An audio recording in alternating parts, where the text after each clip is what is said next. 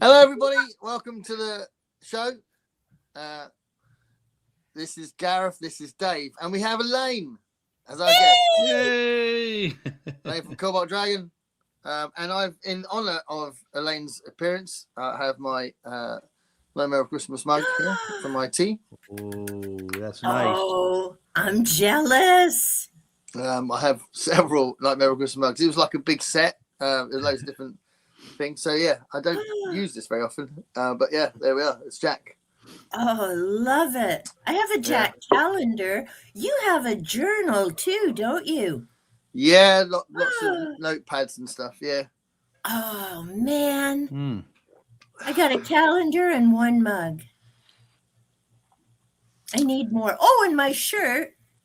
But I'm wearing my Siberian tiger. Look at that. Nice. That's nice. I like that. That says extinction is forever. Does it go over the shoulder? Or Yeah, it does. See, there you got here and the blue eyes. And then I turn around. Oh, that's awesome. And you got the rest of the kitty cat. That's awesome nice. design. Where'd you get that shirt? Oh, trick questions, Dave. Yeah. You don't have to answer. I didn't think that was going to be a rough one, but it's okay. I've had it for so long, and I'm so happy that, sometimes the paint and things. Yeah. It's in good condition. Oh, look. It helps me. It's on the shirt. I got it from Nature Force. So probably at either Green Earth before it closed. Yeah, I probably picked it up at Green Earth, which means over a decade ago, because thanks to online shopping, they ended up closing out. And that was even like before COVID and all this online was a thing. I missed that store because that's where I got my cool mirror and my fairy with the elf. Hey, Olive. And so many other things. And I was preparing because, the world and life.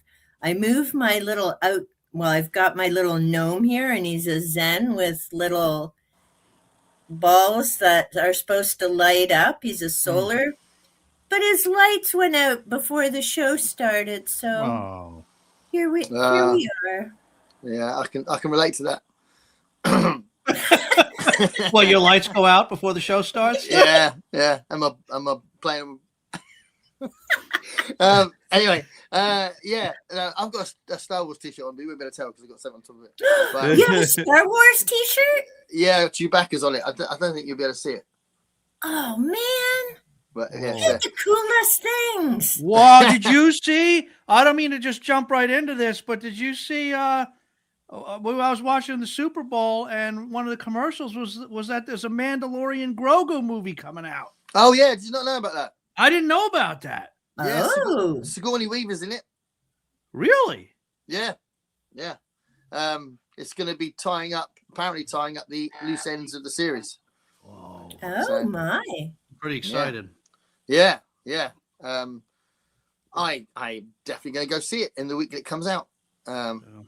I'm also excited for there's another one with there's another Star Wars film being made at the minute with Ryan Gosling as the main character. He's a starfighter guy, rebel guy. Oh, okay. Yeah, that's coming out as well. That's coming out I don't know, in about a year, 2 years, something like that. Okay. So Elaine's here. Hi, Elaine. Hi. Thanks for popping in, Elaine. Hope you're all right.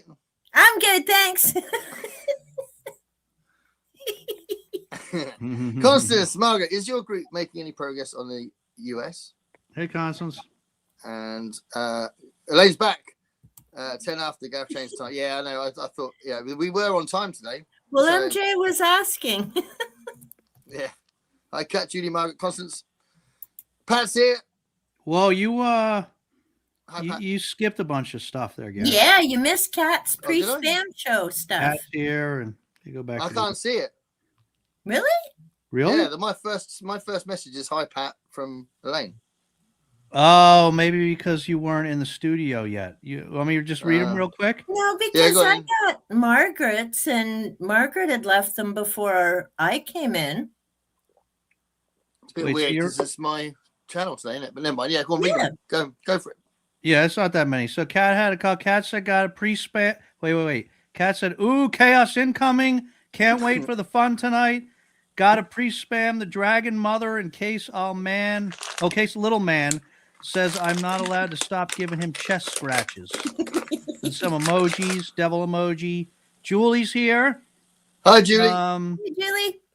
And Julie pointed out that you got the thumbnail wrong, Gareth. So good job. Did I? That's what happens. That's what happens when we let Gareth do a couple in a row. He messes everything up. All right. What did I do wrong? You got the thumbnail wrong. You said the 11th, I guess. Today's the 12th. Oh. And he got the time wrong. You see what happens? Well, hold on a minute. You did the thumbnail. Dave does the thumbnail. I did the thumbnail. I said it for today. Yeah. You did the thumbnails. Funny. I never do the thumbnails. So wasn't me, mate. Puts it right on him, eh? Boom. Dave's reading it out like he's not even aware that he's doing the thumbnails. He's like, yeah, Gareth, you did that wrong. Gareth. I actually forgot that I do all the thumbnails. What did I get wrong? All right, I'm going to be the bigger man. I'll take that one. I'll take. The that bigger one. man. As in, it was you anyway. So Margaret didn't know whether to trust the thumbnail or the timer. Trust your instincts. Always trust your instincts. The That's notification. what my Japanese martial arts teacher told me. And Margaret says the notification I saw was different. It said 3:10 my time, which was interesting. So we really confused everybody between the time and the date. Are they planning on being late? Yeah. I hope not, since I've only got 30 minutes. So Margaret's going to leave in a second. Apparently. She's going mending. What's she mending? A relationship? I don't know. Mending the U.S. apparently. Mending the U.S. Well, good luck to that one. Damn, she's going to be gone a while. It's a big job. I did have, when I wrote the description, because that's the only thing I did, by the way, everybody. When I set it up and wrote the description, I did have to correct this thing that I always do when I put an A in between this and thing. Is this the thing on? I always have to correct that, and if I don't notice it, it's like, oh, what? I have to go back to it later. But yeah, I can't believe I did that with the thumbnail. Whatever. Dave's gonna be stressing now for like days. Yeah, the important thing is everyone's blaming me. That's you know what? That is the important thing. Yeah. So I just want to clarify, in future, if anything goes wrong, never blame me. All right? Yeah, there's still 14 people here, so it's okay. And then MJ. Oh, wait, hold on. What? And then MJ's here, and she said, I've never been this early for anything in my life. What time is this happening? See, that's when I answered MJ. And, Constance asked Margaret if she was making any progress in the U.S. Okay, and that's where you were, right? Yeah, that's where I was, yeah. Okay, good. All right. And then Dave saying, shame. Oh, that guy, just go. To himself, I expect. The guy's always got to say something. Yeah. Impact? Margaret says, hey, Pat. Progress on what in the U.S.? Anyone know what we're talking about tonight? Nope. Nope. Nope. Are you making a joke about mending? Mending in general?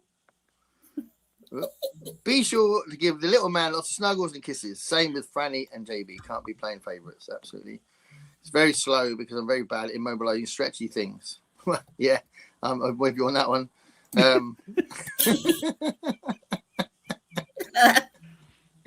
I was trying.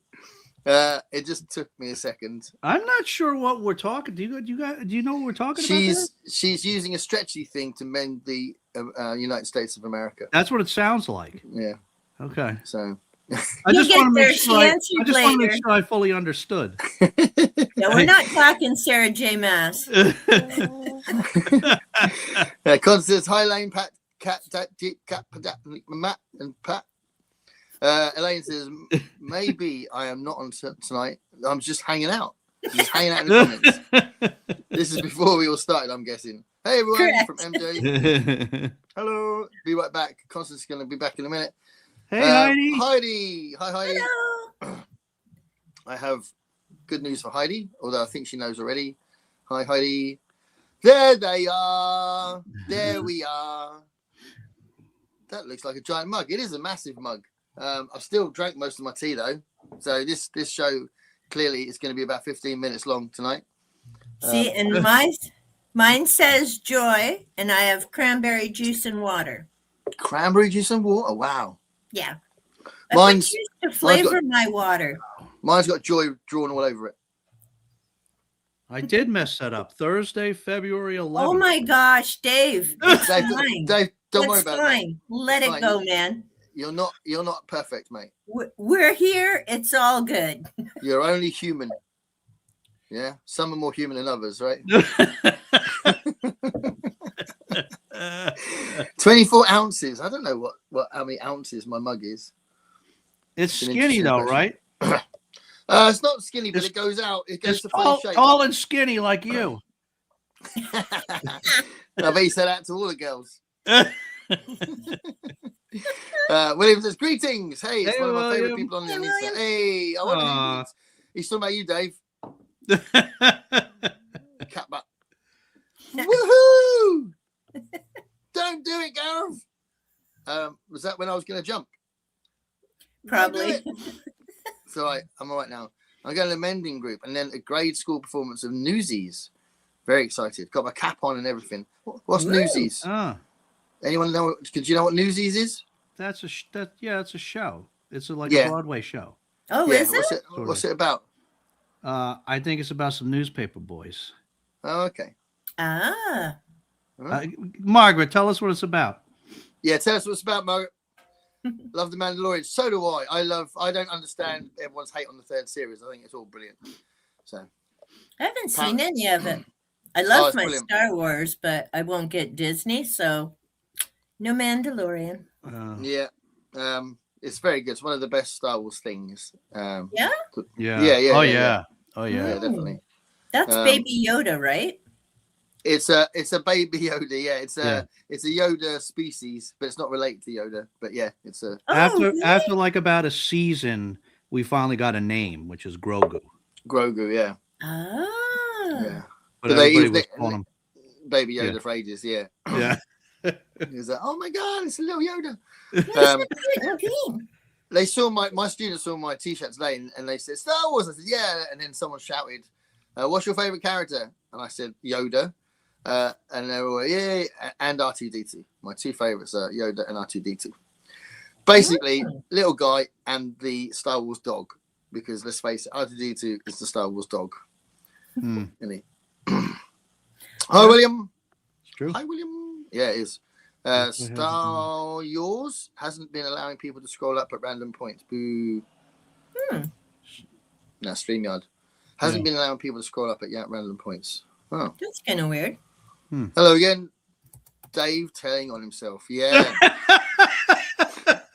You should thrash yourself. I will. Yourself. I'll cane myself later, Margaret. Yeah. Just like the good old days when they used to do that when the plague was around. Speaking for your own time zone, 13th here. Yeah. 13 o'clock. The time. Hey, it's Greg from Ghost. Hey, Greg. Hey, Greg. Yippee-yi-yi. The tigers have found me, and I do not care. Mending a sweater and a jacket. Oh, that's a bit different from mending the entire United States of America. Wow. I thought Margaret was ambitious. The Yeah. sweater is probably easier. Yeah. Not quite as ambitious there. Julie says, hello, Greg. Hello, Greg. Oh, and now I've lost my place. Where's my place? There it is. William says, by the way, I'm not staying for 4+ hours. Yeah. Hey. For a conversation about cheese. Hey, William. Sometimes He's already- conversations about cheese are important. He's already decided it's going to be a crap show. I ain't going to stay for long, right? Yeah. Wow. I'll say Wow. half After an you hour, gave that's me a it. lovely compliment in the description, now we went to crap show. That didn't take Unbelievable. long. Unbelievable.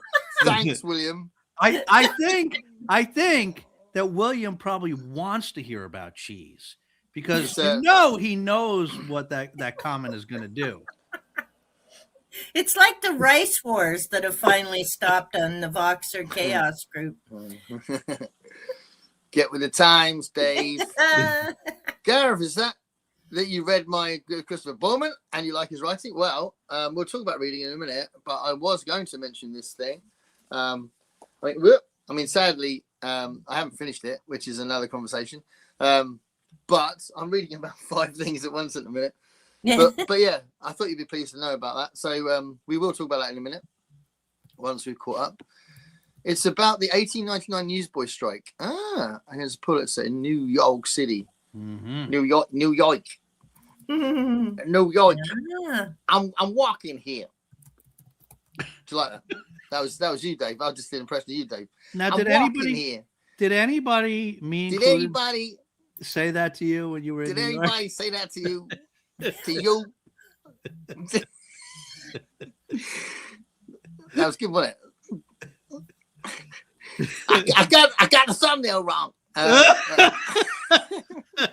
Hey, Nicole. Nicole, hello everyone. Hey, Nicole. Hi, Nicole. Thanks for doing my tag. You did was it the Monty Python tag? I think she did the Monty Python tag. Thank you. Yeah, because 3 of you have tagged me, so I got to be like getting that done. Yeah. Talk I'm about a how bit brilliant behind on Terry tags. Jones is. And then slag off John Cleese because he's a tosser. Cleese is awesome. He's a bit of a fascist nowadays. Heidi, Elaine. Oops, it's gone. Hello. What? Elaine, Nick Nolte is a puppet thing in The Mandalorian. Yeah, he is. No, well, not a puppet thing. He's a what are they called? He's a little guy, the little piggy guys that are in Empire Strikes Back. He's one of them that are thrown around. No, that's Return of the Jedi. When C-3PO it gets sort of ripped in half, he's in this sort of mending area. Yeah, Margaret Pinard's there mending a sweater. And they're all trying to fix C-3PO, these little pig guys. I forgot what they're called, but he plays one of them. And he's riding a like a horse type thing with Margaret on the back with a sweater. It's great. She's in 3 episodes of The Mandalorian. She loves it. Yeah. Apparently she knows Nick Nolte really well. Elaine says, "Hi, Nicole." You can just say it in real time. See, I can keep up this way. I can keep up being the guest, right? It's hard when you're like trying to keep the conversation and you see the conversation flowing. Not that it stops me from being a brat when I'm in the comments and watching you guys, but you know. Yeah. Thanks, Nicole. We've done live streams before. Both of us have done live streams with you, Elaine, but this might be your first Is This Thing On, isn't it? No, this is number 3. 3.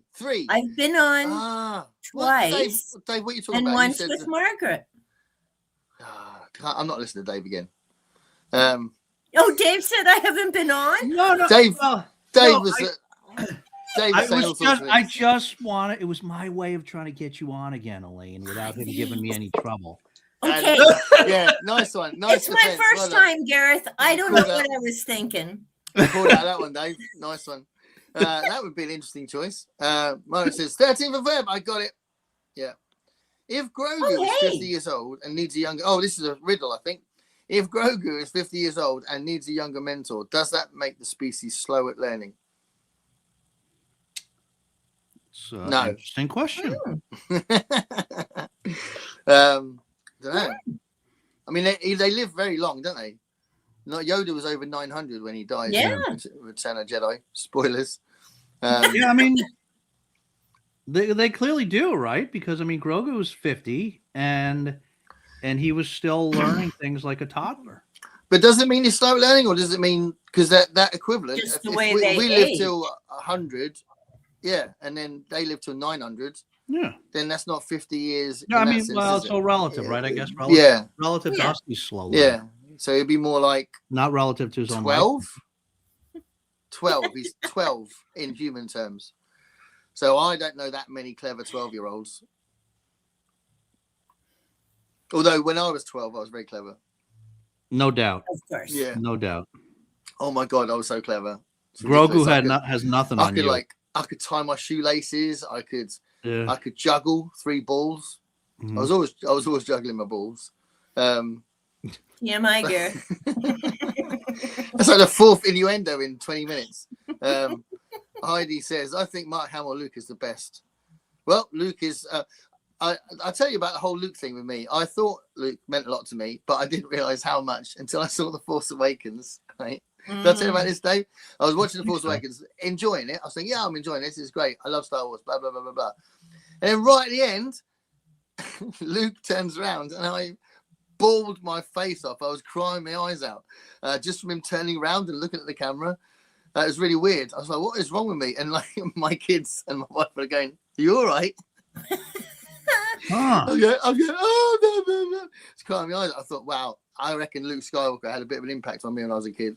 Oh. He was amazing. All right. I might freeze for a second, but don't worry about it. Okay. We'll all do it with you. Just to let us know when you can do it. We're like,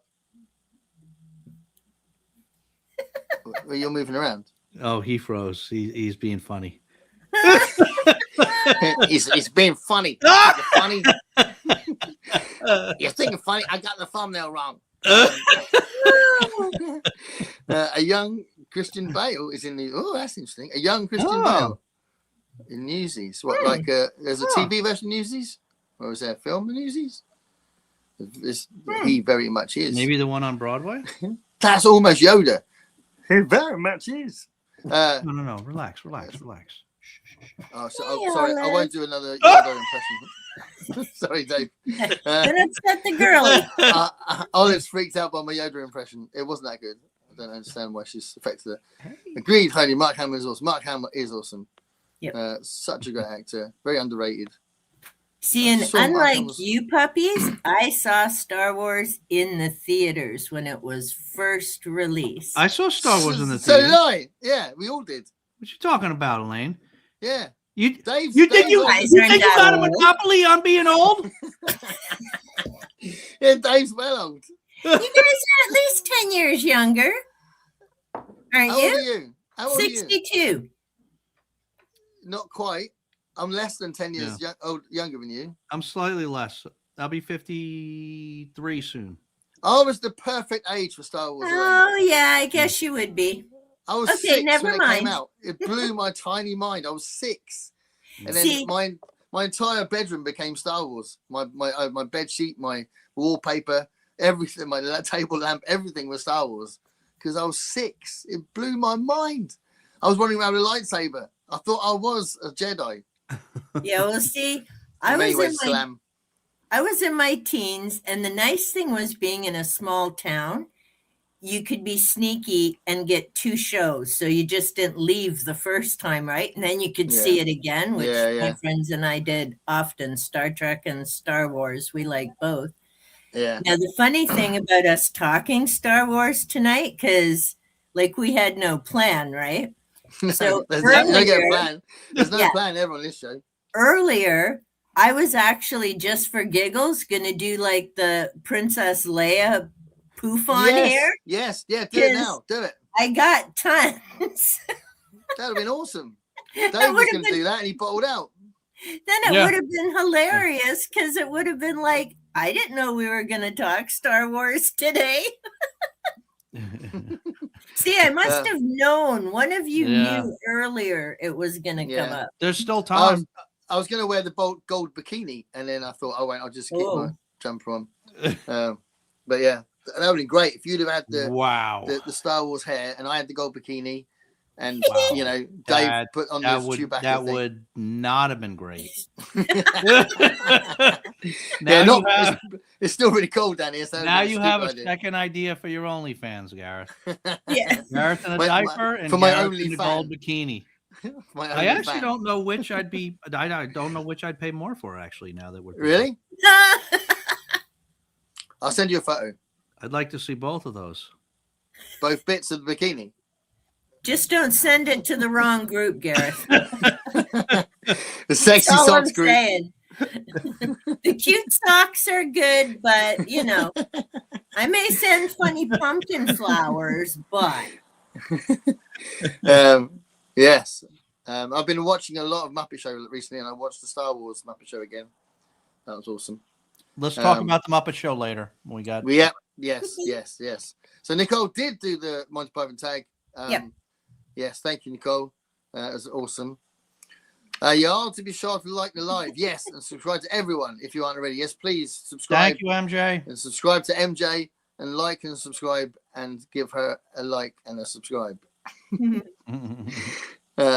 Margaret says, we only use mending for sewing things, by the way, not for things like cars and robots. Wow, Gareth, your memory is incredible. Yeah. I remember something from earlier today. Or is it Dave's memory? Dun, dun, dun. Oh. Gareth doesn't like repeat. Uh-oh. Yes, I do. What? That's a weird thing to say. Nicole, you are welcome back every week if you want to. Hint. Yeah. No, yes, that'd be cool. In fairness, Elaine, when I mentioned that we should have you on, I didn't remember if you had been on as a regular guest or as one of our like open mic sort of things. You know what I mean? So, but you're saying you were a regular guest twice already? Yeah. This is my second time. Oh, I see. Even Elaine doesn't know. And I was on with Margaret. Pat knows. Pat does know. Pat don't know. Pat knows. Pat knows everything. Guest chat with Pat. MJ says, I'm off to go and get lost. She's off to watch Lost. All righty. And watch more. Quick plug for anybody that doesn't know. We're doing a Lost watch along. So, watch along. I mean, we did just start season 3, but there's still time to catch up if you binge really fast. So every Sunday afternoon, we do a live show discussing the last 3 we do 3 a week, discussing episodes of Lost. So come join us. But if you try and catch up quickly, because in about 3 months we would have watched all of the best episodes. It goes downhill after a while. See, I have to catch up because I haven't been watching on the weekends, so I've got to get you on my watch later. And are you watching it? Yeah, you're watching it without watching the series, aren't you? Yeah, she's watching it through us, vicariously. Exactly. That's amazing. I appreciate all of you because now I don't have to watch it. I just listen to the stream and go, oh, okay, cool. You could have like a Google image search when we talk about certain characters. You go, okay, so he did that and then she did that. You know, just to help you picture what's going on. Monty Adkins, I think I've got his last name right. Smaller YouTuber, awesome.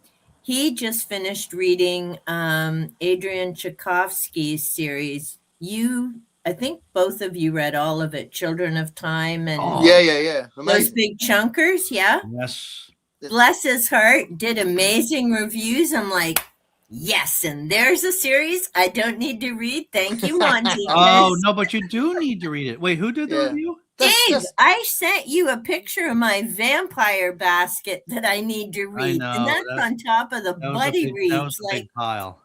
But that is like getting like cliff notes for Frankenstein and say, well, I read that now because I read the cliff notes. Well, I'm not going to put it on my Goodreads as I've done it, but I can check it off as boom. I know what's happening.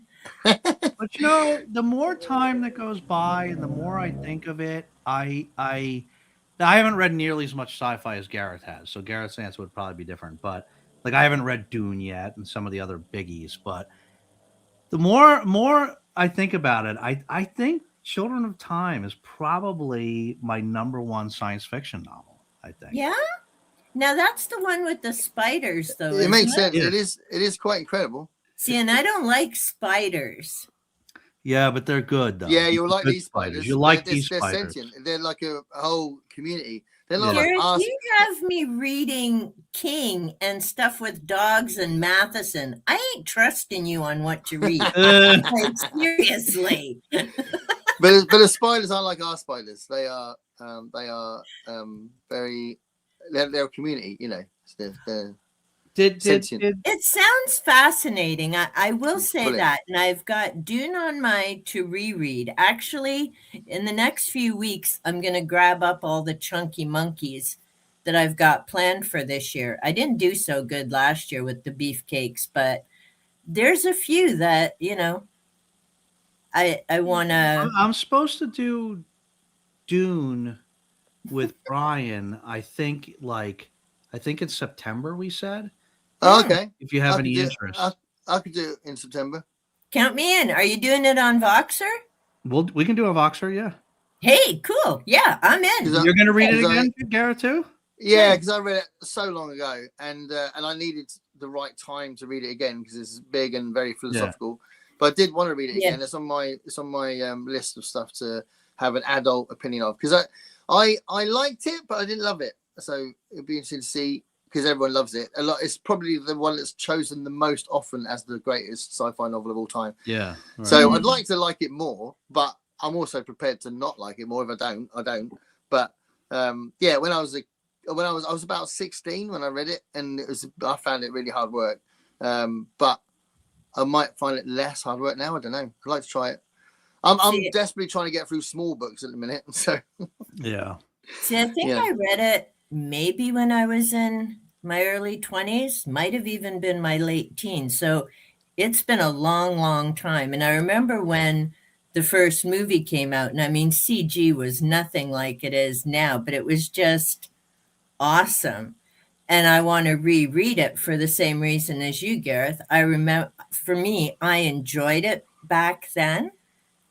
I don't know if I'd feel the same now, especially after having read so many other science fiction books. Because, I mean, I haven't read anywhere near the amount that you have, but I was reading Heinlein and a bunch of other authors. And then recently I've just read a bunch of H.G. Wells and Jules Verne. So it'll be interesting to see, what do I think now, decades later. It was the same as, well, Dave, you and I and Vin read The Handmaid's Tale, and it had been decades since I'd first read that. Now that one was as creepy now as it was back then, but so some books I haven't read The Handmaid's. That's a gap for me. You have to read it yet. First of all, when she says we read it, what she means is Vin and I read it, and she read it twice in a week. But yeah, it was I had to know how it ended. I stayed up till like 1:30 in the morning. It was like so and into then I it. read it again. You read the book in like 2 days and then reread it again to keep pace with me and Vin as we went through. Which was awesome, because going through the second, and see, again, I think it's because I worked in schools, right? I'm used to rereading things. So I'll zip through the sucker fast once. Yeah. But then it's the second read that I really slow down and start making. Now, obviously, I don't do that with a lot of the chunky monkeys, and I've got one sitting here that I'll mention in particular. But I like that second read. And I mean, ACOTAR, I'm almost done the series a second time. And it's different because I'm doing it as a group, but it's also different because I already know what's going to end at book 5. So restarting it this time, I'm seeing more about the characters and what were the clues. And same with Ben and I rereading The Wheel of Time. Because we've both read it, now we're picking up all the connections to Lord of the Rings and other things, because you're not focused now on, gee, I wonder how this is going to go or what's going to happen. It's more, oh, yeah, there's foreshadowing, or, hey, how'd I miss that the first time and I, didn't see that coming. So the second read through it is very different because, at least for me, the focus is different. And to be fair, I didn't cheat and just read the last chapter and go, oh, okay, I know how it ends. I've done that with some books because it's like, do I really want to finish this? Like Mr. Mercedes. Oh, okay, the dog's fine. Yeah, okay, I'll fill in the middle parts now. We're getting That a bit works. of that thing about seeing something different perspective with the Lost thing. I was just thinking, Yeah? Because when you watch it again, you know what's going to happen and you know why they're putting these things in. And we're watching it with MJ's watching it for the first time, and she'll be like, well, why is that a thing? And then we're like, well, we can't really say, but you know, you'll find out, sort of thing, you know, for most of it. Yeah, because you already know. So it's the same thing with like, and it's funny because with movies, there's some I'll rewatch, like Lord of the Rings, Dracula Untold, and yet really until I was doing booktube more so. I mean, for school, I always reread things more than once because I was in English classes and supporting students. But as far as myself, part of the reason I kind of unhauled my whole fiction collection years ago, well, mine and Bob's, because he's all ebooks now, but I never used to reread fiction books. I do now, partly because if I'm connecting them in with either a video series or comparing books, then I'll go through because I want to do notes and get a deeper understanding. But I never used to reread fiction books. I'm like, well, why? I know how it ends. And then I'm like, wait a minute. It's not I about watch movies more than once and I know how they end. Yeah. But especially if it's go on. Especially if it's Lost, it's definitely not about how it ends. But go ahead. No, definitely not how it ends. No, but I am curious about this series. Yeah, I know. I think you really like it, but yeah, with writing, with a novel or short story, it's about how it's written as well. So it's not necessarily about the story as much as how the writer's using the words as well, isn't it? So the actual prose style. So that's a big part of why we read rather than just watch it on TV, isn't it? Yeah. So.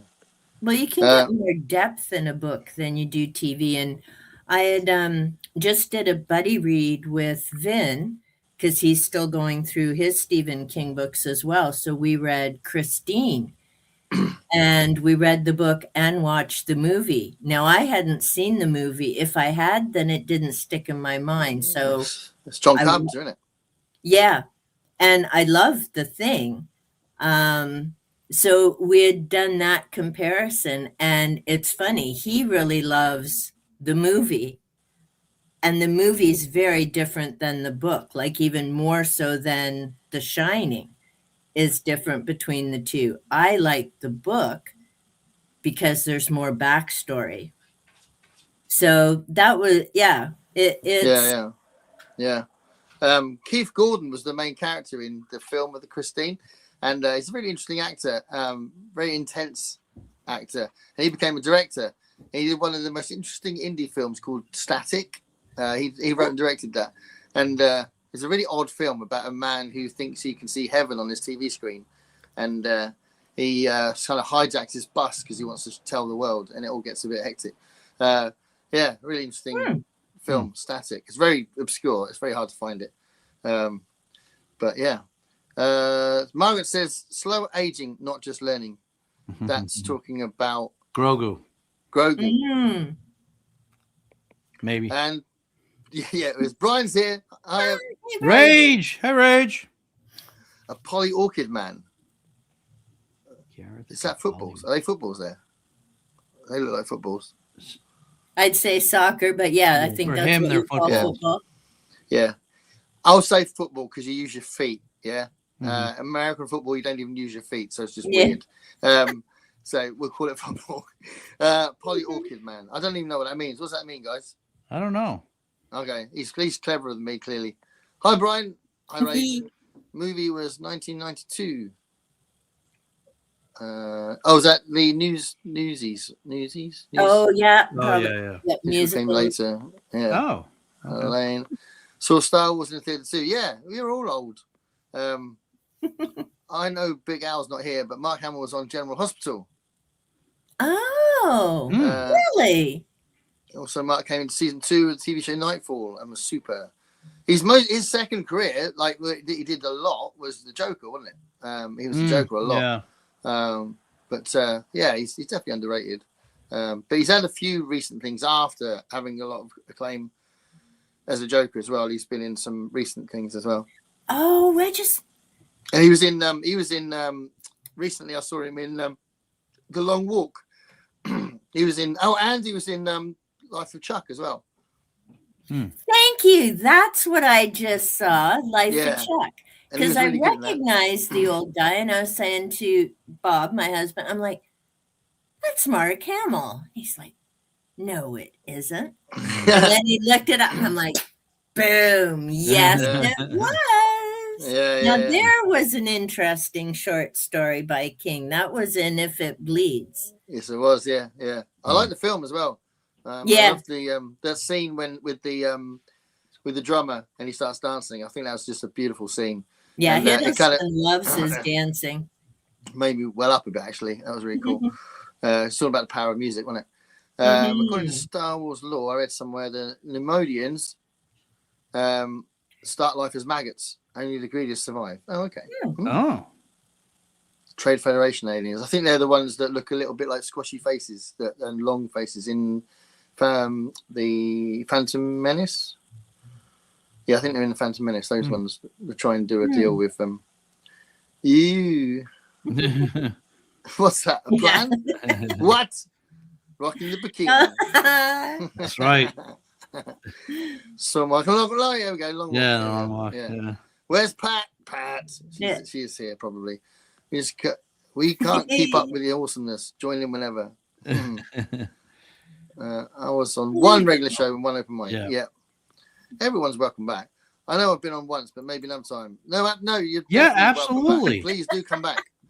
Absolutely. Oh. Well, on your was it your birthday? There was something you were celebrating and you had a lot of people on. Or was that different than the open mic? That was the 5th anniversary one, I think. 5 years of BookTube, I think. Yep. It was a proper 5-hour one. It was a good one. Joe's here. Hey, Joe. Mary. Hi, Mary. Let's assume it's Mary. Let's not think it's Joe. Yeah.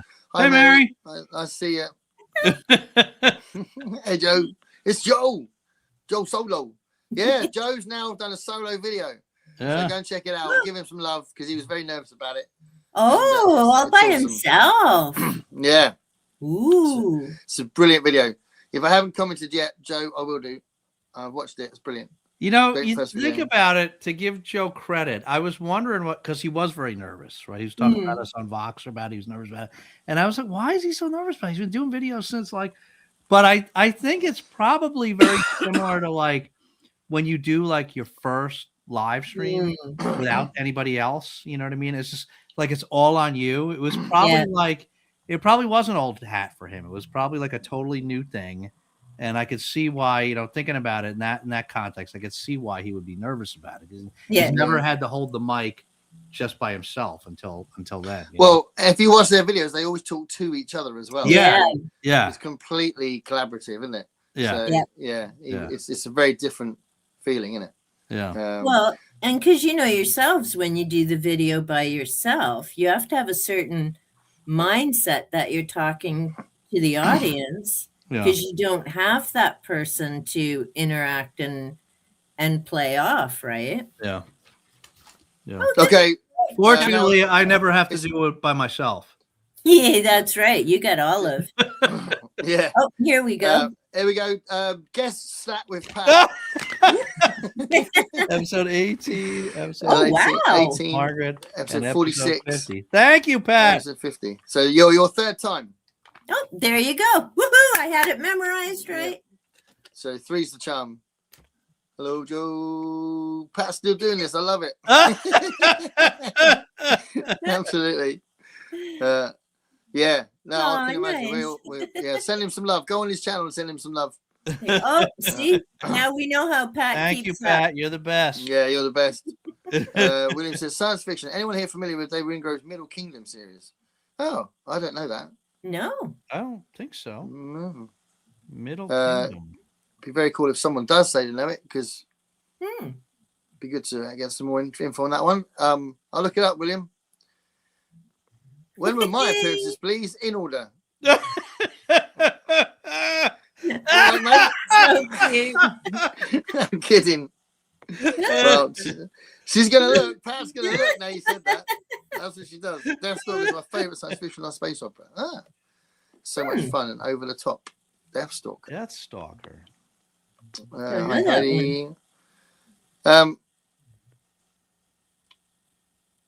Yeah, I don't know. I'm reading Oryx and Crake. I really love the prose. Oh, and I want to narrative. read that. I have that. I want to read it. Kat says she likes to take my time first time, and then zoom through the second read. Makes sense? Yeah, see, we all have different ways of reading that works for us. So Whereas Jenny doesn't make it up. I think it's she's so probably late at night. working. Yeah. Well, if she's working, that's late. But yeah. Oh, yeah. Because she has to work early, probably, I think, these days. Yeah. I rarely reread, but I'm starting to reread nonfiction. Yeah, that's I can count on one hand the number of books that I've reread. Because because I have so many that I piles and piles that I haven't read yet.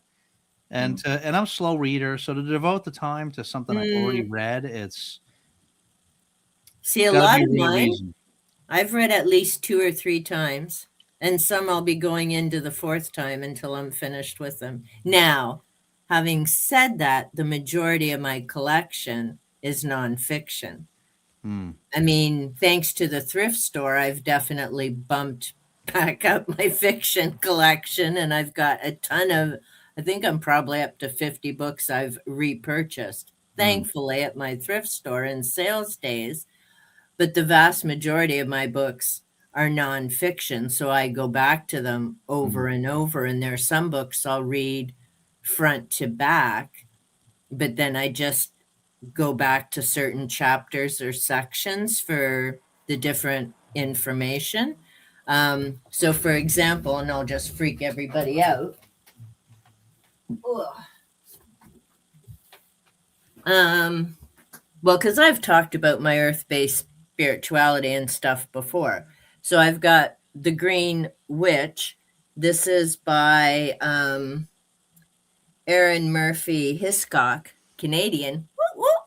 But I've read through this once, but there's some great recipes in here for aromatherapy and gardening. So I'll go back to this book over and over again, whereas some books I'll literally read them front to back, depending on whether it's something I'm doing for a study or whatever.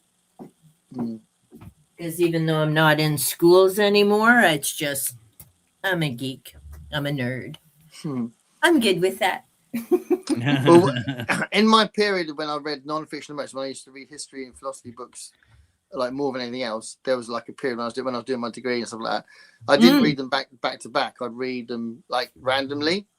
So, you know, that I think that's a big difference between that and reading a piece of fiction, because you can't do that. You can't do that with a novel. You know, I'm going to read chapter 8, and then I'm going to read chapter 15, and then read chapter 2. You know, you can't do that. But you definitely do that with nonfiction. Definitely. Yeah. So probably working. She hasn't talked to us today. But it is late. Remember, it's we're 6 hours ahead. Yeah, that's true. I don't read either. Joe doesn't reread. Have fun, you all. Margaret's gone out to mend stuff. All right, have fun mending. Happy mending and newsing. Yeah, she's out on the streets, like doing some road works. Just reread Tribe on Homecoming and Belonging. Such an important book. Okay. Talk about it on your channel, Nicole. King, I got trust. Leave the doggy alone. Just off all the humans. This is weird, isn't it? See you, Margaret. Bye, Margaret. The animals dying is too traumatic. Agreed. Thank you, Joe. You're a bunch of psychos. Whatever. She goes around murdering people in the weekends. You got rid of Papa Dragon's books. Blasphemy. look, Papa Dragon was fine with it because he reads ebooks because they were getting too hard to hold with his hands. And he was reading some bigger ones too, like David Eddings and that kind of thing. So, and I wasn't going to read some of the books he reads. Ralphie! Oh, Ralph! Look, Olive, it's Ralph. Look. Aw, sweet boy. Aw. You all right? It's not like getting to say hello. You're rest back again. So Cutie Bob's a boy. pretty big reader too. Oh, yeah. How come he's I never mean- on the channel? Because he doesn't want to be. He's not a ham like you, huh? No, he's the introvert. I'm the, and yet it's funny. Yeah. So he, every now and again, he'll pop in and he'll like stand to the side or wave if he's like come home from work or something, right? And then other times, and he's hilarious because he like shocked me the one time. He came in and, you know, so I'm like, oh, hi. And he gave me a kiss. And I'm like, dude, I'm on screen. Like, what are you doing? You know, PG, man, get out of here. So, I mean, he might get on here one time. And I've actually said I need to set up a virtual tea with him and Kat because they read the same stuff. Like, they're into, you know, Patterson and Pendergast and all. I don't read that stuff. And the funny thing is, even though we're both big readers, like he's read, I think, more. The only thing we have in common is King as far as what we've read. But then, like, I get into my ancient Egypt and the astronauts and UFOs and all of that jazz. And he's like, yeah, no, don't tell me about it because I don't care. And he's reading his spy stuff and art, you know, mixed in with archaeology, whatever. And he really loves bones and he reads Kathy Reichs and Cornwell. And I'm like, don't tell me about it. Like, I don't want to know. So we're both big readers. We just don't read the same types of things. And he's not a camera chit chat kind of guy, but I might get him on a live stream sometime. Yeah. Right, exactly, Joe. I'll bawl over a dog in a book. Humans, I either don't care or it makes me happy, depending on how horrible they were. Yeah, that's why I love Michael McDowell. That dude took out a whole frickin' town except for one person. It was like, yes. All right. Joe says he That's a loves the quote book. we got to write down. Yeah. Pat's already written it down. Yeah. Joe says, I love the book, Christine. Just reading that a few months ago. I thought it was going to be corny. Possessed Girl, but I loved it. Yeah, it's a great book. I remember loving it. I read that one many years ago. See, I did Hi, too. Diane. And it was, Hi, Diane. hey, it was one that I did enjoy the second time. Carrie was the same. I read it as a teen. I wanted to be Carrie and get rid of the bullies in school, but, you know, didn't happen. But either way, the book was awesome. And then I just actually got it as an audio through Libby, and it was read by Sissy Spacek. I just found this old copy in a little free library. Nice. Cool. Road. Have you read it yet? Have you read No. Christine? I haven't read it yet. It's good. Yeah. I liked it. I got Full this of- one, and there was an old copy of Cujo in there too. No, I ain't reading that again. I read Brilliant. that as a That's read one of that. my favorites. Yeah, no, nuh-uh. I read it once. I read Old Yeller once. I read Call of the Wild. There's another Jack London I read. I'll never read them ever again. Because I remember what happens, and those just traumatized. But what's really weird about you saying that, I don't want to spoil the ending, but the ending of Cujo is really, really shocking, but not because of the dog. It's because of something else that happens that's much more shocking. It's just a bit odd that you talk about the dog. Because I couldn't believe he wrote that ending. It was so traumatic, but nothing to do with the dog. So that's what happens when you write when you're stoned out of your mind. It's a brilliant book. I think it's great. It's a really good ending, but it's a shocking ending. But it's a really good ending. I think he's good at endings. Shoot me. Hi, Diane. Hi, Diane. Hi, Kat. Hi, everybody. Hi, Elaine. Hey. 5-hour live stream. Yeah. Yeah, it's not on my channel. It's happened a few times. I'm like Sting. I can go on for hours. Oh, really? See, I haven't even been on Goodreads to update my. I haven't updated my goal of that. Goodreads in a year. Yeah, you can't. Oh, I'm send not this quite one that anymore? far behind, but see, I keep mine. Yeah, we can email Nicole. Yeah. I keep mine by hand, and it's so much easier than Goodreads because, and especially now that I get tagged in things, so I can see 4 months at a glance. So if I need a certain book, then I'm like, oh, cool, I have it here. If I have to go do that on Goodreads, I got to click all over the place. So this is way easier. I'm like definitely old school keeping track of it. But yeah, I didn't know you couldn't. Yeah, I stopped I it. haven't been on in ages. Like about a month ago, they stopped the private messaging thing, which is a shame. Really? Yeah, because there were some booktubers. That was how I communicated with them. That's how me and Pax talked on Goodreads more than anything else. Yeah, it's weird, but yeah, they stopped that. No, see, thanks to Dave, I'm on Voxer, and that's how I keep in touch with. That's right. I forced Elaine on the Voxer. He didn't force me on. I just never heard of it. Okay, he strong armed me. And you were resistant to it. You didn't want to do it. No, I didn't. And then there's I was just my jerky self. And I like Voxer because all the booktubers use it. I do like Voxer, Yeah. and it's obviously a million times better than Discord. But the one thing about Voxer that's different to other social media stuff is that if you don't pay for it, you can't keep the messages. They just disappear. Yeah, I know. Whereas if we use like Messenger or Instagram or WhatsApp or anything like that, the messages stay there, you know. So it is a bit of a shame that that's one of the things that all the others are free, and that one you have to pay for it to keep the messages, which is a bit of a pain. But yeah, I'm good with them going. Easy to use though. Pardon? I'm good with the messages going because after you've read them, unless there's, like a link or something you want to get to. Yeah, it's just like if it's detailed book discussions. Sometimes it's about the book discussion, really. Yeah, because I'm reading stuff that sometimes I might be in a different place and someone else, and by the time I get to where they got to, their original comments disappeared. Stuff like that. So like you for a month. Like you had left me one.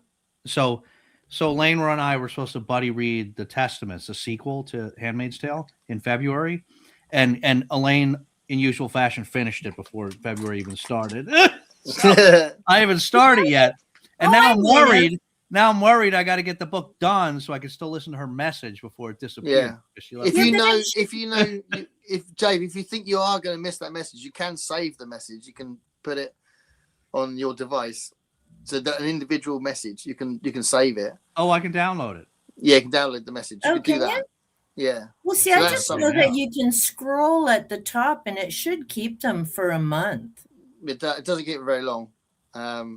And I've got loads of Voxer chats that just the name of the chat. I go in, it's just empty because it doesn't, But that's just one of the things. It's still massively better than Discord because I think Discord's a mess.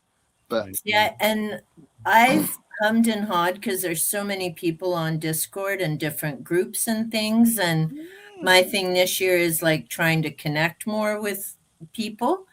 I mean, granted, it's virtual because people are all over the place, but still.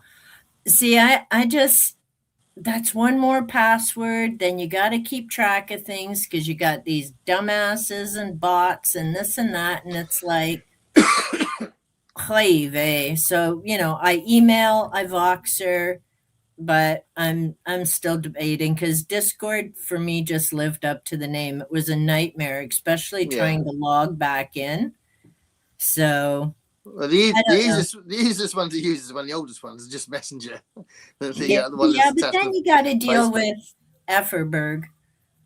I don't do Facebook. It's free, so I'm not giving him any money. So there's that. All right, I just saved them.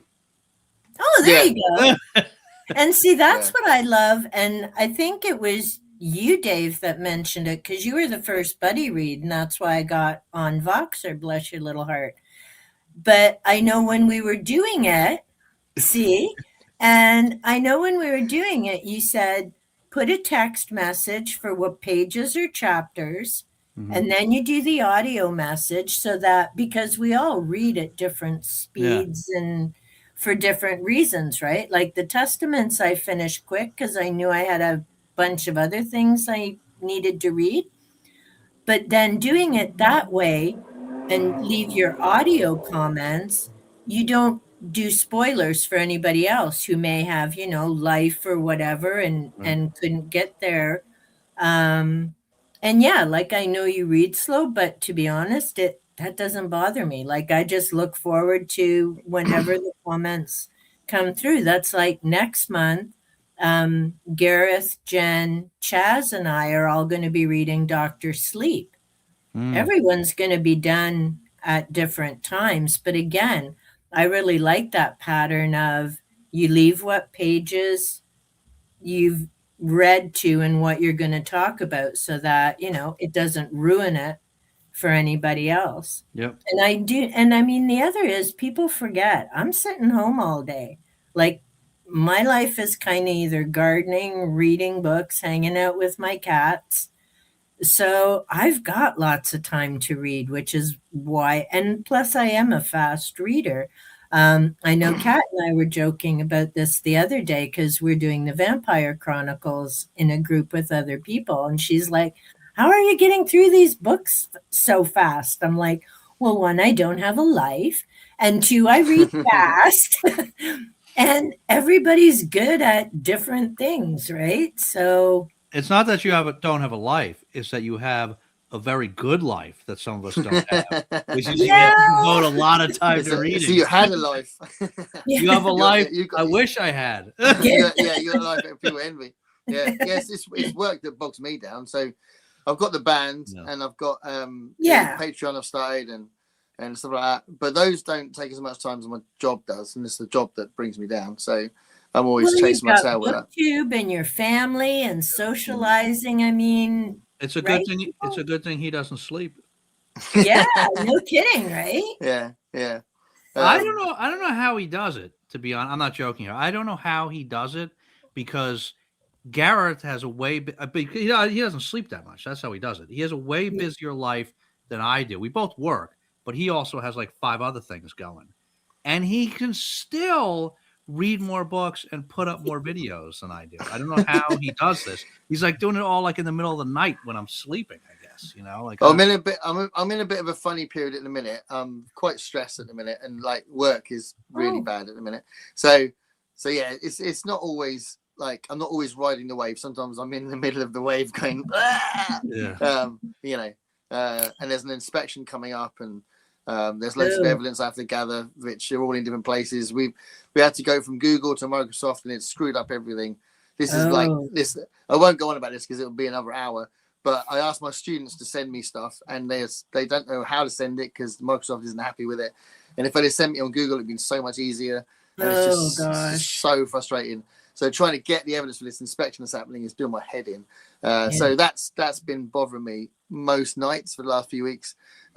So that's got in the way of my reading a little bit because I've been trying to fix that. And there's only so much I can do because really it's the students that have to do it rather than me. And I can see this thing looming. And if the examining board aren't happy, they'll block the grades. And no one will get a grade. And it'll be horrendous. So yeah, there's all that stuff going on. Besides the fact that this year I've got 2 other jobs that I had to take to complete my hours, which are really, really complicated. I'm in 3 different campuses. Which means on Monday I'll spend hours on a bus, which I shouldn't need to do because it was their fault that my hours were down. And also I've got bigger classes, and also in particular this year's first years are much more difficult. So yeah, my job has got much heavier this year. So there's a bit of that. So little tiny rant there for a moment. I did a video earlier and Constance wrote a comment. I thought, right, the message of that video is not getting through, so I'm just going to take it off. So I deleted it really quick. It's on my channel for about an hour. And I was just talking about dealing with stress. Yeah. But then Constance wrote, you look really overworked, Gareth. I think you need to, Oh you need to try. no! And I thought, well, that's not really what I was trying to say. I was trying to say you can cope with it. But then she said you're not coping with it, so I took it off. Oh. But yeah, you can. I think it's about finding the right times to do certain things. You know, so I did that video really quickly in my lunch break, and I wrote a couple of bits of poetry like early in the morning and filmed them for my Patreon. And you know, it's like certain things you can do when you know you have time, and you just need to forgive yourself if you don't finish something, or forgive yourself if you have to, you know, your inbox is still busy, then you can only do so much, you know. So you just got to be realistic, and if someone's having to go at you about something, go, well, I've had time, sorry about that, you know. It's just one of those things. And I've been teaching for a long time now, so if I'd only been teaching sorry, I've got a funny cough, for about 3 or 4 years, I would have been more panicky about the fact that I'd done something. But now, because I've been teaching for what, 18 years now. Wow. I've been teaching a long time now. I just think, well, I know what I'm good at. I know that I can do that. I know I haven't got time. I know they can like have to wait for it, you know. So I don't panic as much because I know what I'm doing. Whereas in the early days, I would have thought, oh my god, I should have done this, you know. And they've piled up loads more admin this year as well. So all that stuff's really annoying, you know. Like every term, this is a bit of a waffle, but every half term, we have to fill in like expected grades and like effort grades for every student, which is fine, makes sense. But this year they've also added, we have to add a target for every student, and we're going, well, surely we should only add a target for the ones that are struggling. Why do we have to do it for all the students, even the good ones? Go, no, you'll do it for every student. So that takes ages. So that's another 2 hours that you shouldn't need to do, you know. So, you know, and they're reading our targets to make sure they're not just copy and pasted and stuff. So, you know, it's very annoying. So all that stuff adds time to what you're doing, you know. Yeah, exactly. Well, and that's and I've had like, this week was the third student gig this year since January. So I don't normally do this many student gigs as well, but I've got so many students for me to be able to assess them properly. I had to add extra gigs. So they've done the first years and now done 4 gigs, and they normally would have done 2 by now. And they've got 2 more to come. There's one I've got a second year gig in a few weeks. It just feels constant, you know. And those nights they're quite full on as well, because there's like I even had the venue say to me last week, because your numbers are getting so big and because they're bringing in, you know, 350, 400 people in, he said, you need another member of staff in. You can't do this on your own. We don't want the venue doesn't want me to do it on my own anymore. So I'm like, all right. So I've got to bring another member of staff in. Wow. So yeah, it's all really big and busy and hectic and crazy, you know.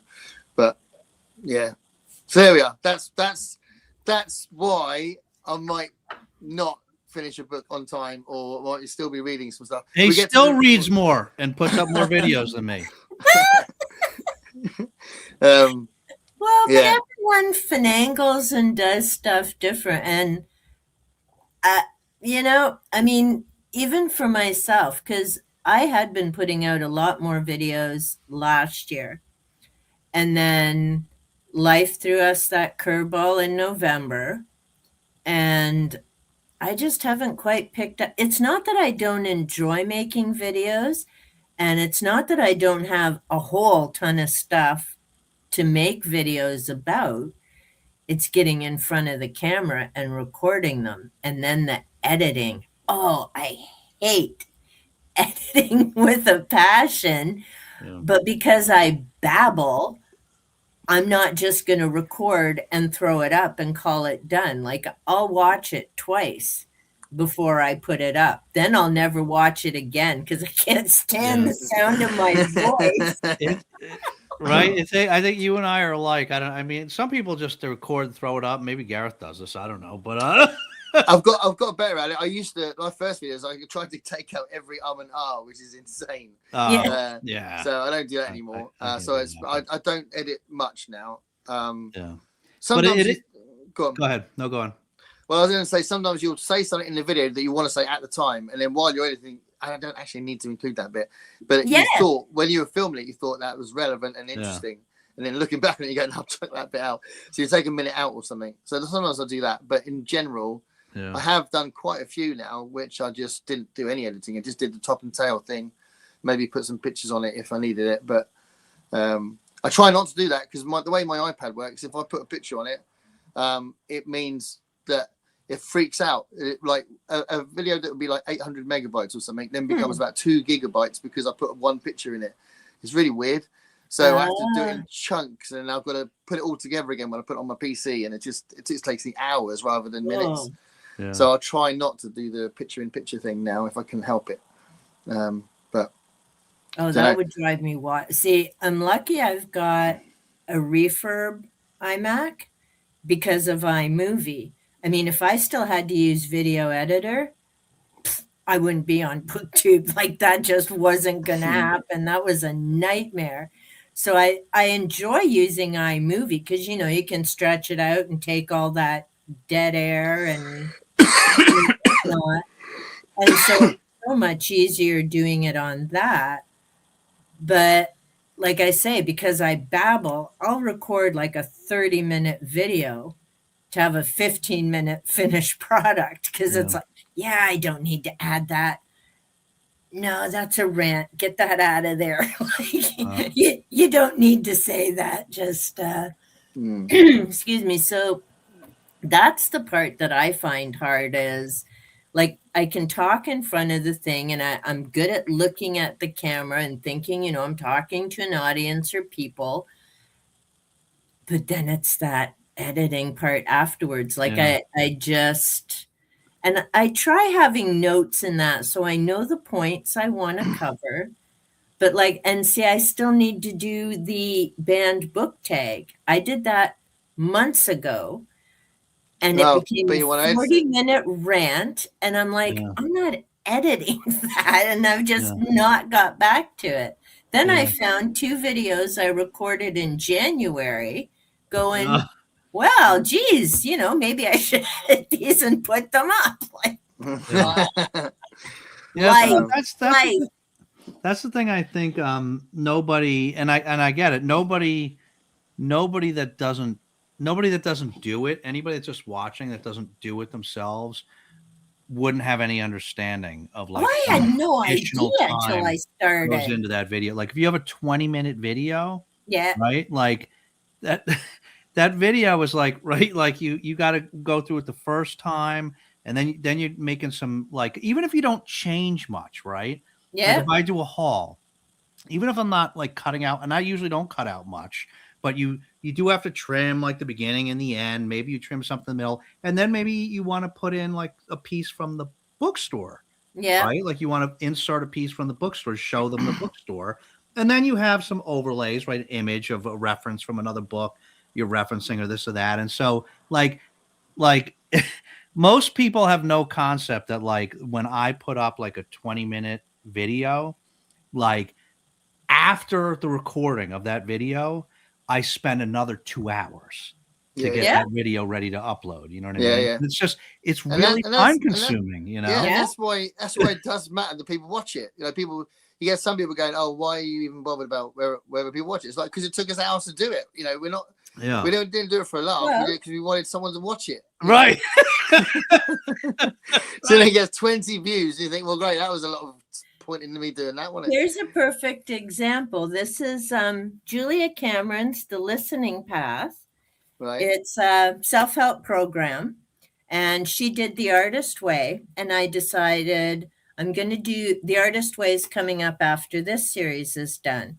So I go through each week and it builds on skills of listening to your environment, others. This week is about talking to past loved ones who have passed on.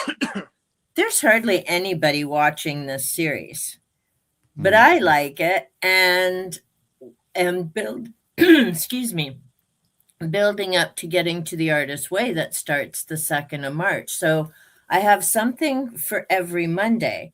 And so I get it recorded, off I go. But that's so cute. But what I've noticed is initially it may not have many views, but a year or 2 later, I'm looking at some of my videos now because people don't always comment, so you don't know if they've seen it, but I'm like, holy crap. Like that little video that only had 20 views is up to over 200 now, which, okay, that's not huge either, but it's huge for me.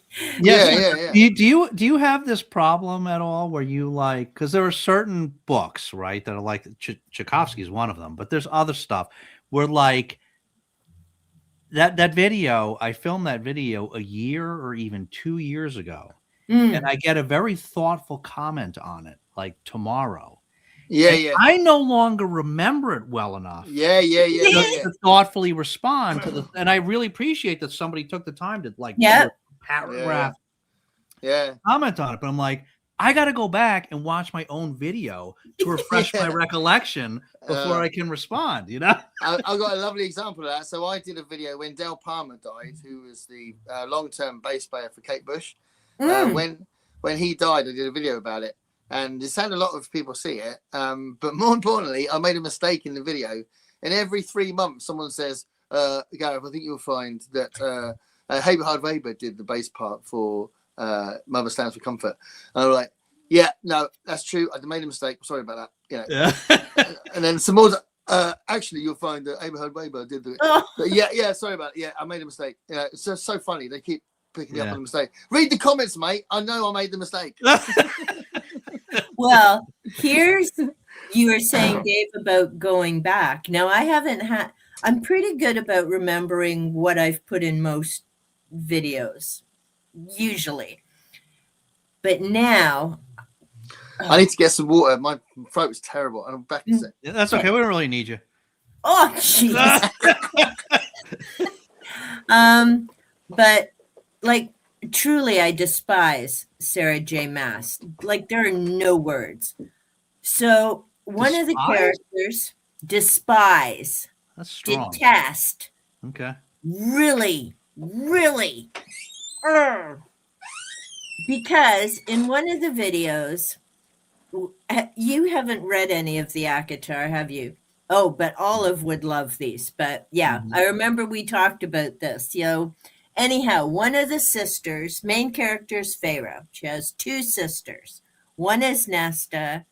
The other one swore up and down, even, based on how English is spelled, it is not Elaine. It's Elaine. There's no E at the end.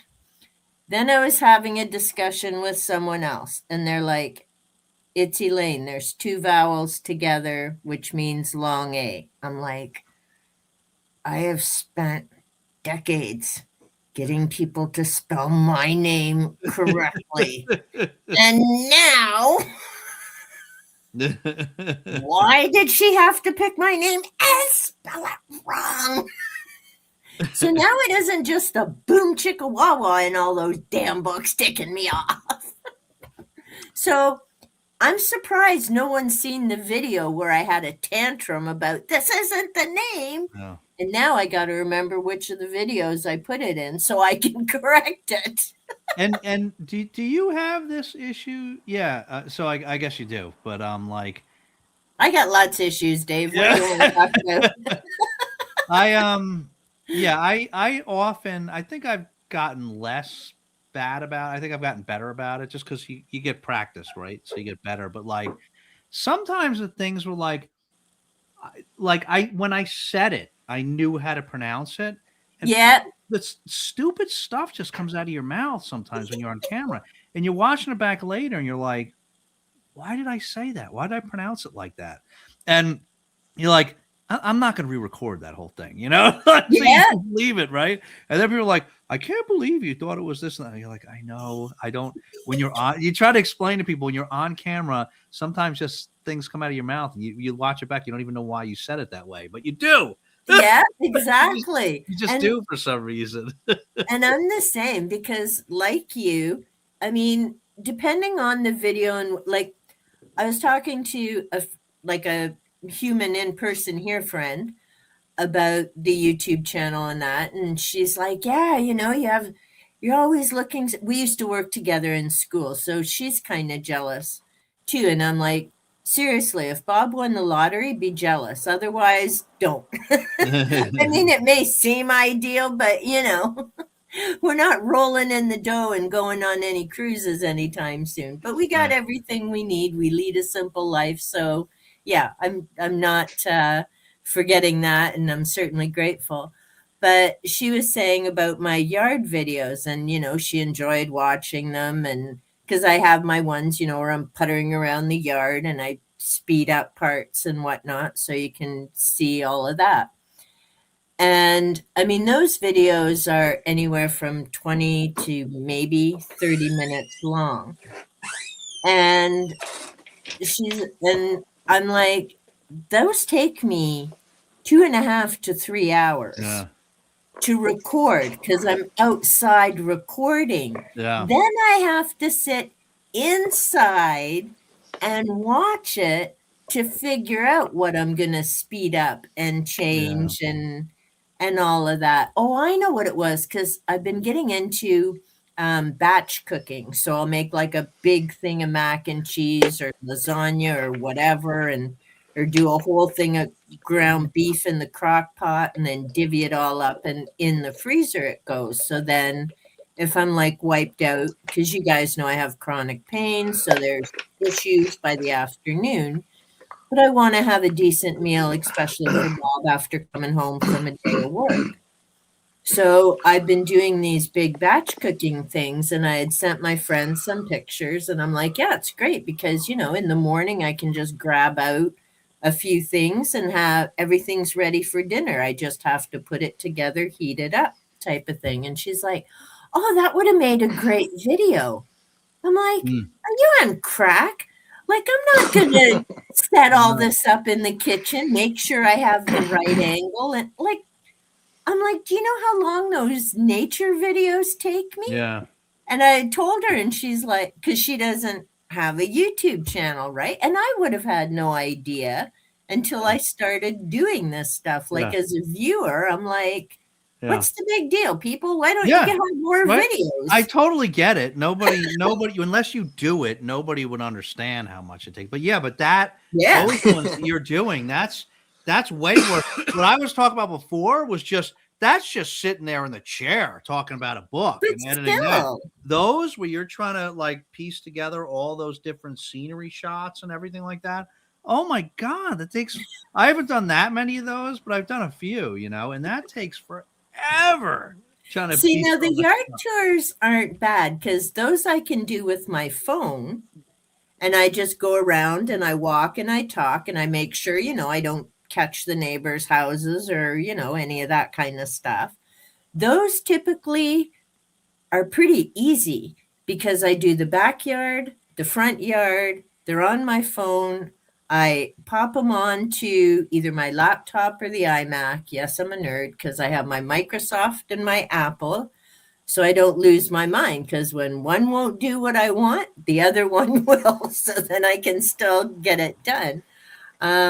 With those, I can just nicely upload and put them together in iMovie, and I might have to take out a snippet here or there if like a car went by or something, because I don't want to put people's license plates and that up, right? Those go easy. Now, if it's when I'm doing the gardening parts and it's like an hour and a half, 2 hours I've been doing stuff, those take a crap ton of time to, okay, where do I speed it up? When am I talking? Are the birds, chit-chatting and carrying on? Because I don't want to put music over that because the idea is to hear the bird sound and enjoy nature and stuff. So, yeah, I mean, the editing part, and I'm getting better at it. I mean, April will be 4 years that I've been, putting up videos and that. So it's come a long way. iMovie's made a huge difference, but it's not the part that I love doing. But I had such a sweet comment. And it was actually on the other person's channel. Someone had just come back after a long break. They'd had life. They'd had some really horrific things. They'd come back, mentioned, life. They're back. They're going to be up and about again. Actually, the creator's name is Matt. His channel's called Creativity is Therapy. Such a sweet young man. He'd had a stroke several years ago. Oh God. Yeah.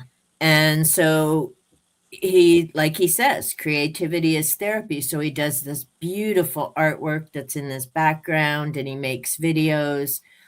He and Cliff do a lot of book reads together. He's like such a sweet guy. And From Cliff Stark Gems? So sorry, Dave? From Cliff Stark Gems? He connects with Cliff Stark Gems. Okay. Matt, his channel's called Creativity is Therapy. Check it out. He is awesome. But when he came back, he was talking about, thanking people who had kept in touch, and he'd been away, and he gave a few channels a shout out that really helped him through these dark periods. He'd had the stroke several years ago, so that he's still in recovery and getting on. But so he'd given a shout out to channels who had helped him, and like it brought a tear to my eye. He actually mentioned my channel, and it was the nature and some of the book videos that he'd been tuning in, and I didn't know, because again, you don't always know who your viewers are. No, you don't. You don't know who 90% of them are. No. Right? That's a little most people don't leave comments, do they? And that's it. But it was just, I was so honored to know. And again, like, my videos don't get hundreds or thousands of views, but the fact that they had helped Matt through such a dark time was like, that's why I put up videos. Yeah, I may not brilliant. always know because of a comment. I always appreciate when I do. And because I follow Matt's channel, I knew he came back, and I'm looking forward to seeing more of his videos and things again. He had such an awesome video. He did a reaction video to a group of people who were talking about their various disabilities and issues, and it was such a powerful video. I had put it in my comments, in my posts. But again, it's always hard to know whether people watch some of the videos or head over to things you recommend. But yeah, it was just, he's just, I can't say enough about him. He's such a sweet soul, and so many struggles. And I worry about him because, he's in a nursing home. He's in the States. So I have no idea, but thankfully he has supportive family, and he's just such a lovely individual. So again, like you said, Gareth, when you put it up, you don't know who you're reaching or whose day you're making, or anything like that, right? So it's also. I was going to say, just draw another parallel. It's also true for musicians. If you're having a gig that doesn't seem to be going very well, there might be someone in the audience that is really you're making their day, or changing their perspective on something or whatever, and you don't know because you're just playing a gig, So exactly. Well, I did a poem called Starfish, and it's about an older man who's throwing starfish, and they're all over the beach, and a younger one comes up, and he's like, "What are you doing?" And he's like, "I'm putting them back in, or they'll die. The surf's going out, tide's going out." And the guy's looking, and he's like, "There's no way you can save all of these starfish. Like, why are you bothering?" And the guy picks up one, throws it in, and he goes, "Made a difference to that one." Yeah. And so that's what I think about now. Absolutely. Videos is, I don't know always, but maybe it reached someone when they were having a crap day, or it's a book that, and that's the part. Sorry, I know you got to catch up on the comments here, but real quick, that's the part that even though it is effort and it is a lot of time, that's the part that makes it very easy to do, right? Yeah. Because even if it took, let's say, it took you 2.5 hours, let's say, to put a video out, right? You get those comments where somebody read and loved a book because they heard you talk about it, right? And it's somebody that doesn't comment much, but they did that time because they love that book. And if it took you 2.5 hours to do this, and it got that one person to also read that book that you loved and Yeah. have that same experience with it. Literally, and I'm not being cliche, literally just that one person, that was worth it. Yeah. Right? Yeah. That was Yeah, worth absolutely. it. Absolutely. And yeah. you don't hear, you will never know how you, because so few people leave the comments, you will never know 90 to 95% of the people that Yeah. watched. You will never know them. And Yeah. but you do know you impacted some of them. Yeah. I know? also get this is slightly different because it's not about the impact necessarily, but I get people I know that I had no idea watched my channel go, I'll watch your channel, by the way. I'm like, what? Yeah, your YouTube channel. People I know. I go, really? You know, so Yeah. I'm assuming I'm just mostly talking to Americans, you know, some Canadians, maybe some South Africans, but hardly any UK people. Do you know what I mean? But there's people I know go, I'll watch your channel. You know, I watched your video last night. What video? You know, I don't know, you put up last week or something. And, you know, it's just random. So, yeah. Yeah. And I didn't necessarily make their day, but you don't know who's watching. You do not know who's watching. Yeah. You know. Yeah. But we do know who's making comments. So Kat says Olive is a star. Of course. That's for you, Olive. Nicole, That's Olive for is you, great Olive. every You're the way. star. She is. Hey, she's getting snacks. Yeah, we need to. Well, I she just got a have couple not. comments there, right? Of course you get a snack. Kat I says, have you been not shopping this week? No, I am still Okay. at 15 and holding. Show number Look 4. at that. Awesome. Yeah, more about Yeah, that. the book stats with Pat. Yeah, there should number be 4, more. 28. You feel like that because there Yeah. should be more. No, we know why. He's so bloody busy. He's so bloody invite busy. him so That's often. right. We invite him all the time. We Yeah. go, okay, Joe, if you can't do this one, we'll get someone else. And yeah, that's why he's only been on twice because But he's always busy. he was also on the New York live stream, the New York special. Yeah, live stream. yeah. Yeah. Which we didn't call that. Is this thing on? Did we? Now is We one didn't. of No. is one of those when you guys did the switcheroo day? Yeah, Yeah, that'd be 28. that Yeah, would be it the seems like 28. Yeah, a long time ago now, doesn't it? That was But a yeah, classic. Yeah. we tried to get him because it's been like quite a while. We tried to get him on just after Christmas, and he just couldn't do it. So Yeah. I wish I could stay interested in a non-fiction book to read the whole thing. I recently DNF collapsed. You DNF'd it. Wow. Is that one you've been reading? I read it. Yeah. That was the one. It wasn't until when William was talking about it, and it wasn't until like when he was halfway done talking about it. I'm like, oh, wait a second. I read that like 20 years ago. That title sounds familiar. I'll have to check my shelves, but I think I got Green Witch okay. in the last The library Green- sale. Yeah. It's an awesome book. Like it's not spells and woo-woo stuff. It's like basic gardening, aromatherapy, self-care. It's an amazing read. I love it. He just really likes being on in February. This is Joe. I know. I have to get on the calendar for this year. Yes, you do. You git. You know, we take the piss a bit and go, oh, you're too busy for us.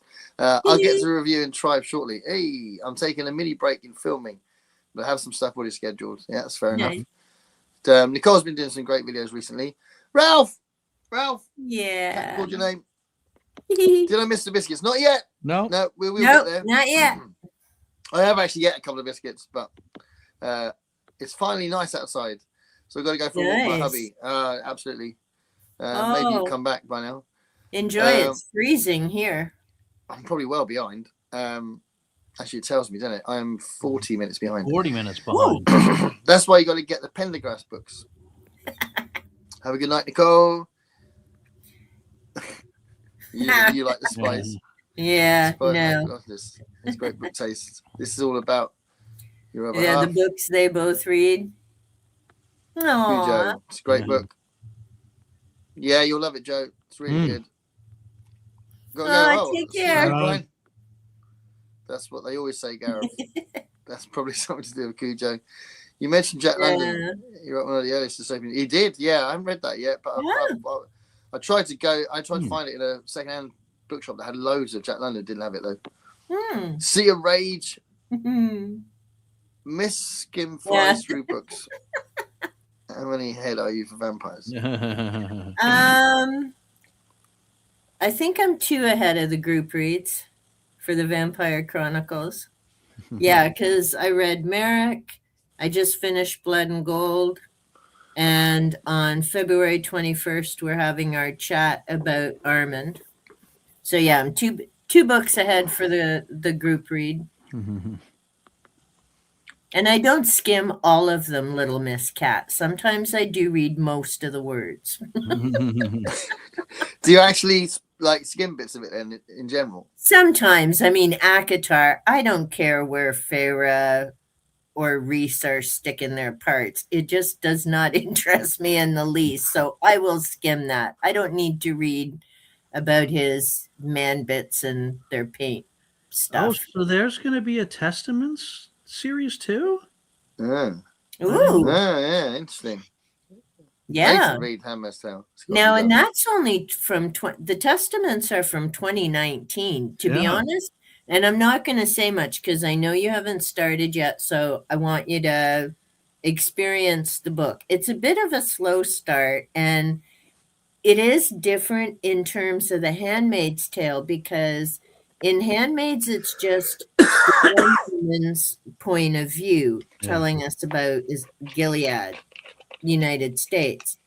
In the Testaments, it's three points of view. So and they're referred to as Witness 369A, Witness 369B, and then there's this hologram type thing. So you've got to keep straight the roles that they had in Gilead and their different perspectives. So it's a bit more challenging from that point because they're all in different parts of this community. And yeah, then just some of the stuff. I mean, Handmaids was creepy enough with the women not having their own money and this and that. This is just like, holy carp. I'm really waiting to hear your thoughts on that. And that's not a rush. I'm just because I really enjoyed reading Handmaid's Tale with two guys and hearing your perspectives. Because again, reading it with women and just women or just men reading it would be a different experience than the mix.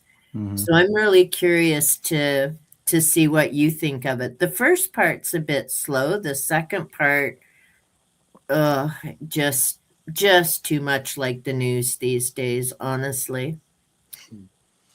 William says you won't see him on Voxer because he's on.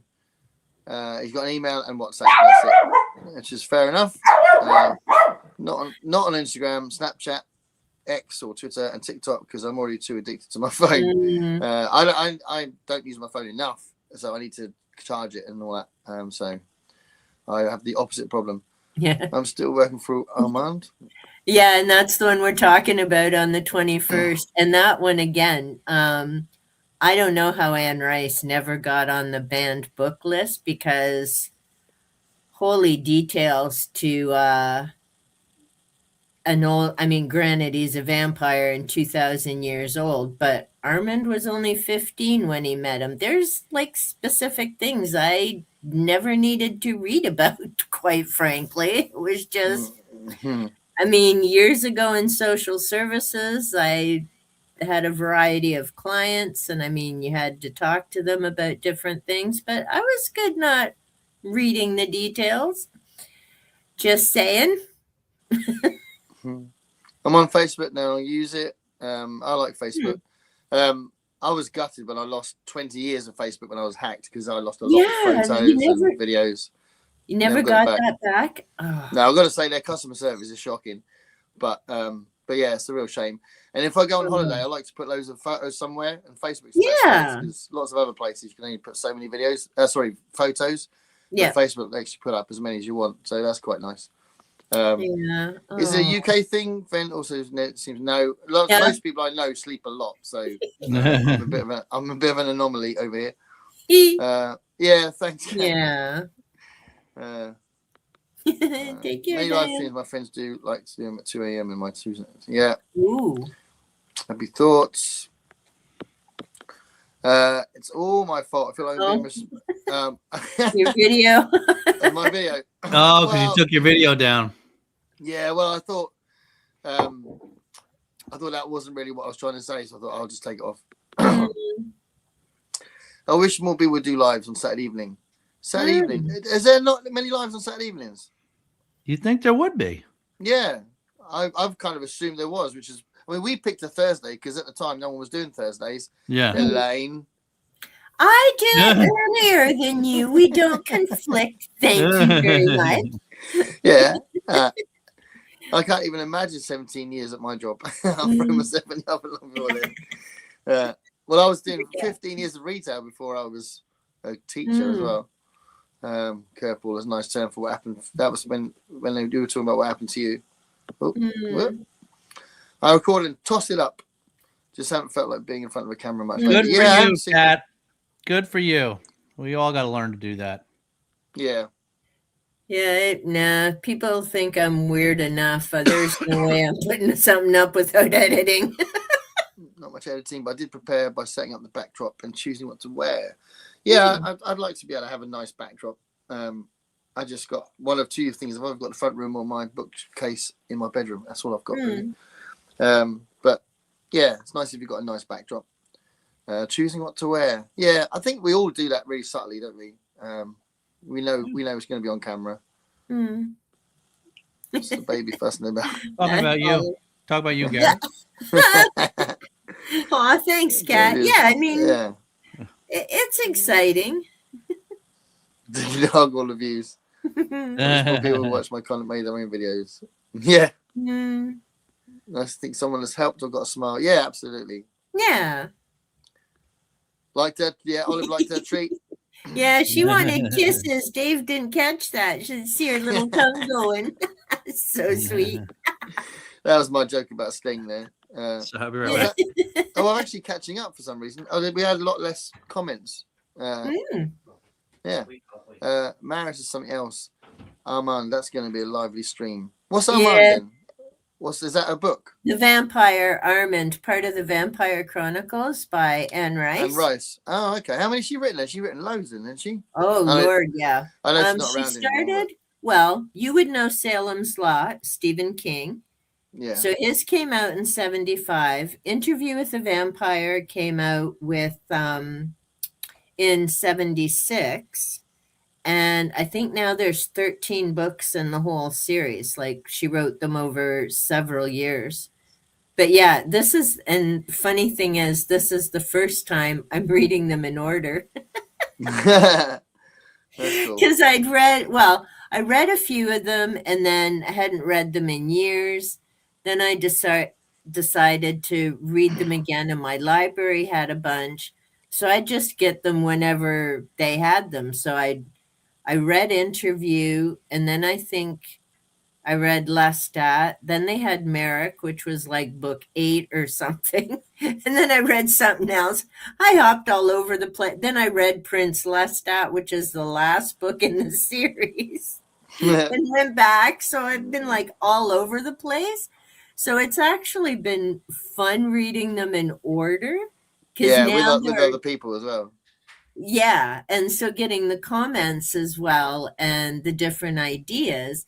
But if reading them in order fills in some of the gaps as well, because like I say, I'd read Prince Lestat and I'm like, oh yeah, now that makes sense, because they were like 4 or 5 books ago. Yeah. And we'll see what happens. You on cough meds for us. Still need Bob to catch you on cough meds. Oh, because I don't handle medication well. And that's been part of things lately too, is I started a new med for nerve pain because I went finally to the pain clinic and saw a specialist. So me and meds are not good ever. And so I cannot function on 2 teaspoons of cough medicine. I'm just like ripped to the moon and beyond.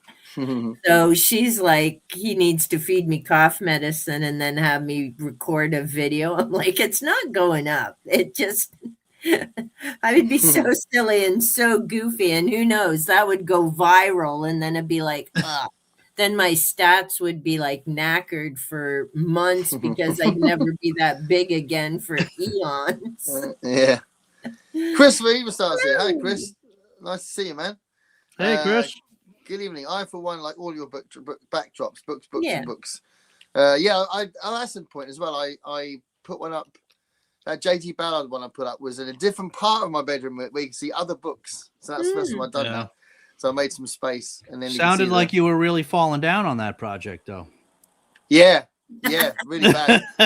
yeah. So I'm trying to make it the effort to kind of keep that going. You know, so yeah.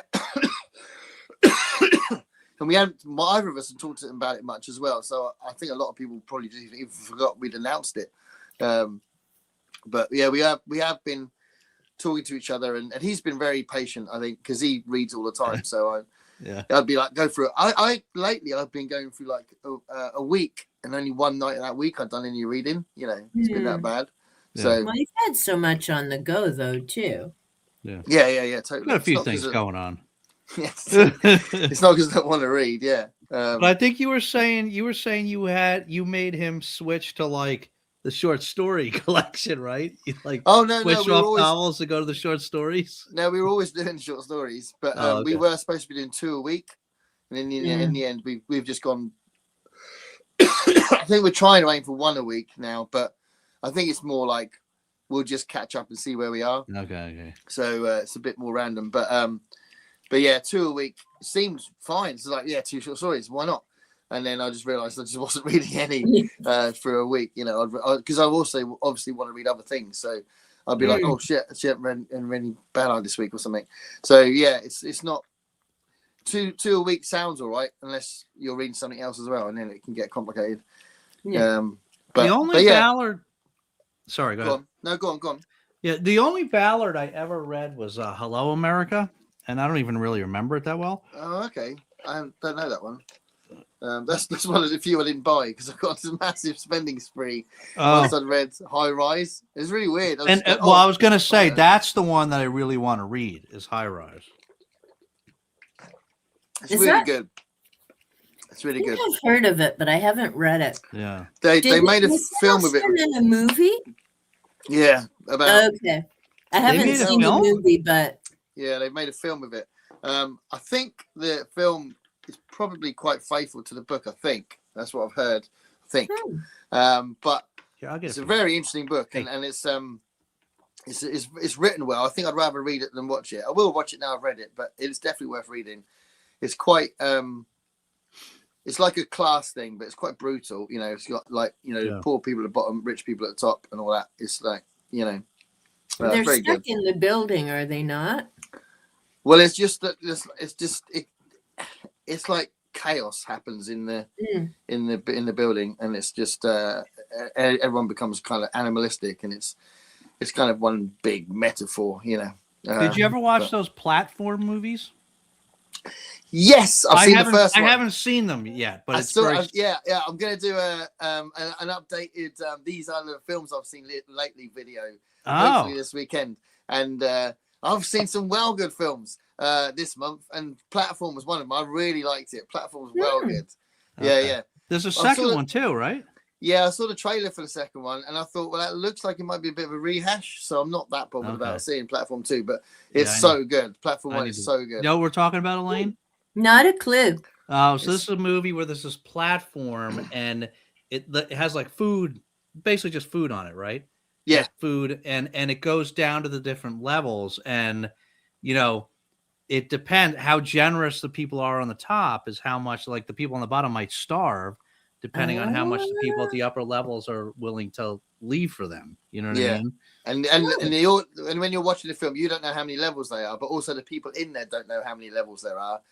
And going past and it seems kind of infinite, and it's brutal. It's like it's very, very violent, because if you're right at the bottom, then how do you get food? How do you survive? You know, it's really good.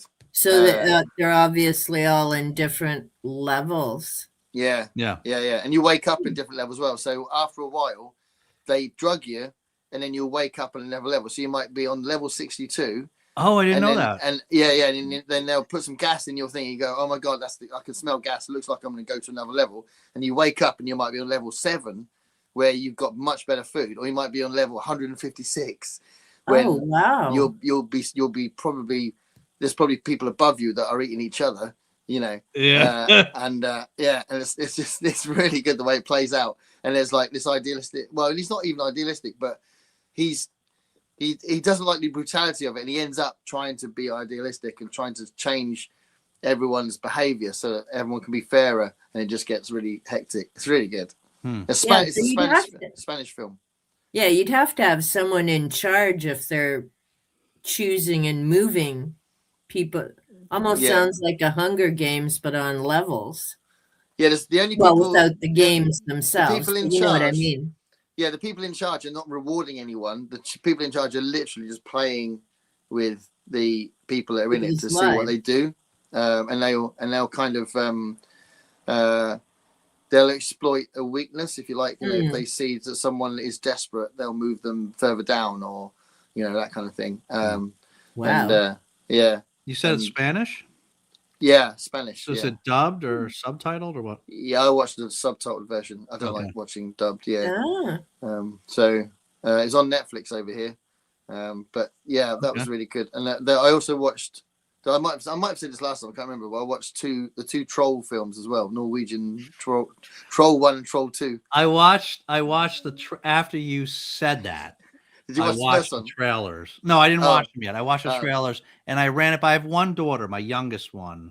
Yeah. So my 2 older daughters, the twins, they're like my wife, and they're not interested in anything I'm interested in. But there are some things. My younger one, I have to run everything by her because there's some things that she'll watch. Like she likes Twilight Zone. You know what I mean? So there's some things she'll do with me, some things she'll pass. So I ran that trailer by her for the Troll, and she passed. So I'm gonna have to watch it by myself now. That's why I haven't watched it yet. Right. So how many TVs in your house, Dave? 1, 2, 3. That's funny. Yeah. Well, the kids, they watch most of the stuff on their devices. Their phones. They don't want that's crazy, isn't it? The twins watch almost nothing on TV. You know what I mean? Really? Occasionally, if we are watching something that we're all watching together, then they'll come in and they'll watch it on our TV upstairs with us. But otherwise, they watch everything on their iPads. And it's mad. A lot of people, a lot of young people, will watch a feature film on their phone.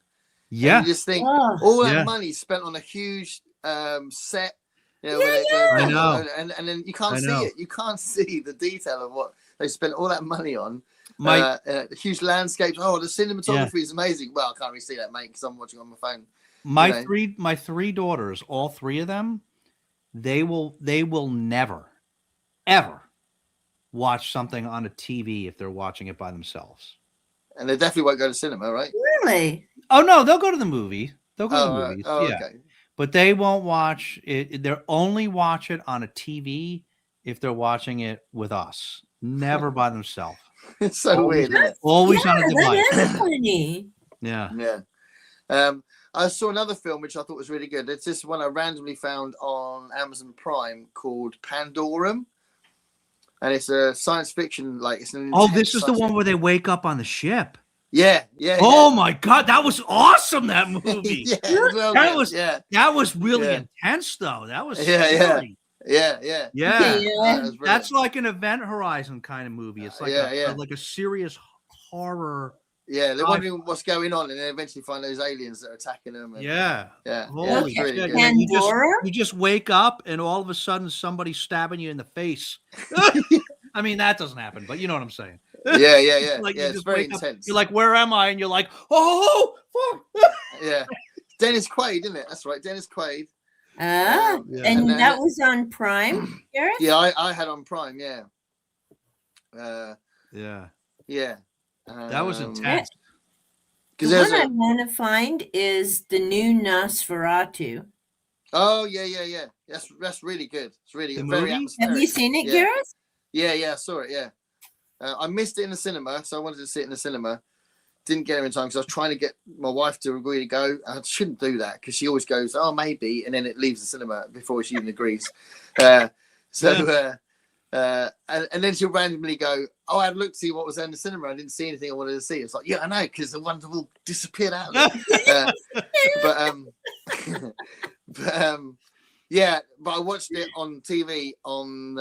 We've got this like Sky Movies thing where we don't have Sky Movies, but it's a service that shows the Sky Movies, and I watched it on that. It's brilliant, really good, very atmospheric and very very. It's like an old style horror film, like I don't know, like 1940s horror film kind of feel. Really good. So what I want to watch next, which I nearly watched yesterday, is as one of the more recent Cronenberg ones. He did a film called Crimes of the Future.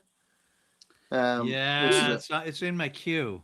Yeah. I haven't watched it yet, though. Because I think that's going to be him going back to his creepy, weird stuff. So it's all body horror and stuff. So yeah, I'm looking forward to seeing it. What was the one I watched? I watched a few Cronenberg ones because I was on a mission to find, because I was going to do video about it and I kind of just dropped the ball and I haven't done it. But I was watching a movie. So the comic series Crossed. Yeah, I've talked about it you before. talked about it. Yeah. You did. You know what this is, Elaine? No.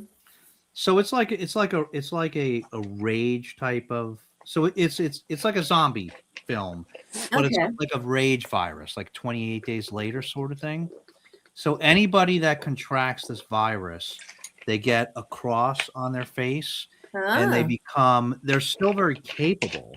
Yeah. Like, they're not just like dumb zombies. They're very capable, but they become very violently and sexually depraved individuals. So there's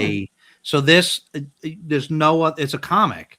There's no other comic like this. It is the most horrific things that these people do in these comics, like all the worst things that you can imagine, and some that you even couldn't imagine. It sounds like ones from Josh Wheaton's. It was a short, like a season or two, the Revenants or something. Firefly, and the people that all went cuckoo from the gas or experiment type thing. But they couldn't be around anyone, but the stuff that they were doing was just wild. Huh. I don't know. I mean, I've never seen anything like in Crossed, and but then there was a movie. I did a video on it, and it's like one of my most watched videos actually, because it was it was like, oh my God, they made a Crossed movie. I discovered this was a few years ago. There was this movie called The Sadness, and it was I remember you doing that video. Yeah, it was basically a movie like the about the cross, and it wasn't officially a Crossed movie, but actually the director of that movie is now doing a Crossed movie. But I'd never seen any movie like that. It's really hard. It was so depraved. It's hard to do a movie like that, and so they didn't show much.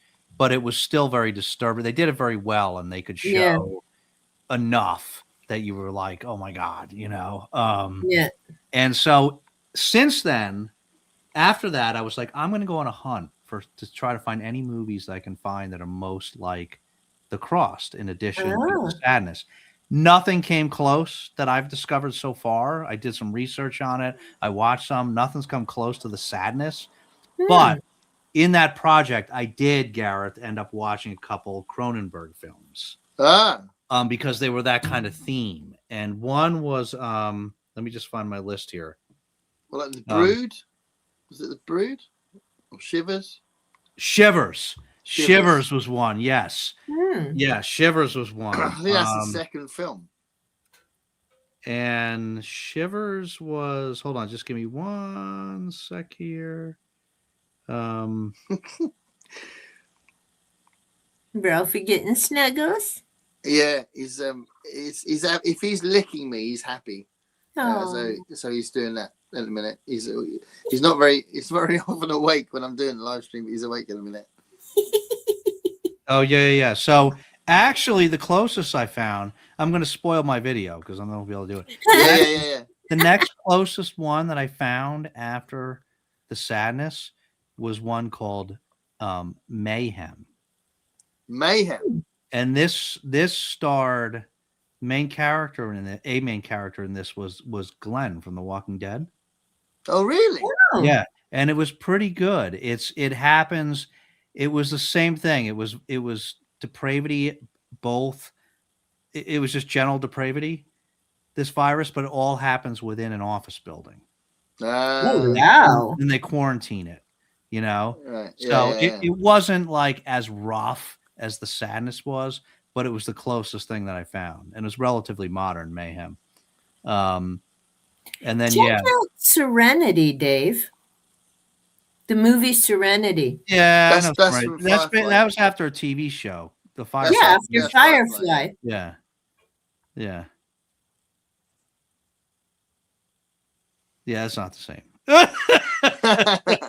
These are bad. But you call me a psycho. Do you hear what he's wanting to watch? Shivers and Rabid. Rabid was another Rabid. Yeah. Oh. I think there was 2 versions of that. Yeah, the first one was The Crazies. That was another one. The Crazies. Yeah, that's not Cronenberg. That might be Romero. Is that Romero? I don't remember. Crazies. There was 2 versions of The Crazies, but yeah, Rabid, and Shivers. Shivers was like the oldest one. That was like 70s, sometime in the 70s. Yeah. And that one was after he did Shivers and Rabid, he did Scanners. Have you seen Scanners? I don't know. It's early Cronenberg. So Scanners is the one where they can telepathically make the other person's head blow up. They go, and it explodes. I don't think it's amazing. Sheldon on Big Bang. Yeah, it's really good. Well, you know Shivers though, right? Then yeah. I was a massive Cronenberg nut, and I'm a few films behind now, but I think he's such a fascinating man, and I mean, I love listening to him talk about filming as well. I've got the Cronenberg on Cronenberg book somewhere. I think he's amazing. That's why I got excited. He turned up in Discovery, didn't he, as acting? Yeah. I was cool jumping. I go, that's Cronenberg, and like my wife's going, what? So that's David Cronenberg on screen acting. Yeah. But this is why I don't watch a lot of old movies though, because I mean, I guess I'm glad I watched it, but that Shivers because of the effects and the acting. It's not just the effects, right? The effects were so bad back then compared to today, but also acting was really bad generally back then. Like, acting talent has evolved tremendously. Acting sucked back then. So it's weird though, because if you go back further, it gets better. So I think in the 70s, acting went a bit ropey because there was something about the way that it was filmed. I don't know what it was, but there was a whole spate of just acting that didn't seem real. Like the actors looked like they were acting. But if you look at like 50s and 40s acting, even sometimes it's really good. Well, that's true. That's true. So yeah, it's a weird thing. Yeah, you look at High Noon, right? High Noon, an incredible film. And really, a lot of that is just an acting thing. It's like it's quite a theatrical film in the sense that it could easily be a play. It's about what's his name? Is it Gary Cooper? You're right. Hold on, Ralph's trying to get off. Oh, hold on. There's loads of wires that he will trip over. There you go. So it's about a sheriff who. It's done in real time. It's films in real time. I think they're awesome. So it's like an hour and a half, and the actual time in the actual film is an hour and a half. And he's waiting for these bad men to come back into town, and he has to face them. And his wife's going, "Can't we just leave town?" He's like, "No, I can't because I have to protect the town." And she's going, "But they'll kill you." And he's like, "I don't care. I have to protect the town." And it's just a really, really good film. And the acting's amazing, you know. And that's well old. I think it might be 1930s. I'm not sure. It's either 1930s or 1940s, but it's a great film. Wow. So, you know, it's a weird one because I know what you mean, Dave. Sometimes, especially in low budget horror films, it's like they could get really good actors. And obviously, Cronenberg's early films are really low budget, so it might have been like, you know, whatever was in his I can't remember what town he's from, but whatever Canadian town he's from, it was like, you know, whatever actors he could get for 50p or whatever. It might be a bit like that, you know. Although Michael Ironside's one of the big characters in Scanners. It does get better. I mean, he's awesome. Yeah, he's awesome. And by the time he's awesome. doing The Fly, he's got Jeff Goldblum and Gina Davis, isn't he? So things get better for him. The budget gets bigger, but V. He was in V. Oh, Michael Ironside. Yeah. He was Ham. Yeah. Ooh. Yeah, I have V in the movie. I haven't seen the whole new series, but I have the old one with is it Mark Singer? Mark Singer, yeah. Yeah, and he was in Beastmaster too. Yeah, he was. Yeah. I'm such a massive fan of V. We should rewatch it. I think we should rewatch V. We should. I have to get hold of it. I don't know if I can get it on any of my channels at the minute. The original series or the original series. Yeah, we should do that. We should totally do that. The new series was good. But the new series was good. And the woman that played the original episodes. Yeah, you know the original, is it Jane Bedell who played the original Diana? Yeah. She made a cameo in the new series as well. She was like the leader of the leader. So there was a Diana character who was, what's her name? Marina Baccarin or something from Firefly and Deadpool. She was Diana, but then the original Diana was her boss. So that was pretty cool. Was in Marina was in Gotham. And yeah, she was. She was brilliant. Yeah, she's brilliant. She's a really good actress, I think. Yeah, and Stargate. She was in Stargate. Okay. Did you like Gotham, guys? Did you watch Gotham? Yep. I didn't. I meant to, but I didn't. Yeah, we watched it religiously. Or didn't watch it? No, I just didn't get to it. No, I heard it's great. Did you like it, Elaine? Yeah, I did. Now, I mean, I was watching more TV back then. Now I might watch 4 hours a week maximum. And then that's usually just like a movie or something that we have. Oh, no, wait, that's a lie. Pacey, Fringe, we're watching again. Oh. Yeah, I think we're just into about season 2 now. So I don't really watch much new stuff, but there's other stuff that I really enjoyed watching. So, yeah. Fringe might be in my top 5 shows. It's an interesting, and it's funny when you rewatch and you're thinking, wow, I thought that happened sooner or later. And yeah. Oh, and here's a really sad thing. Bob was just telling me today. Well, Joshua Jackson, Canadian, got to give a shout out. But he was on Dawson's Creek. Yeah. Did you hear about James Vanderbeek? Yeah. Oh really my shocking. gosh! He got a bunch of kids too, right? Like 5, 6 kids. Does he? Yeah, he's got loads of kids. Yeah, very sad. With that money and the healthcare just did their family in. Like WTF? I'm just like, holy. Oh, I didn't hear that part. What do you mean the healthcare? Yeah, because he'd had, hun, was it cancer? Yeah, he had cancer. Get Bob out here. Get Bob out here. Have him tell the story. Come on. Bob, let's go. Do you hear him? They want to see you. Let's go. Bob. You got the info. You ain't having it, Dave. No. But he had cancer for the last couple of years, and because of the treatments and everything, he passed away almost broke because of all the treatments and what he had to pay for it. But I thought Canada has this like universal health care. James isn't in Canada. James is American. Oh, here's the dude. What do you want? You hear him, Dave? Hey, hey, Bob, how's it going? You all right? Pretty good. So we want the skinny on what happened James. with She just told you most of it. He had colorectal cancer. Yeah. And he 24, I think it was when it was noticed. So he's been fighting it for two years almost. and the drain on his family and the money and everything, it's just gone basically. They got a GoFundMe page together. They've got $1 million so far, but it's got nothing near what he would have had. Wow. Yeah, it's terrible. This wasn't covered by insurance. It wasn't covered by anything, I guess. But just side costs and everything are expensive as hell too. Yeah. But yeah, he's in the States. Care and stuff like that. You mean like? Yeah, like just the extra care. The emotional cost is devastating. But, yeah, things like the extra care, the trips to the doctor, the extra everything, the extra special supplements, et cetera, et cetera, et cetera. Yeah. That's awful. It is. And I mean, he was young. I didn't realize he had several children, but it's like. Yeah, he did. Yeah.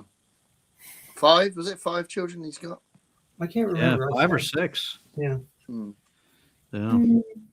Wow. So, you said the GoFundMe page has raised over $1 million, you think? Over $1 million so far, yeah. Okay. And that's in 2 days, so that's not bad. Wow. Yeah. Oh, he had a lot of fans. Yeah. Yeah. Still in a week, that's decent. Yeah, but I think some of the Hollywood people put some money in too. Well, I would hope so. Oh. Yeah, that's just. Oh boy. That's why each day is a gift, right? That's right. That's right. Make the most of a. But yeah, they were asking me why you were never on screen with me. There's reasons. Yeah. There's reasons. We got the Bob premiere. This is great. You saw it first, folks. On Is This Thing On? The 50th episode. No, I'm leaving now. I don't want the authorities to see me. Thanks, Bob. It's like the A-Team. He goes. He's on the run. Yeah, he's the guy who. It was funny because I was telling him because we've got this running joke about Lotto Max and stuff, right?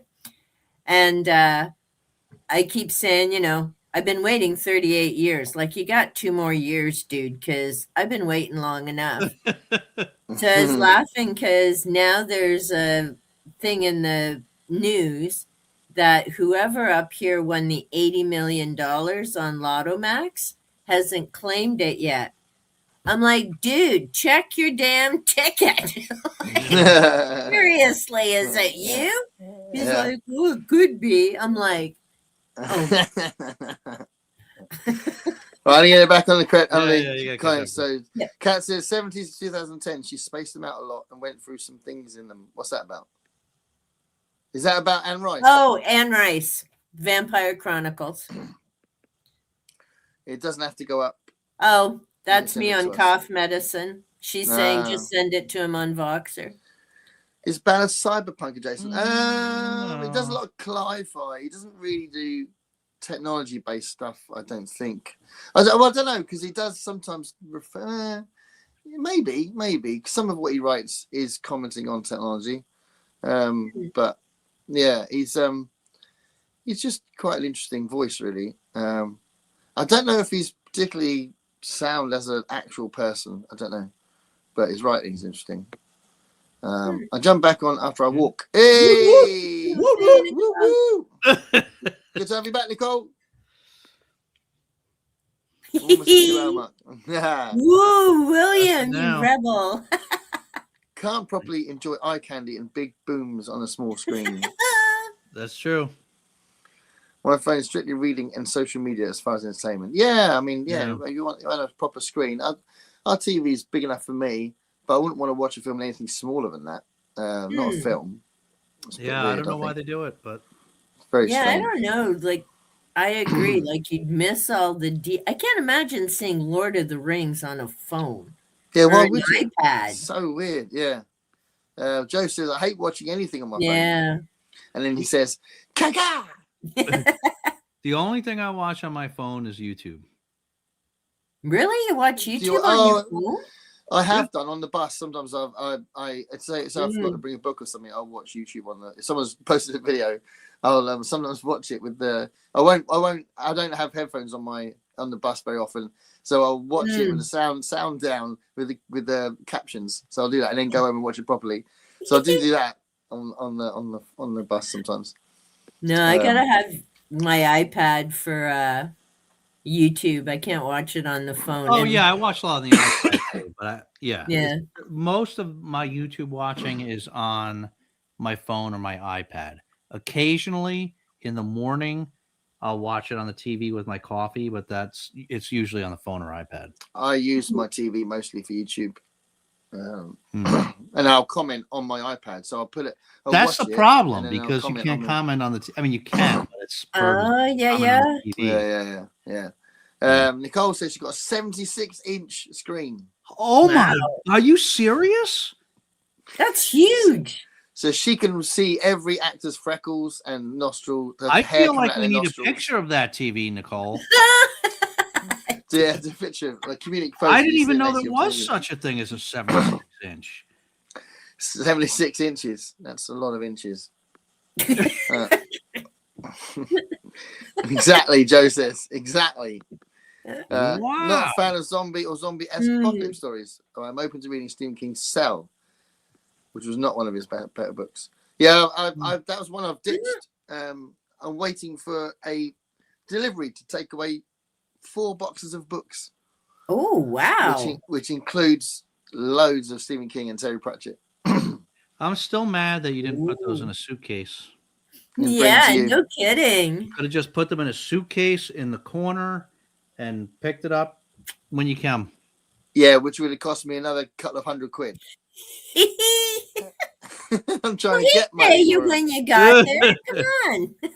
Because you're going to bring a suitcase in order to fill it up with stuff when you get here. So just bring that empty suitcase filled with books. By the time I get there, there'll be another load of books. I can do that if you want. If you want me to bring you a load of books, I can. Not just books I've written. Joe and Dave have not said a word about whether or not they've read the Brownie Up Gang. I don't think they've read it. I think they've binned it myself. It's... I just did this big unhaul, and I come in to pick up a bunch of books, and no. And that was the first one you put in. It's in the queue, man. It's in the queue. It's in the queue. I need to read. Nicole sent me her short story. I need to read that. Have you? Hey, Gareth, have you read the Stygian collection? No, I haven't got it. I haven't been able to read it. You don't have it? No, I don't have it. Oh, okay. I know you've got a story in there, haven't you? Margaret and I both have stories in there. Yeah. So yeah. So you know what he's doing, right, Gareth? I know what he's doing. The difference you is read his and Margaret's work. I don't have that book. You have the other book. And Margaret's and my stories, they're just short stories. Yeah. It's not even much of a commitment. It's not even that hard. But it's very hard. It's very hard if I don't have the book, Dave. It's very hard. I'd have to imagine it. I can imagine it if you want. I'll imagine the book. Oh, it's a really good story. Just imagine it being really good. I can't believe I didn't give you that book. No, you didn't give me the book. Oh. Okay, we got to catch up because I'm getting hungry here. All right. 100% agree with Dave, but acting, I just can't even with older movies. Yeah. He's saying. But it is weird that sometimes you get some really good acting. It's very odd. It's very inconsistent. I think it's about the budget, though, because Cronenberg's early films, sometimes, he probably didn't have the pick of any actor he wanted. It was just like, Watch the first I have Street not Fighter seen film. that, Cheesy William, acting. but I will have to check it out. There's a new Street Fighter film coming out, isn't there? And there's a new Mortal Kombat film coming out, isn't there? Really? It's just really weird. They keep bringing out these films. You think, why? That's amazing that I haven't seen that, actually, because I was like obsessed with Street Fighter in college. Yeah. It's just about to come out. I like. There's a thing on YouTube. I nip into sometimes. It says something like 15 new films coming out. It'd be trailers that are just like films that are about to come out. I like watching those kind of things. Every month there's a new rollout of new trailers. I like watching those on YouTube. Yeah.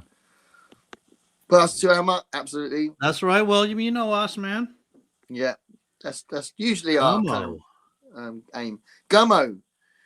Gummo is the only Hmm? Marx brother that didn't appear in any films. He only Julie, appeared you in don't have to theatre. tell me twice. I'm gonna let's see. Just what is this? Gummo, Gummo, depraved two movie. M's. So Julie likes all the depraved movies. I've never even heard of this. To know that one.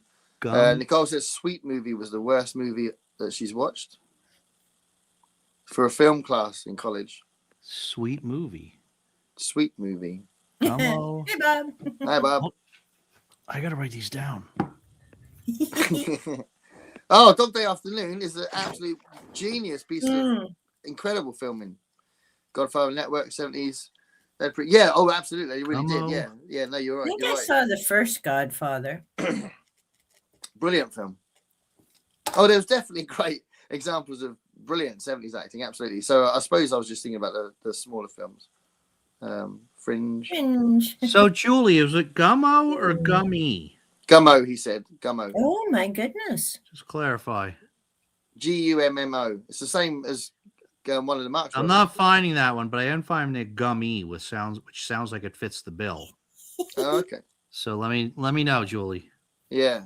It's been a bad week for celebs. Oh, really? Lead singer for Freedom's Now? I didn't know that. Sad week. Hmm. We Oh, bought the TV at Costco. Ooh. 4 boxes. I know. I'm doing very well. And what I'm hoping to do, if I can keep going, and I can only really do this in the half-term breaks because they won't do weekends, and they won't tell you when they're going to appear. So they'll say, "I'll pick up your delivery between 9 o'clock and 2 o'clock or something." Yeah. So I have to do it when I'm at home. So I'm only at home in the half terms.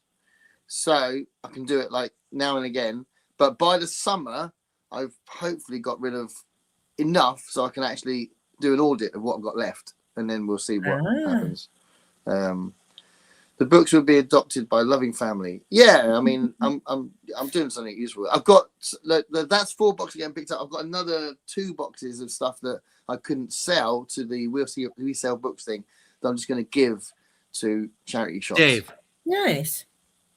Dave? He said Dave. Charity shop of Dave. They're good books, to be fair. I'm just trying to deal with the amount of room we haven't got. They are good books. Just throw them in that suitcase in the corner. So let's talk about what we're reading, shall we? What are you reading at the minute, Elaine? Reading? All right. It's funny because, well, I already mentioned the Testament. Now, I do really love the artwork on this. Look at that. Yeah. Yeah. How cool is the shape with the woman? Yeah, they're nice editions. Amazing.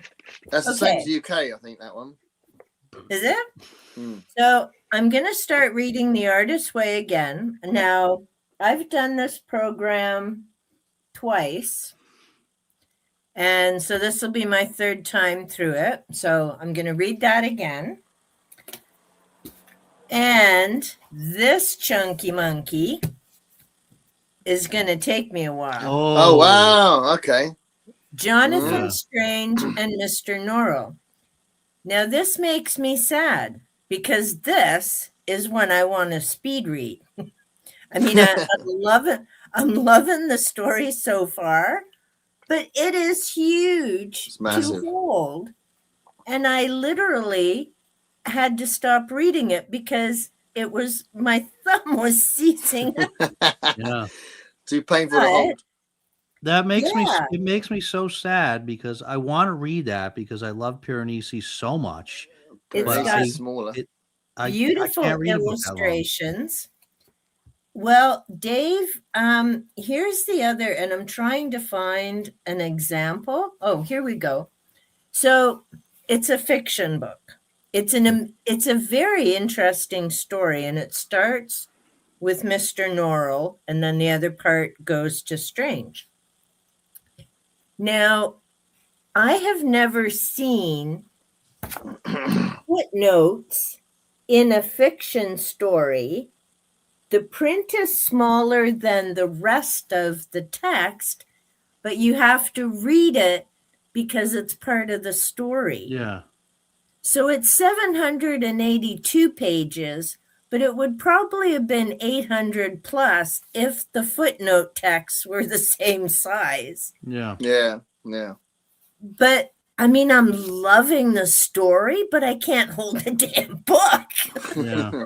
Get Bob to hold it. Yeah. Yeah, he's Yeah. got he's got his tablet for a reason. Yeah, And but so if he loves you, then he'd hold it for you, wouldn't he? he would, but that crap ain't gonna work on him. I gotta come up with another plan of how to hold it. And then today, even though I promised myself I wouldn't do it, I almost finished. Oh. Yeah. That's where I am. I'm on the third book, but Grave I've decided to get rid of a lot of them. The files? Really?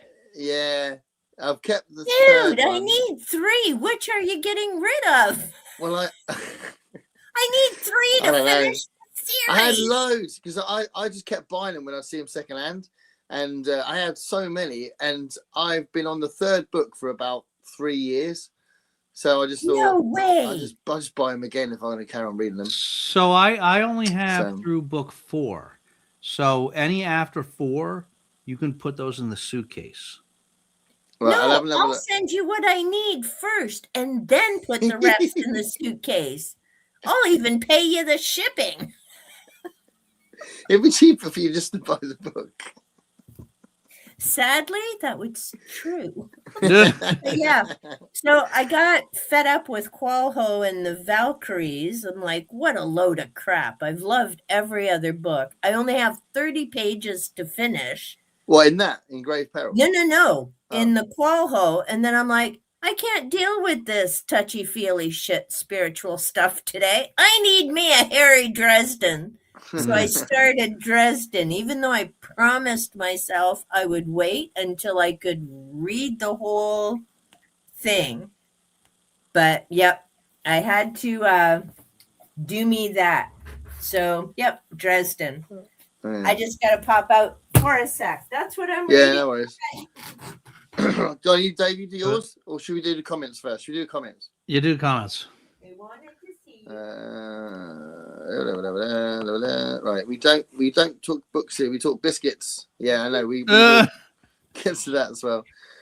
I'm reading The Witchwood Knot by Oliver Atwater. Great so far, but way darker than all the other books. I don't know Oliver Atwater. So. Ooh, I heard dark. What's dark? The Witchwood Knot. Witchwood by Knot. Olivia Atwater.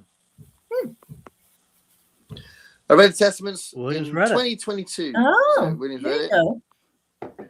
Elaine, I took a short break at the midpoint. That's going to be about Jonathan Strange. I love Ah. it. Maybe we'll do. Mm. We read Piranesi with Constance. It was really good buddy reading it together. Yeah. Oh, really good. nice. Yeah.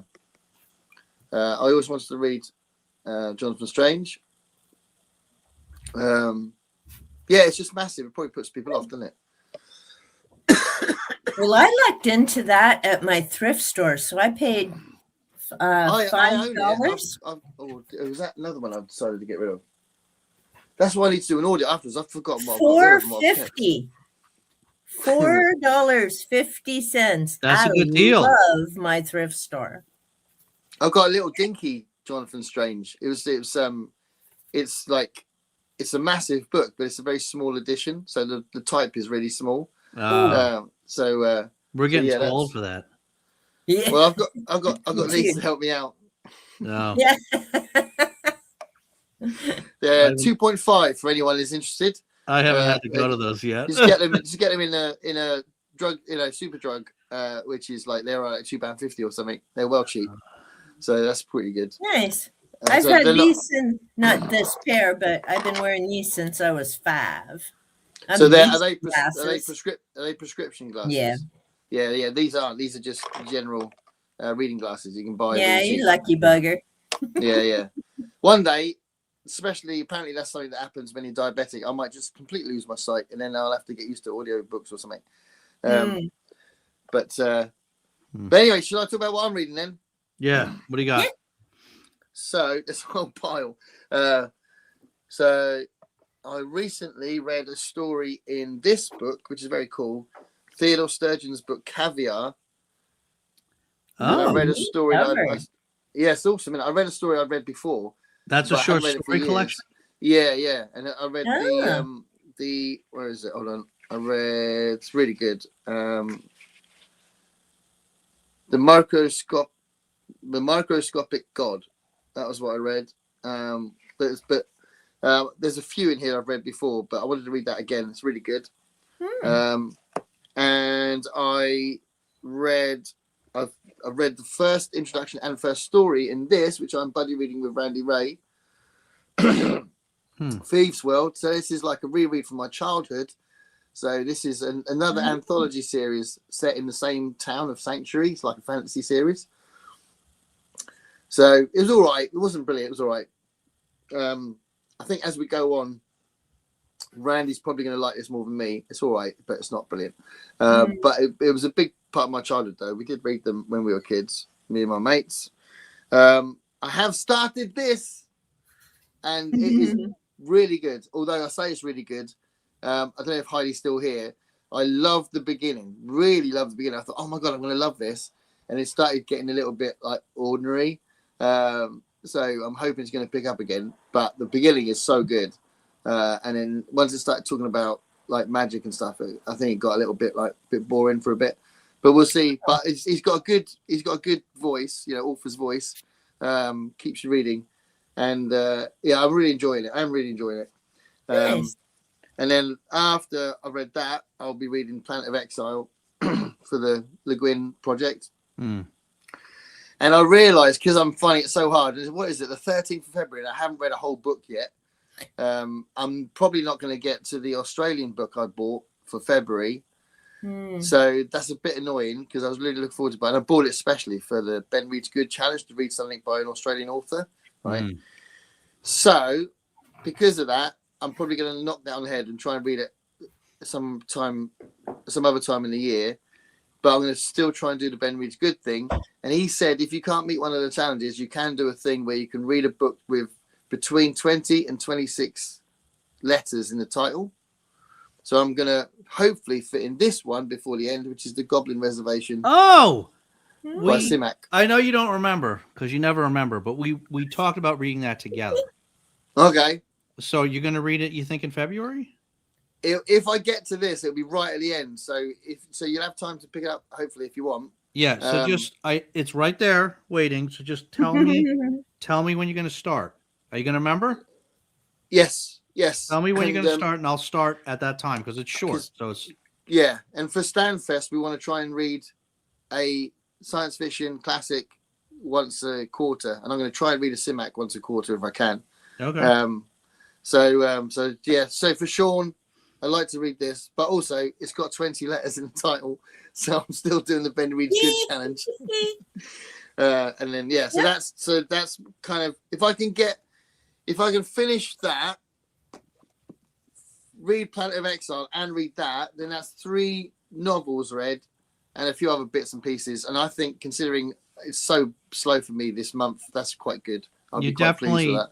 Definitely have to prioritize Planet of Exile, because that's your event. That's my event, yeah.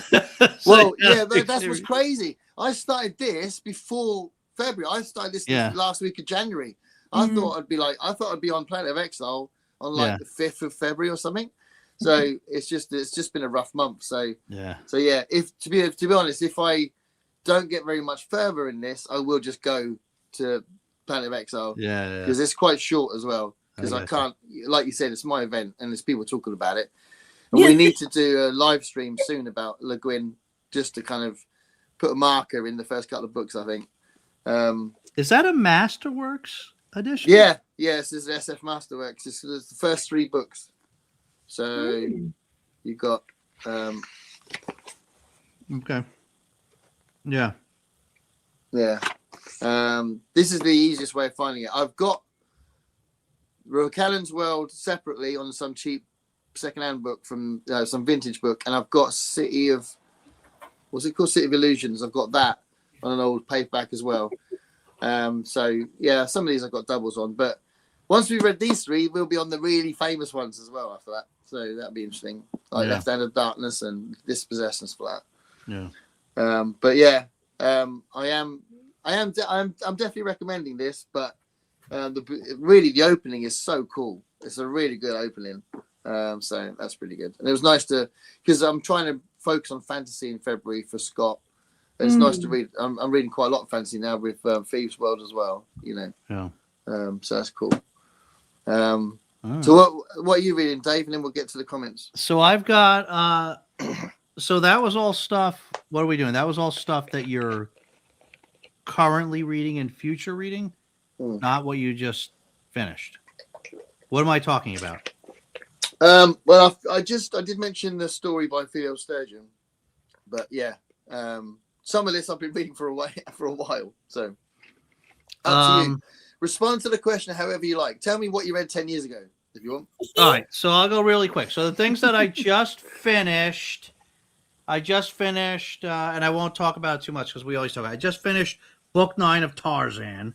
So this was Tarzan and the Golden Lion. We might have talked about this last time. Did you just do a video about it? I just did a video about it. Yeah. So we finished that one. It was good, like all the Tarzan books are good. I just finished, just a couple days ago, I finished this, Krampus. Yeah. Oh, this was nice. one of my leftover holiday reads. I really, really like this. I really like this. It was much more of a normal story than I thought it was going to be. I would very much recommend this. It was fun. It wasn't just about Krampus. It was about, a guy that's down on his luck and all the stuff that's going on around him and how that bleeds into the war between Krampus and Santa Claus. So this was really, really, really good. I had a good time with it. Now, is that a graphic novel or a novel? No. It's just in this big form. Novel? Really, Okay. Really interesting not a shape. short book. What? Really interesting shape. Yeah. Yeah, it is a weird shape. So it's not short. I was talking about you, not the book. Yeah. That too. That too.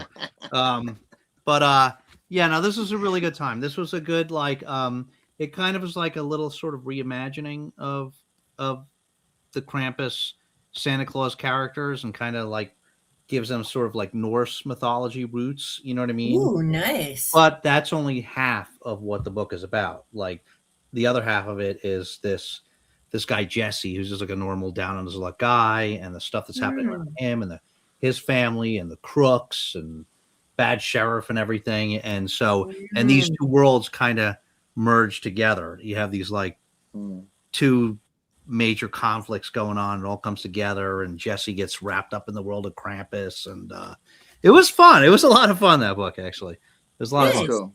And then, so my version is different than yours, Gareth. I guess this is the U.S. version. Yeah. That's how they like to do it, I guess. It's the same 3 books in this, right? So we just read Rocannon's World, and we have not started. So this month we will be reading, what is it? Planet of Exile. Planet of Exile. I've not started it yet, but and a lot of the group are preferring Planet of Exile, aren't they? They're saying they like that more. So that'd be interesting. Seems like. So yeah. And Rocannon's World is definitely not one of her best. So you haven't read much Le Guin, have you, Dave? No.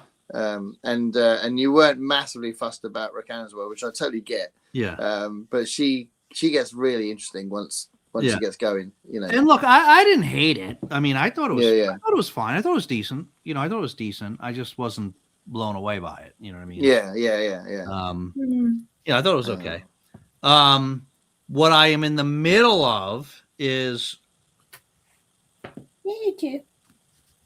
Returned, and I almost at the end. Shards of Earth. It's like, oh my God, it's been like a sequence of just going back to it. I probably have an hour or 2 left, and I'm done with this. Wow. Growth by Tchaikovsky. So this is what, about 50 pages? What? Oh, okay. What, about 50 pages have you got left, something like that? About 100 pages left, probably. 100 pages, yeah. So you're not loving it? No.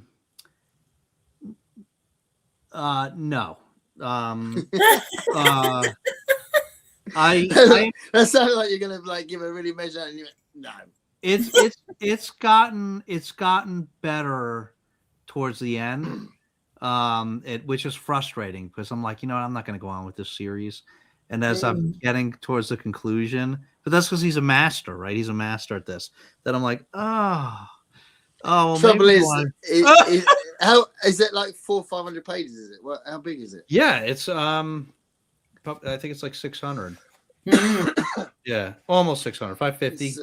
So even if the ending is good, you're probably going to think, yeah, but it should be 200-300 pages shorter. Isn't it? That I definitely would. This one, I think part of it was I don't want to say I don't like it, and I probably someday will read the rest of the series.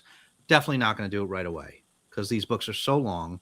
Yeah, And- they're all big, aren't they? Yeah, and He writes a lot of big books. this one was just there was too many different characters, and there was too much going on, and it was hard to stay with it.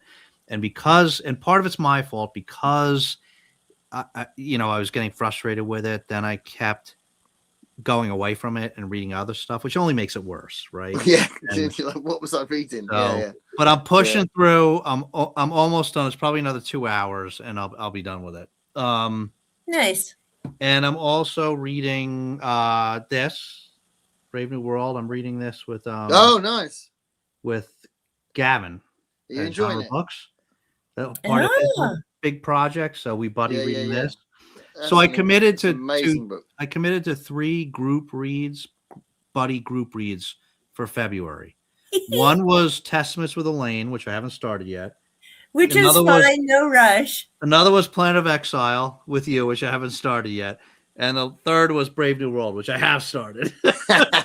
Now, Well, we're not halfway through the month yet, so you'll be all right. Yeah, I'll be all Yeah. right, I think. I'll be all right. and I no mean, what rush you- with Testaments. And the funny thing is, I started Brave New World in November 2024 because I was doing MJ's band book project. Yeah. I still haven't finished Brave New World. Hmm. I wow. just can't pick it up again. Hmm. Not that it's bad. I've just kind of stayed, well, other than Testaments and a few from the dystopian. So I'll be curious if you and Gavin doing like a live stream about it, Dave? No, he's like recording the stuff privately, like doing a private recording, and Yeah, then yeah. yeah. Yeah. Okay, We're so I'll have actually- to Yeah, watch because I'm doing that with him we read a Joe Haldeman book together, so that was for his project. Yeah. Nice. Which one was that? But we haven't done the chat yet. That was the Accidental Accidental Time Time Machine. Yeah. Okay. And there's a bunch of others we're going to read as well together, but we haven't started that yet. Yeah. Yes. We're also supposed to do the Silent Planet by C.S. Lewis, Mm. which I'm Oh, that's very Go on. short, but I'm glad we're doing that one because I had on my list. So I have a number of books on my list of like these of like authoritarian or totalitarian based novels. Yep. One of those was a novel called That Hideous Strength by C.S. Lewis. all And right. It's the third novel in this. Oh, series. yeah. Oh, So Yes, we're it's reading trilogy. Silent Planet. The first 2 are short, actually. That Hideous Strength is longer. So I'm glad we're reading this first one, so that way I can just, keep going. Well, while you read it, Out of the Silent Planet is also a fantastic album by a band called King's X. Oh, Yeah, so if you want to listen to that, it's a really good album. I'm supposed to be buddy reading Mythico Wood as well with Gavin this month. So I don't know if I don't mind. I don't think I'll get to that. So I'll probably have to send him a message going, I don't think I'll be able to do it. So that'll have to be March. I Which have is a bit that of a one up shame. there too. Yeah, Mythico Wood. It's a reread for me. Another one I read when I was like 14. And, I wanna never read read it. again. Yeah, it's really good. But like it's like one of those classic kind of stories of a wood where someone goes in there. It's like a portal fantasy, and they go back into time, somewhere else, like the fantasy world. But yeah, you can't read everything at once, can you? But cannot. we've all got lots of stuff that's interesting, which is good. I'm going to go back to the really comments. old. Hold on one second. Yeah, go ahead. I'll be right. He's got a spider on his wall. oh, Wait. yikes! So Constance says, I buy reading glasses. By the time I get home, they're no good. Aw. That's not good. Don't feel bad, Gareth. Thank you. I'm still working on Spring Snow, which is a good read. There are 4 books to read. Yeah, you can't do everything. Absolutely. Yeah. Spring Snow was for January. Yeah. It happens. I reduced the books. I'm currently reading down to 3. Dinner. Mm. Yeah, I mean that's the. I'll be very pleased if I read 3 books this month because of the way it's gone. I'll be really pleased. Yeah. It's just you got to think of it like you got to be philosophical about it. Planet of Exile is on my schedule next week. Oh, that's cool. Good one, Chris. That's good. Nice. Kat says getting on dinner time. Yeah. Dinner time. Cool. It's nearly 2:00 in the morning for me.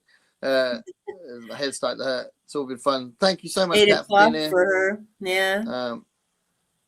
Yeah, I think Krampus is by Brom. I think he said that. I think it's It's interesting though, isn't it? It looks like a graphic novel. When you said, "Is it?" Yeah, well, with the cover, that's why I wondered. And I Yeah. know from some of Dave's videos, there's a few different graphic novels that he's read. So Yeah.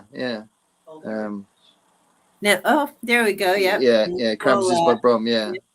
And see, if it wasn't as late here, I've got my box of books that I have planned reading all behind me. You just can't see them because if I shine the light this way, it'll be brutal. But so I've got Silver Flames that I need to finish, but that's a couple months for Akatar, and still doing Wheel of Time. Ven and I are ever so slowly working through it.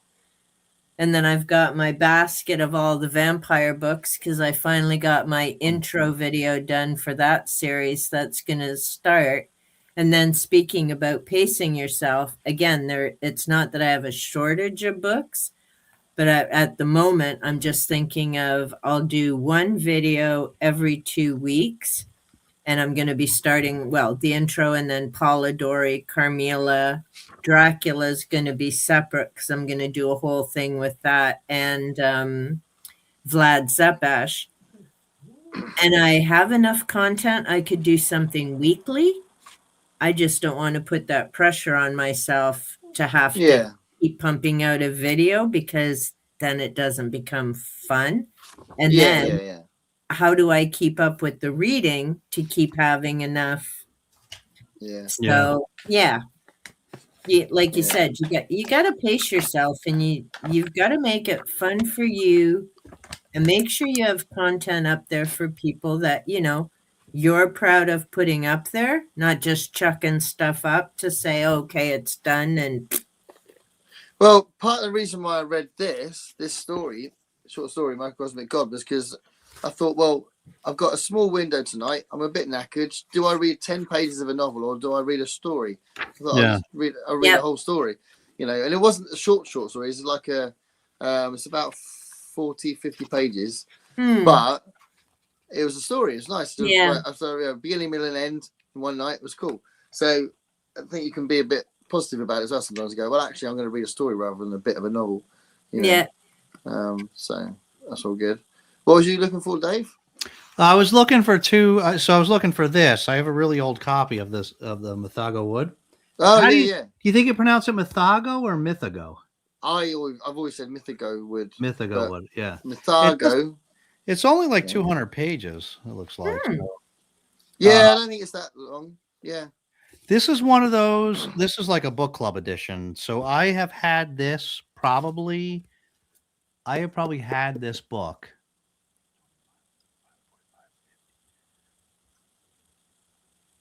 probably almost 40 years.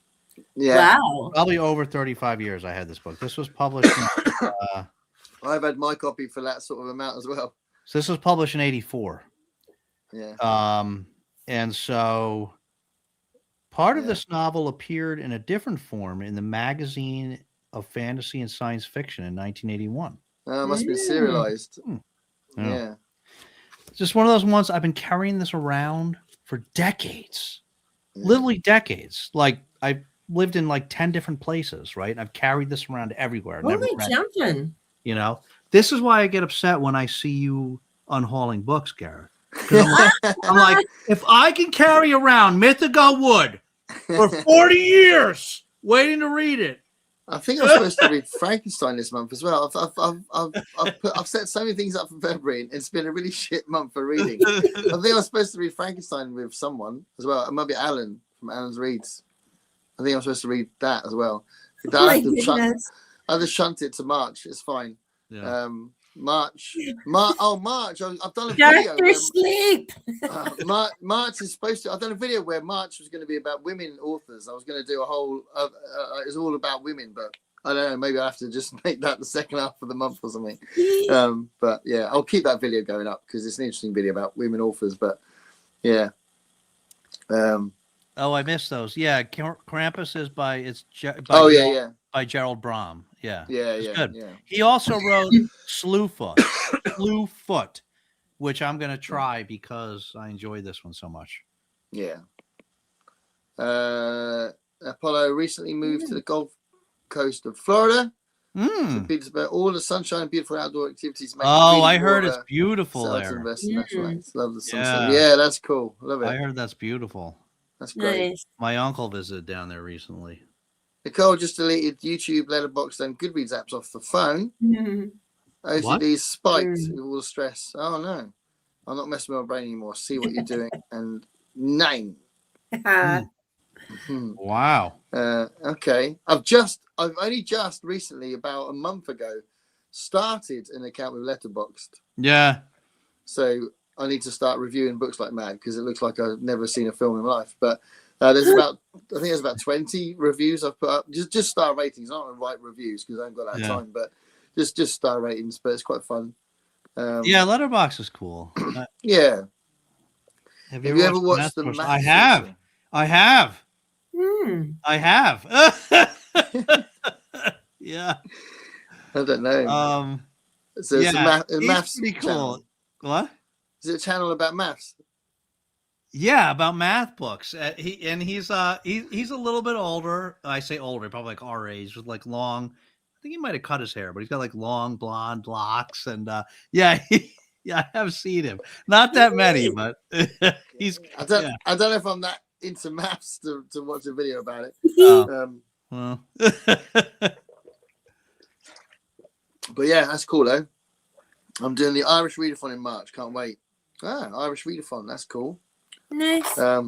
Nicole says Slewfoot is amazing. Okay. So there we go. Yeah. So I did have. Where are they gone? I've early on I grabbed one. Where's it gone? Ralph, what have you done with my biscuits? Right. Biscuits? Biscuit time?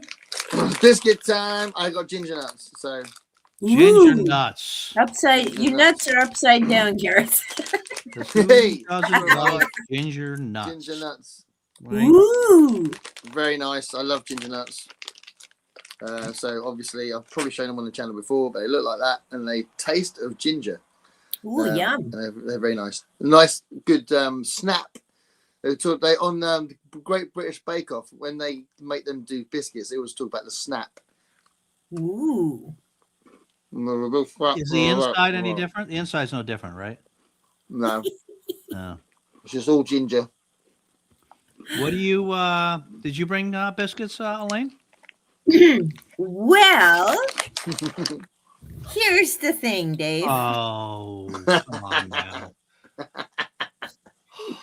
So I ran this past Gareth, and he said I could switch it up. She's changed the narrative a bit. Yeah, because all we had was oatmeal cookies, and she got a carrot. I had that. So she got sprouts. It better not be a carrot. A hubby got me some mini cupcakes. Those count? Those count? Yeah, but I ate all of them. Oh my God. I finished those yesterday. I think you don't understand how the show works, Elaine. I feel like. Oh, sweetie, I do. Oh! Because I got caramel cake. Caramel cake? Awesome icing. And Oh, it's a spice cake with vanilla frosting. Wait. So that's actually called caramel cake? Yeah. And that top darker piece I'm seeing right in See? front there, that's caramel? What is that? Yeah. Right there. Right there's all the caramel. Oh my god. And here's all the icing. And because I don't eat cookies, I got one piece of cake to enjoy. Just for you, Dave. Oh my lord. It I'm gonna is- live vicariously through Oh, you that's right good. now. I like this. Yeah, Let me yeah. see it. See? Look, icing. Yeah. This is what our show's about. I understand why Garrett gave you the okay on this. Mm, Oh, look at her face. Yeah, Yeah. the face of it- pleasure. it's like banana cake Yeah. with yummy vanilla frosting and caramel all on the top.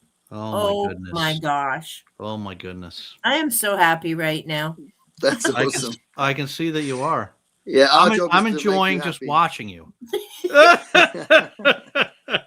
Hey, maybe I we hope should that's make not a too video weird, and but I I'm can just get I'm views. vicariously enjoying this caramel cake. Yeah, Elaine, you were wondering what videos to do. These are the videos you need to do.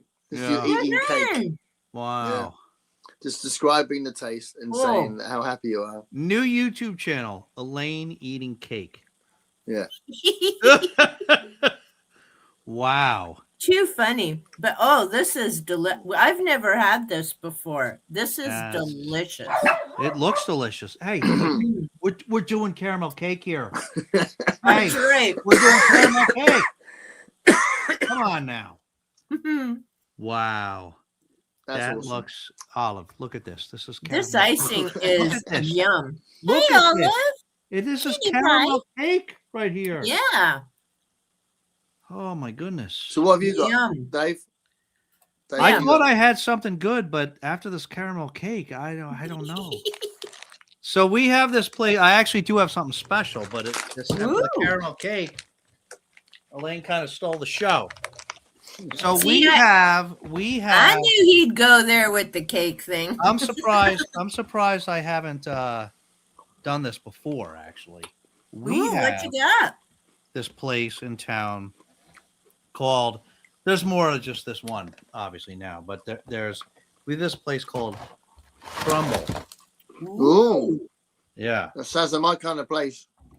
and they make cookies, aka biscuits, that are really more like cakes than they are cookies. But they do you? Hey, we're talking about the crumble now. I think Mama just got home. Hold on, sorry.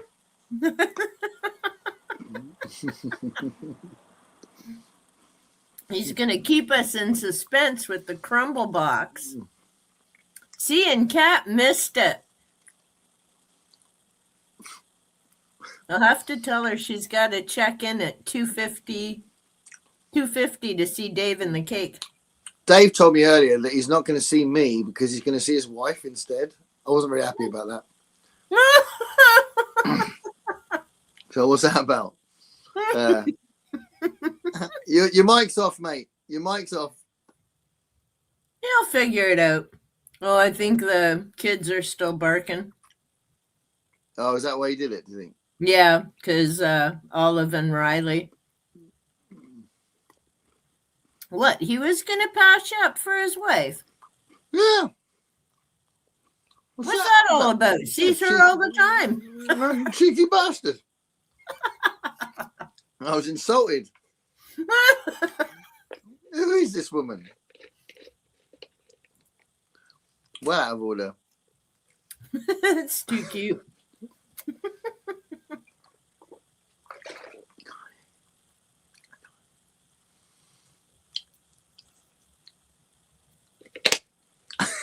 What?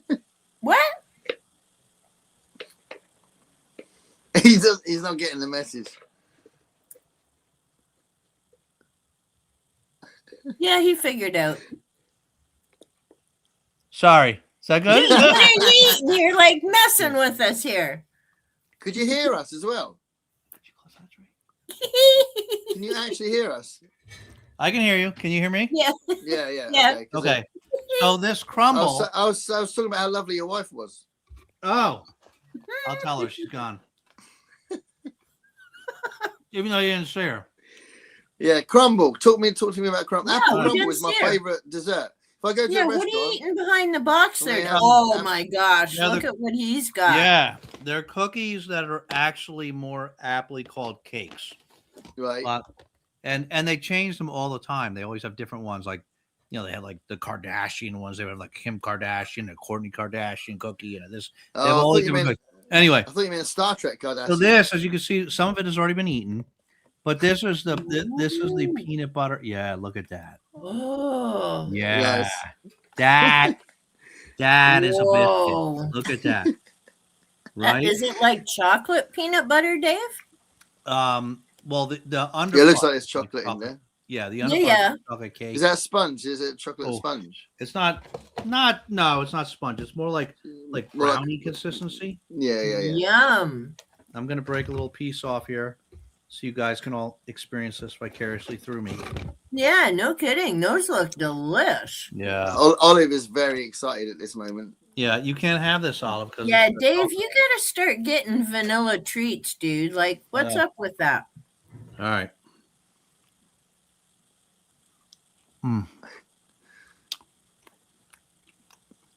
I'll tell you what I'm going to do. I won't do it this Mm. week, but next time I'm going to show you the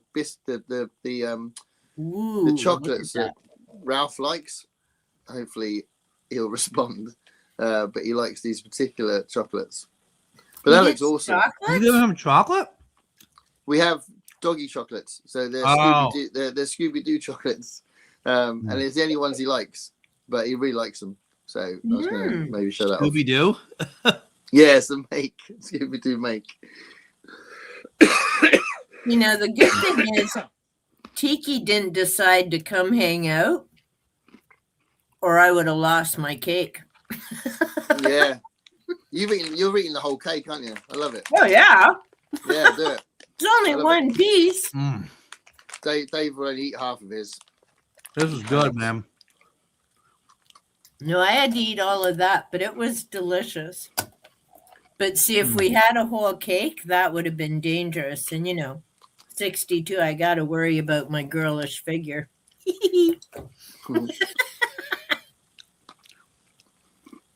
No, I don't. Garrick always says the same thing. He's always worrying about his girlish figure. Well, see, here's the funny thing. I was a chunky monkey as a kid. And then just before I got into my 20s, I had started losing weight and then been skinny since, well, for most of the time. And for years, when I was working in the schools and that, I'd hear people beside me talk or behind me saying how much I irritated them and how sickening it was, how skinny I was, and hoped I'd get fat, and wouldn't it be nice if I was dead? What? I'm like, really, people? Really? Wow. And then the one day, one of them made the mistake of, I used to take in treats on Fridays. I'd grab a box of donuts at Timmy's and, treat Friday.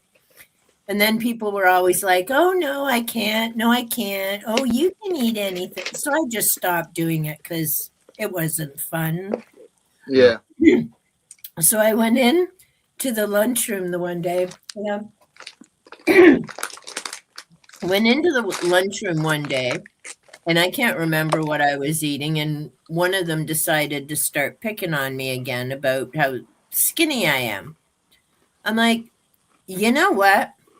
If I walked in here and said, hey, nice pair of hams you're packing in the back end there, Toots, I'd be having to talk to the people at harassment. So how about you take your skinny comments and shut your pie hole?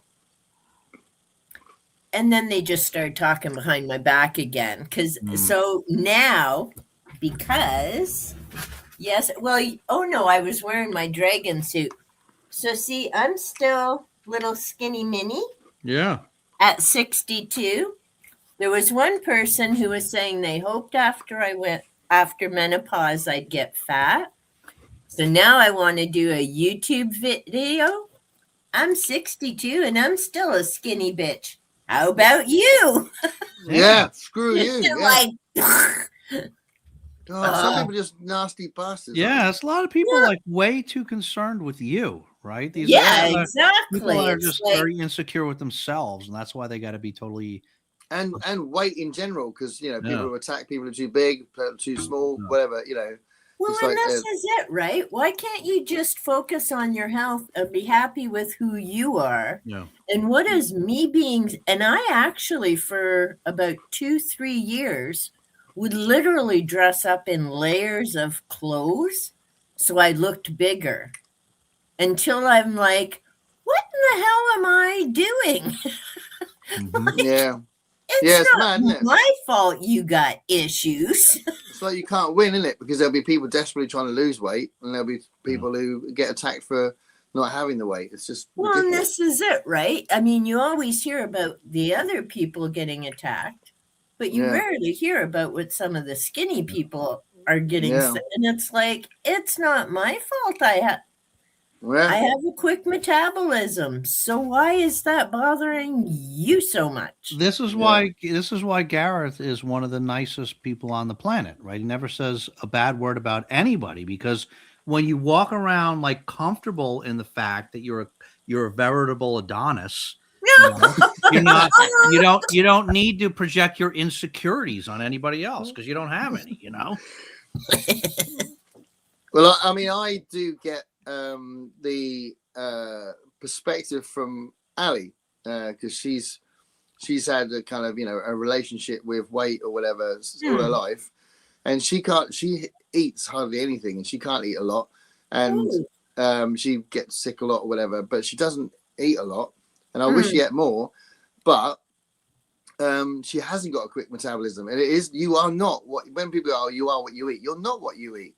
Your body reacts to what you eat differently. Different people react to food exactly. You know, it's absolute bullshit. You're not what you eat. She can't eat what I eat. And we've got my sister-in-law.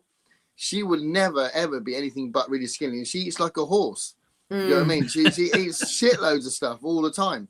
So it's just frustrating for her, for Ali, and it's frustrating for me because we'll go to a restaurant and she'll just go, "Oh, I'll just have this," and she'll just have like a salad or something, and everyone else is like gorging on some like really cool food. And it's, you know, and people have different relationships with food, and it's and when people make judgments and you go, "Oh, well, that person's clearly likes his pies," you know, and you just think, well, actually, maybe they can never eat a pie because they're desperately trying to reduce the weight and they can't, you know. It's really ignorant, isn't it, when people are attacking people about food?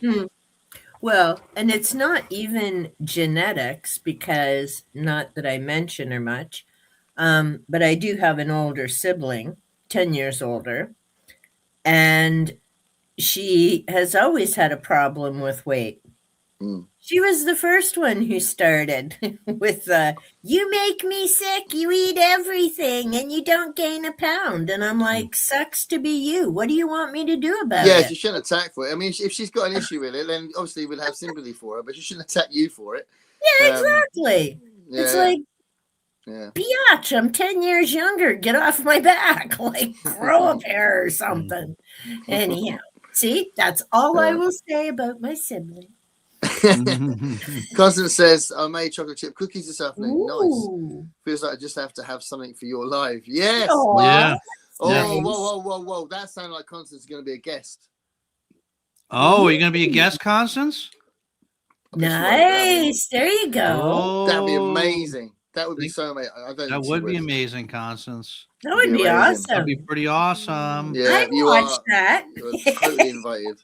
Crumble are delicious. Oh, somebody who knows that. I've got other ginger nuts. Yeah, I've got some cream for him. Yeah. Oh God, he's always got to take it to the.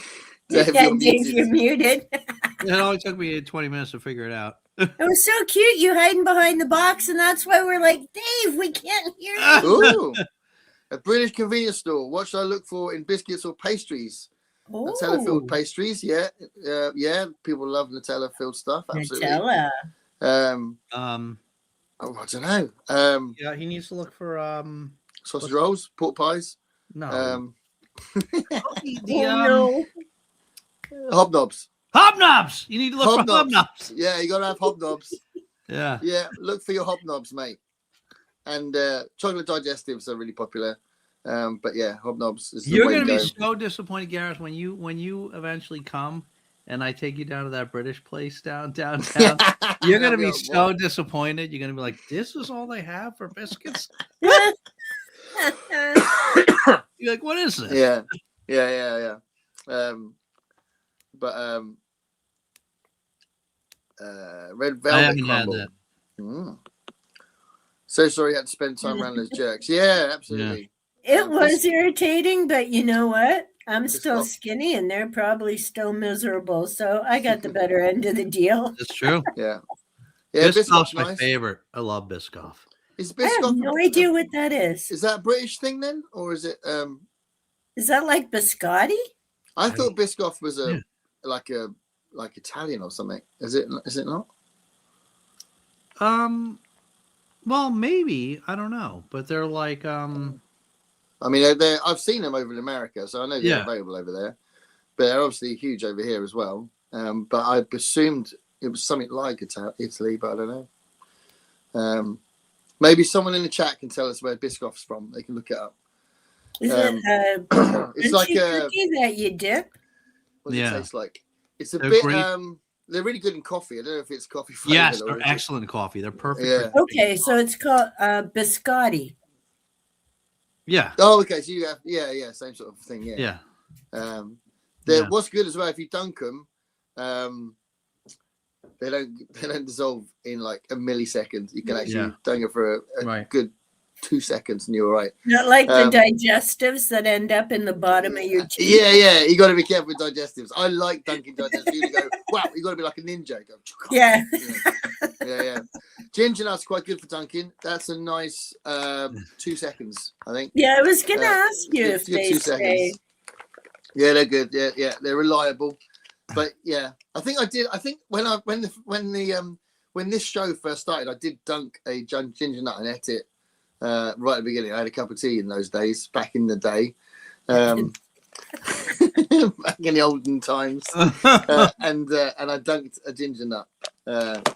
I watched what was it? I sent it to you, didn't I, Dave? Was it Chris Hemsworth?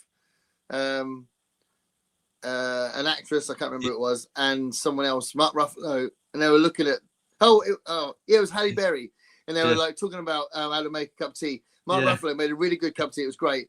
And then Chris Hemsworth went on about, we've got to dip the biscuits. I was like, no, you got to dunk the biscuits. Don't dip the biscuits. But it's very good. They were on point, and they made a very good cup of tea. And they didn't go with the Earl Grey. They went with the Yorkshire tea, which is closer to my favourite tea. So that was good. So I was very impressed. And they were very positive about British culture, which was nice. You never know what people are gonna say. So that was fun. No one's making any comments anymore. Go on. Can I go in a totally different direction for a second? Yes. No. Because are you gonna start talking about dirty books again? Muppets. Ooh. So and I started to watch. I started watching Muppets video. Well, hold that thought. Go into another direction, because I need a wee wee. He doesn't want to miss the Muppets.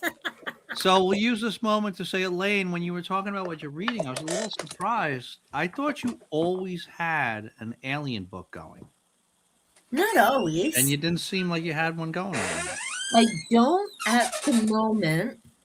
Well, those are the books that I have on Panther's table in the living room. Do you have one coming up? Do you have one on the TBR, an alien book on the TBR, or what? Well, I probably do. Oh, yeah. I actually almost started a couple, but they're in the living room at the moment. Because I have... Oh, no, wait. That one's about fairies. That's a Ted Andrews. I'm trying to think. I know I've got... Oh, crap. I mentioned them Because Trump just said he's going to release some alien files very soon. Oh, he is a farking alien jackass. And I mean him. Apparently, hey, everything's a distract. Anything you can do to distract, I get it. But exactly, if we're going to get some alien files, I'll take them. You know what? They don't have them. Did Mike West? I watched his channel about Elizondo because he read that book Imminent. Okay. And I can't remember, but Mike West is, I mean, he's some uber smart guy with some kind of training. And so he was looking at those videos and the images. You've seen that Tic Tac stuff, right?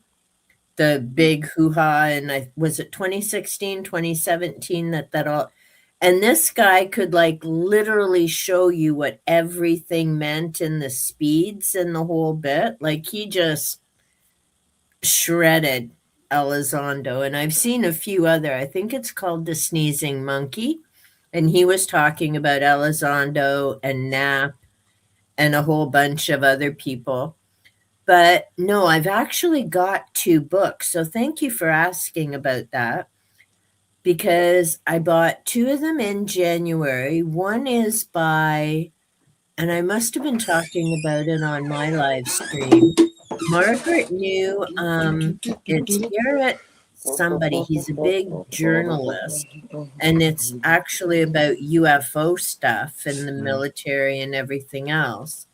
And then there's another book that I have that I really do want to get to, is about Hynek, the one who did the stages for Close Encounters. And he was on Project Blue Book. Nice shirt. He was on jumper off. Go on, carry on. Project Blue Book in the day, but he was also, I think, an astrophysicist. And when he started with Project Blue Book, he was basically in there to say there's nothing. And after investigating and talking to people, he's like, wait a minute, this needs to be looked at more seriously. There's something here we don't understand. And he wasn't necessarily saying that it was aliens or anything like that. It was just literally, there's something here we don't understand. So yeah, it's so I do have alien books on the go. I've just lately been busy with the vampires and the banging fairies and stuff like that. So banging fairies, Akatar. Fairies banging. Lots of bang. Well, no, it's just mainly Farah. No one else really gets jiggy with it, but she gets 4 books of Boom Chickawawa. What is Constance quoting here?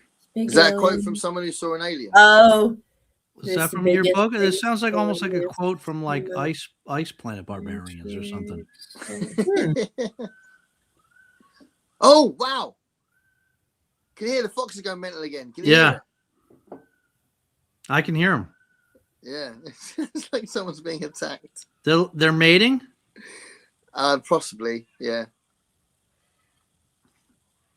It's just crazy. Yeah, they do go crazy. You got a lot of foxes around there. Yeah. If I open the door, Constance, what's that from? Because I wow. feel like that's from like a Ice Planet Barbarians kind of book, right? Is that what that's from? I'm thinking that's not from a nonfiction book. That's from one of these spicy books. Where'd you get that quote from? Oh my goodness! Oh my God, they are loud.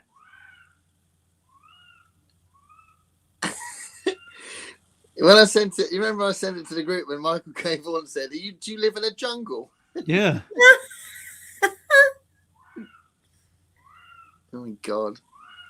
See, when it's like that, if I wasn't on the live stream, I'd go out and have a look to see what they're doing, and some of them sort of like run off and come back again.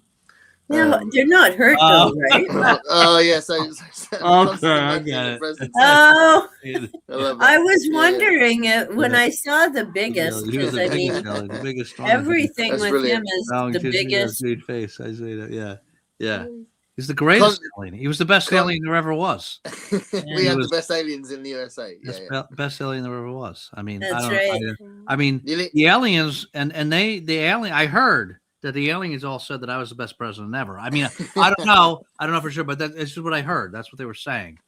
That's what they were saying. Is that I'm the best president The ever. biggest and most beautiful aliens ever. Beautiful aliens, and there's nobody like these aliens. They're the most amazing aliens you ever saw.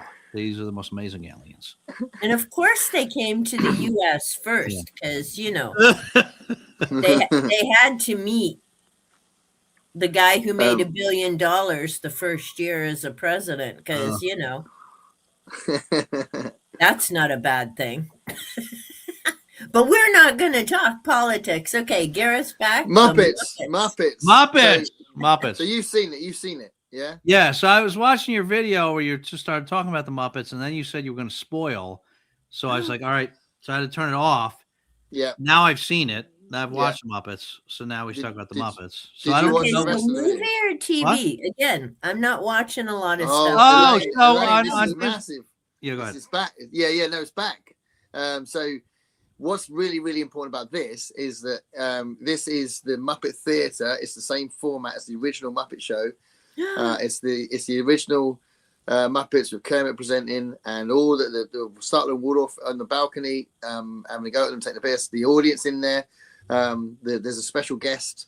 It was a pilot show, and they kind of made a joke about it in the show, but basically they'd said in the press that it was a pilot. If people watch it, they'll run a series. So it's big news because it is literally like they stepped away from 1981 and they carried on from the original series. And nice. Did you ever watch the original Muppets, Elaine? Oh yeah. Loved Kermit and yeah. It was just such an amazing show, and I love Fraggle Rock too. Yeah. Well, Fraggle Rock's obviously a very conceptual thing, isn't it? But the Muppet Show was chaos, and this new episode was chaos. It was brilliant. The Muppet Show. I look at the original Muppet Show, and that was like late 70s, early 80s, right? Yeah. 76 to 81. Yeah, and that I look at that show, and it's basically Saturday Night Live in Muppet form, right? Isn't it? Yeah, they always had a Saturday Night special Live guest format, but with the Muppets, right? You've got a guest star, like a big celebrity that's a guest star, and you're doing all these different skits and a lot of comedy, and it's kind of like that kind of format. Like my kids grew up with the Muppets. What came after that? Every so many years, you'd have a movie. Right? Yeah. It was like a Muppet movie and everything, but they didn't really know what the Muppets were, what the show really was, Yeah. And this show, like Gareth was saying, this show, it was exactly like the original Muppet show. Nice. Exact same format. They had Sabrina Carpenter, which I thought was brilliant, right? Perfect. Absolutely perfect guest. Like one of the biggest celebrities of today that can also sing, right? And they had her on. She's a big fan as well. She was a big fan of the Muppets. She said she always wanted a bit. And my favorite joke of the night, there's loads of great jokes, but my favorite joke was right at the end. The guest always comes back on, and Kermit always thanks him. Thanks for being on the show. And then he said, you just really fitted in. And she said, yeah, I think that's because I'm the same size. Because she's quite dinky and she's like 5'3" or something. Oh goodness! So I thought that was brilliant. But there was loads of great jokes. I was laughing all the way through it. I just loved how it was exactly the same tone as the original one. Because I've liked the other stuff they've done. So some people moan about the Disney stuff, but the Muppets Tonight series in the 90s, which wasn't Disney, was really good. I thought the Muppets thing where it was about Miss Piggy's TV show, that was on Disney. That was good. And the recent Electric Mayhem series was brilliant. So I haven't got an issue with the other stuff. But what was great about this is that there wasn't any sense that it was new. It was like just like the old Muppet Show, So you didn't get a sense that there were they would modernized it. They didn't modernize it. It was just and instead of pigs in space, we had pigs in wigs, wasn't it? Yeah. It's a historical thing. And Scoot was like, just couldn't tell you, Piggy, that we've had to replace your romantic lead. She's like, well, who is it? And it's Peppy. Goes, Yeah. Speaking of Spanish accent and everything. It was so funny. There was three of us watching up there. It was me, my wife, and then one of my daughters were watching it.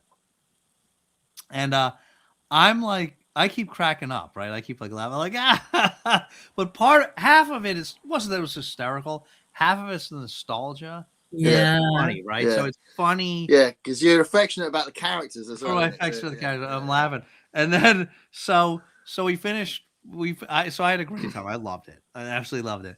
And when it was done, another one of my daughters came home. She works late a lot of times. She comes home from work. And we said, oh, we just saw the Muppets. And she's like, oh, how was it? Everything. And my other daughter's like, well, Dad loved it. Well, yeah, I've told my kids to watch it, but both of them, they did grow up on the Muppets, even though it was years before. I had them on video, and they watched it, even and they grew up on Sesame Street, so they knew the Sesame Street Muppets like Grover and Elmo and all that, and Bert and Ernie and that. So that was part of their childhood, even though, when I was a child, it was the original Muppet Show. Yeah. So, and they loved all the films, but they know, they have significant moments in the original Muppet Show, like some of the Harry Belafonte stuff and Paul Simon and stuff like that they remember. So they haven't got around to it yet, but they are going to watch it, and I think they'll love it. But there is that old Dad loved it thing. Yeah. I hope enough people. Because for us, it was phenomenal. It would be amazing. It was amazing. But we had a gig on last Sunday, and me and we're all Muppet fans in the band, and we were on the journey there. We were talking about what the episode was like, and we were also saying, okay, so who would they have as guests? And we were talking about who they might pick up, like they might have like Harry Styles, or they might have or Adele. Or Adele. They might have some actors, because they always have like actors and all sorts of different kind of entertainers. And we were thinking about, well, what actors would they have? And it was just a really cool discussion because they could pick from anyone, and it'd be really interesting to see who they do actually pick. Because Seth Rogen's the producer, isn't he? So is he? Yeah, he's producing it. They cut him. They cut his sketch because they had this running gag for it that because it was the first one back, everyone wanted to be on it, and Scooter's like goes up to Kermit and says, "There's this massive list, and you just said yes to everybody." And he's like, "Well, I didn't say yes to him. I just said that sounds interesting." And Scooter's like, "That sounded like yes to everybody. That's why there's this massive list of who wants to be on." And he's like, "Well, I can't fit all those in a half-an-hour show." He's like, "Well, what are you gonna do?" And then they do the like sweet thing at the end, don't they, where everybody sings. But in one moment, Fozzie cancels Seth Rogen's part, and he's like, "You can't." He's like, "I'm the producer." So that was really good. It's just so good. It was good. And then it seems like the reception. Say again. Well, the nice thing is too, it was sweet, clean, no profanity, just a fun kickback, chill time. There was one dirty joke. So did you notice it, Dave? Which one? So because it's Sabrina Carpenter, she's a little bit cheeky in her own shows and stuff. And there was a bit where Kermit goes up and says, "Well, thanks for being a guest. There's still things going wrong because there always is in the Muppet Show. We've got a few kinks." And then she says, I like a kink, she says. And then Kermit still goes, But again, that's not like over the top. No, it's not. And there were adult moments in the original show as well. Like very subtle. Which only the adults are going to get. So but the reception's been brilliant. I've been really pleased that I haven't, because I'm so sensitive about it. I haven't really wanted to watch a full review, but I've seen the headlines and thumbnails of some of these people that have done reviews, and everyone seems to be positive about it, which is great because the internet likes to moan, don't they? It seems like everyone's saying positive things. So if they bring it back, that'd be just so cool. Another thing I noticed was there's loads I could say about it, but the guy that does Miss Piggy, because it's not Frank Oz. Frank Oz stopped doing it ages ago. But Bob Balaban, I think his name is Bob Balazan or something. He's been doing Miss Piggy for a long time since Frank Oz stopped, and his timing and what he did when he there was someone.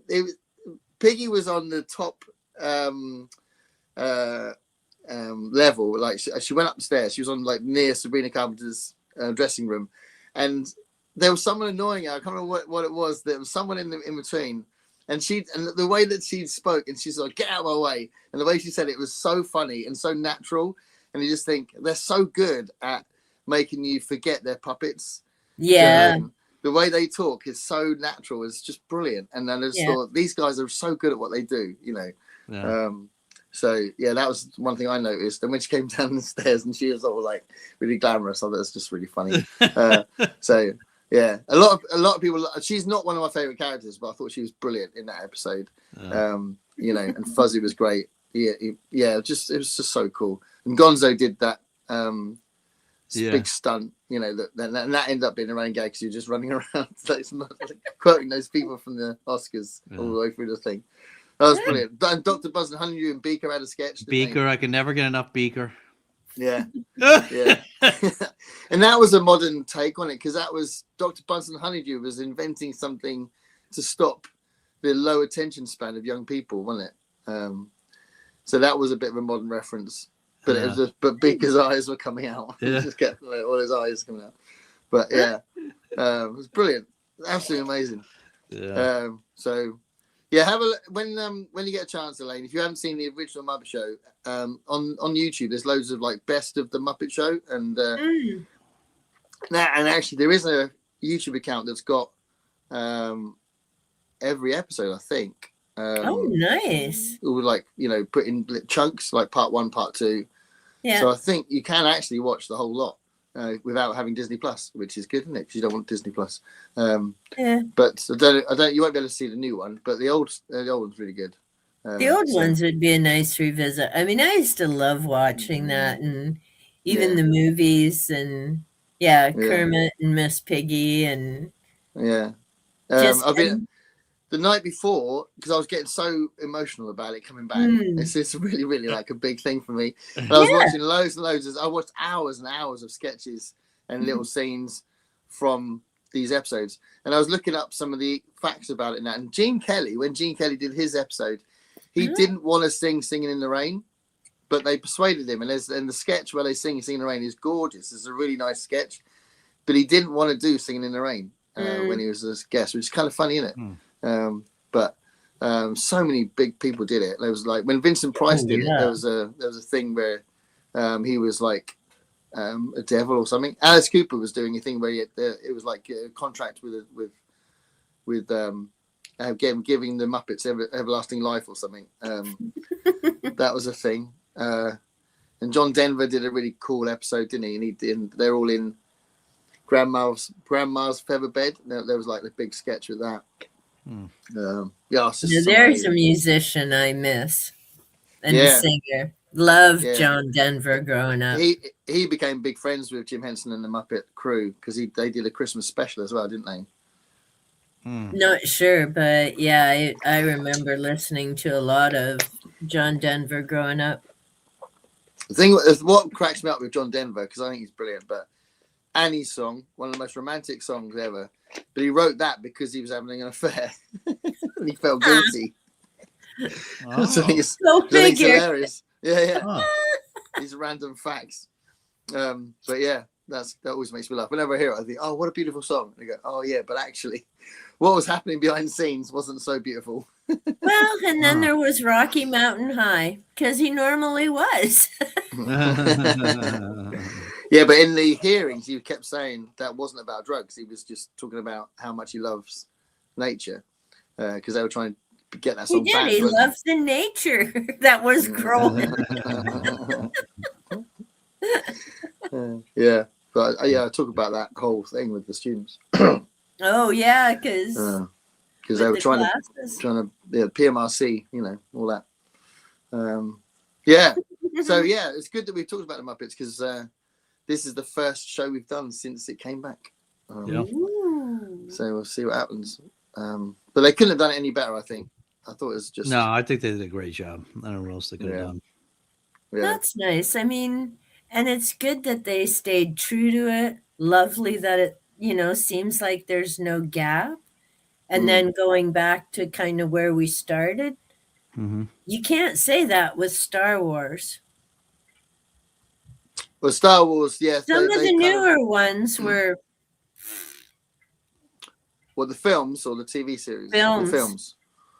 Yeah. I like Force Awakens, hence this Force Awakens t-shirt.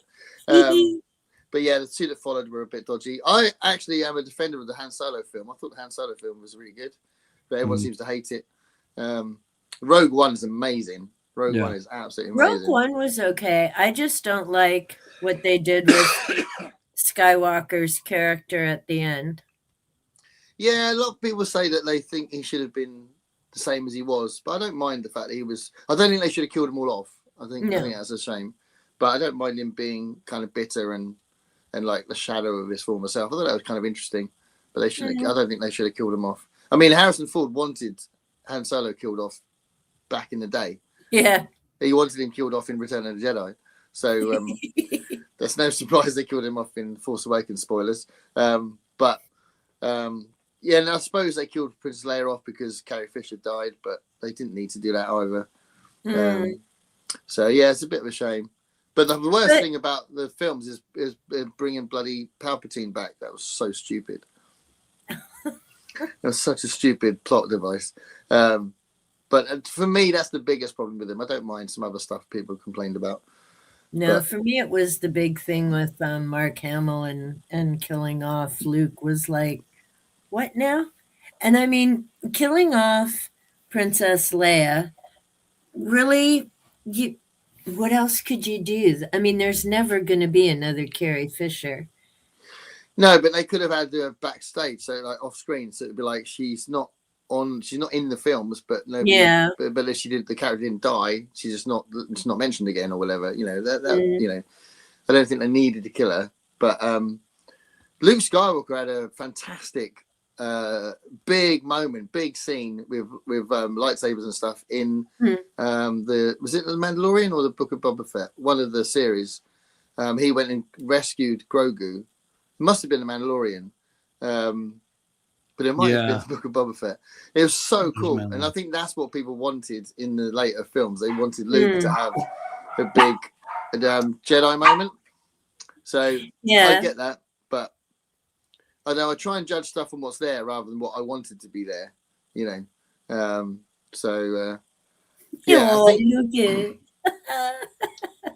we'll see what happens with the new film and the new thing with Ryan Gosling coming out.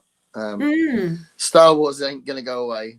Well, there's so much to it, and I mean, and there was a really cool George Kenobi Lucas series should have kept it.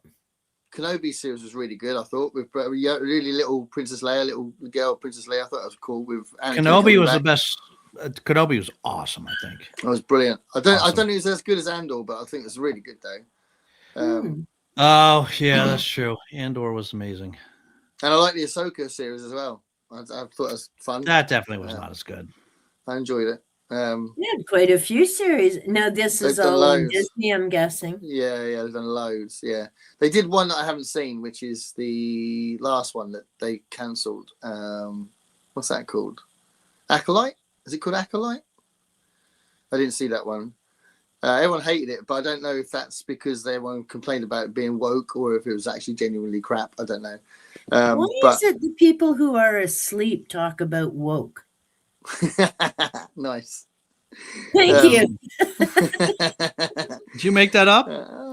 No, it's just Kat and I were talking the other day, and I'm like, we were having this conversation about something, and I'm like, why is it always the sleepy people are talking about woke people? Yeah, they seem to be very like nervous or allergic to progressive stuff, and it's a bit odd, really. I mean, Constance says here Disney ruins everything. I think there's good and bad. I think it's just too much of a blanket statement to say Disney ruins it because again, people have said that Disney ruined the Muppets. I think there's some great stuff that Disney done with the Muppets. And I think there's some great stuff Disney done with Star Wars. Yeah, I think they've done a great job overall with Star Wars. I think there's some really good stuff. Yeah. There are some inconsistencies and some things they might have done better, but I've really enjoyed the series stuff. You know, Mandalorians are so brilliant, and I actually really like the Book of Boba Fett. I don't understand why people have moaned about it. I know what they're saying. I can hear the complaints, but I just think that's not really a complaint. You know, when they said, "Oh, why have they got other characters in it?" It's like, well, why not? You know, so I don't really get it.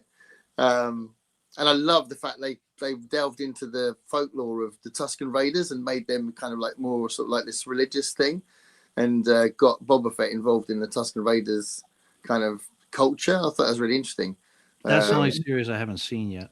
Oh, it's really. I think it's good.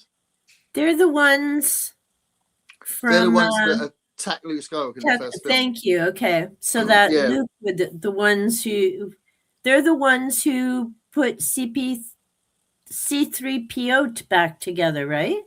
No, that's the pig people that Nick Nolte played in the first series of Mandalorian. I'm trying to remember what they're called. But yeah, no, the Tusken Raiders were the ones that attacked him. He's left. They took him apart, right? Yeah. Well, they leave him. He can see him like in his thing, and then they attack him. There's like a big fight in it, and they go whoop, whoop, whoop, and they're attacking him. And then R2-D2 and C3PO get separated from Luke at that point, don't they? And then they end up with the Jawas, don't they?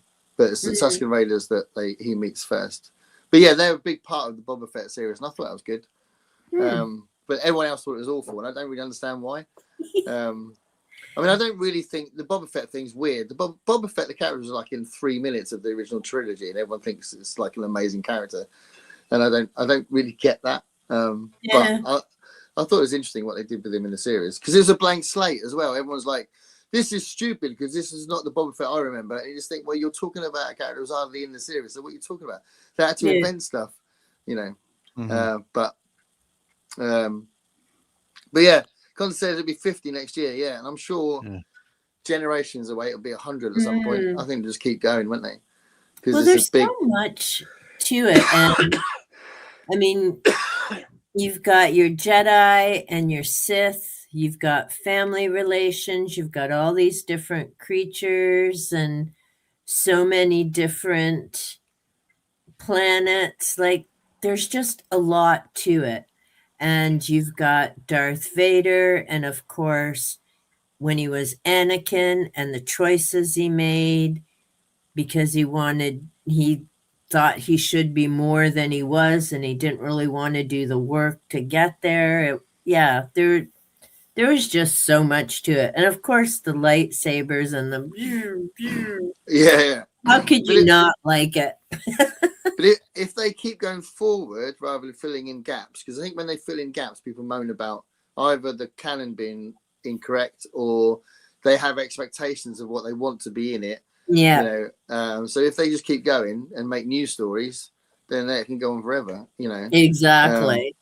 Because like me and Dave were just saying the Kenobi series was good, but then people were like, "Oh, I don't like what they did with Kenobi because he should have done this or he should have done that," and that's because that's the risk of going back and doing a prequel type thing, right?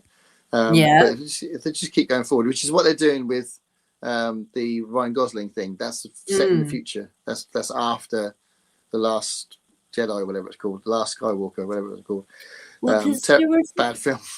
Yeah, well, there were supposed to be 9 originally, and then they were all spread out. And he didn't do 1, 2, 3. Did he start with? Well, that's what he said. 8, 9.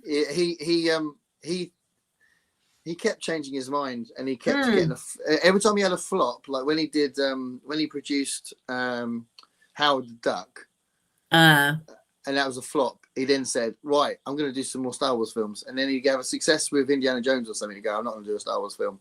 So he did make it up as he went along, really. So he did claim that he had all his stuff written, but he didn't because it's not consistent. So, you know, he's told a few porkies on that front, I think. But yeah, he was, you know, what he did, because he wanted to create Flash Gordon, but he didn't have the rights for it, so he thought, I'm going to make my own one then, you know. So, and he obviously changed cinema from doing it. You know, Star Wars literally changed the way cinema was done.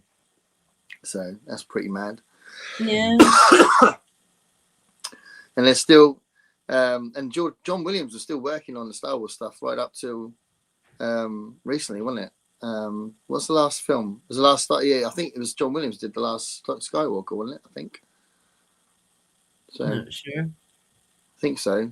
I think some of the serious stuff is Michael Giacchino, who's just like John Williams, but tuned out for a while. Sorry, mate. Let's probably talk about Star Wars. 20 more minutes and you're at the 4 hour mark. Look at William popping it boy. up to almost 4 hours. Jay Fizzle. Fizzle. Hey, what's going on? Just got here. Fizzle. Hey. Hi, Jay. Is that someone you know, Dave? I don't think Fizzle? so. I don't know if I know Jay Fizzle. But hey, Jay. We do know, yeah. Yeah. Hey, Jay. We know you now. Yeah. Talking about that, you are known. I keep watching the Stephen Colbert questionnaire. I keep watching that. Oh, that's the point. We have the questionnaire. We haven't done it for Elaine. Who, what now? Oh, yeah. How'd it go? Yeah, we got that stuff written down. Somewhere. This is bad. So last time, who was it? Who was our guest last time? Was it? Oh, my God. I totally forgot about this. It was MJ, wasn't it? Was it MJ last time? I have it. Yeah. You have it. There we go. Brilliant. So we have our version of the I'm going to say Inside the Actors Studio questionnaire because Stephen Colbert nicked it from that, didn't he? We gave it a name. The Great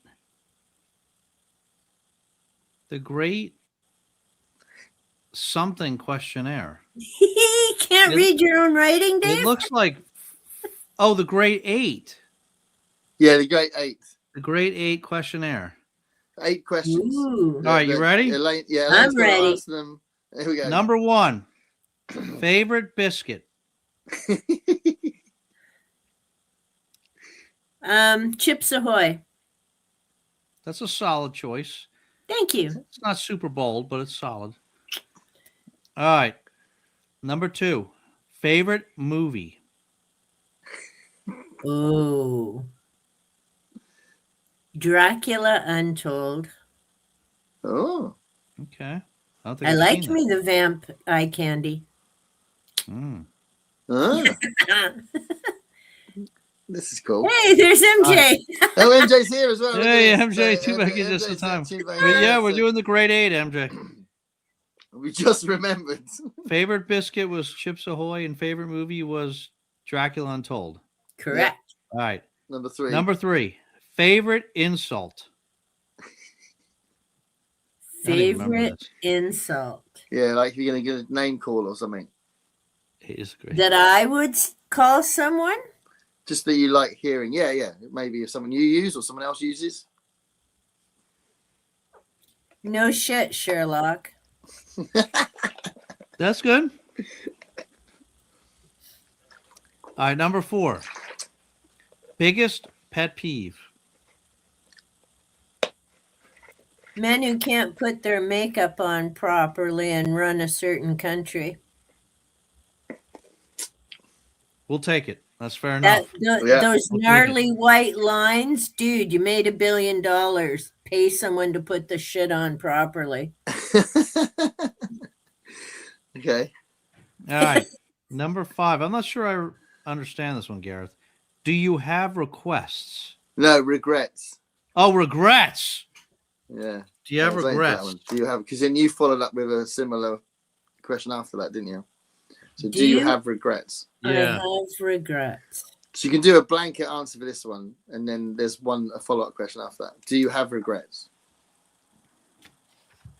Nope. No regrets? No.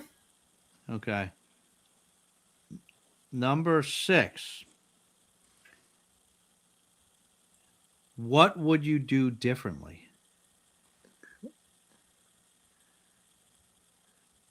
Nothing. Oh. If you could go back over the course of your whole life, you would do nothing differently. Nothing? No. Dave's not going to accept that answer. Are you sure? There was I not a am. single thing that you would do differently. See, I've thought about this a lot, especially since I ended up leaving work and stuff. And because of a number of things about how I move through my life, this is stuff I think about. And no, because all the choices I made and everything that happened has brought me into this moment. Mhm. And I'm quite content with my life. It doesn't mean it's perfect and there aren't things I wouldn't like to have different, but doing things differently doesn't mean I'd be in a better place right now. I could be in a worse place right now because of the ripple effects for what I changed. And Okay, I'm see, in a good place. I get all that, but I'm going to call you on this right now. And I'm going to say that that's not true. I'm going to say if you had it to do differently, you would go back, and that first girl that made fun of you for being too skinny, you'd punch her in the mouth the next time around. It was my sister, and I threw an ice ball at her. Sure, I thought it was a snowball, but what the hell? It just happened to have ice in it. So see, I did it. I'm here. But I think that's a legit answer. If someone genuinely thinks Yeah. that that everything they've done leads to where they are, you know, because there may be some we might have talked to someone and there is something that's always bugged them, Yeah. you know. But if you don't have that, Well, I mean, if I could go back and change that I didn't move from one school to another where the back injury happened and then ended up with that idiot physiotherapist who ended up making everything permanent.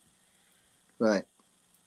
But if I did that, I wouldn't have ended up going back to a different position. Or back to the other school where I already knew the students, ended up in a resource room, rocked it, got an award of distinction. My face will forever hang at the Ed Center because of that. But that only happened because of the back injury and everything else that flowed from it. And that's why I say, if I undid any of that, who knows what would have happened? Yeah. Mm. Yeah. So And I get it's all a that. conundrum, right? Because Except you could have punched her in the mouth, and that wouldn't have changed anything. Except you would have punched her in the mouth. yeah, well, you know. All right. Number 7. What song sums up your attitude in life? Okay, look at Garrett. He loves this. It's Look at I that. love this. I love this. This is a nice addition to our show. And it's so funny because this just came up the other day, and it's a song that I actually. What, is someone else doing our questionnaire? What the hell's going on? No. What the hell? No, Who are no, they? no. What's their name? Where are they? Yeah. The song came on the radio, but it's a song I also discussed in an English class when I was back in the day when we had grade 13 here. And it's Dust in the Wind by Kansas. Cool. Good choice. Nice. That's a good choice. Nothing's permanent. So, I mean, you get stressed, and I certainly do, and you worry, but at the end of the day, nothing lasts forever. We're all just dust in the wind. That's an excellent answer. All right, number 8. Final question. Final question.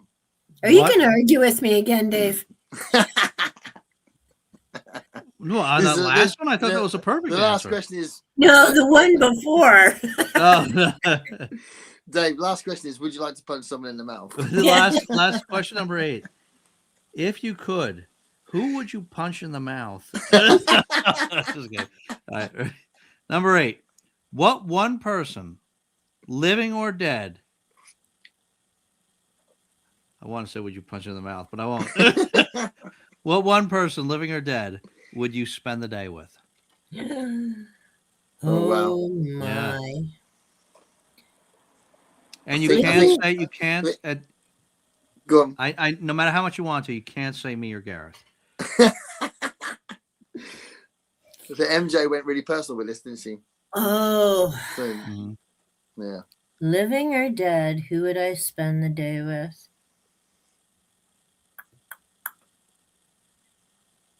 My grandmother. She passed when I was 18. Yeah, I totally want to spend another day with her.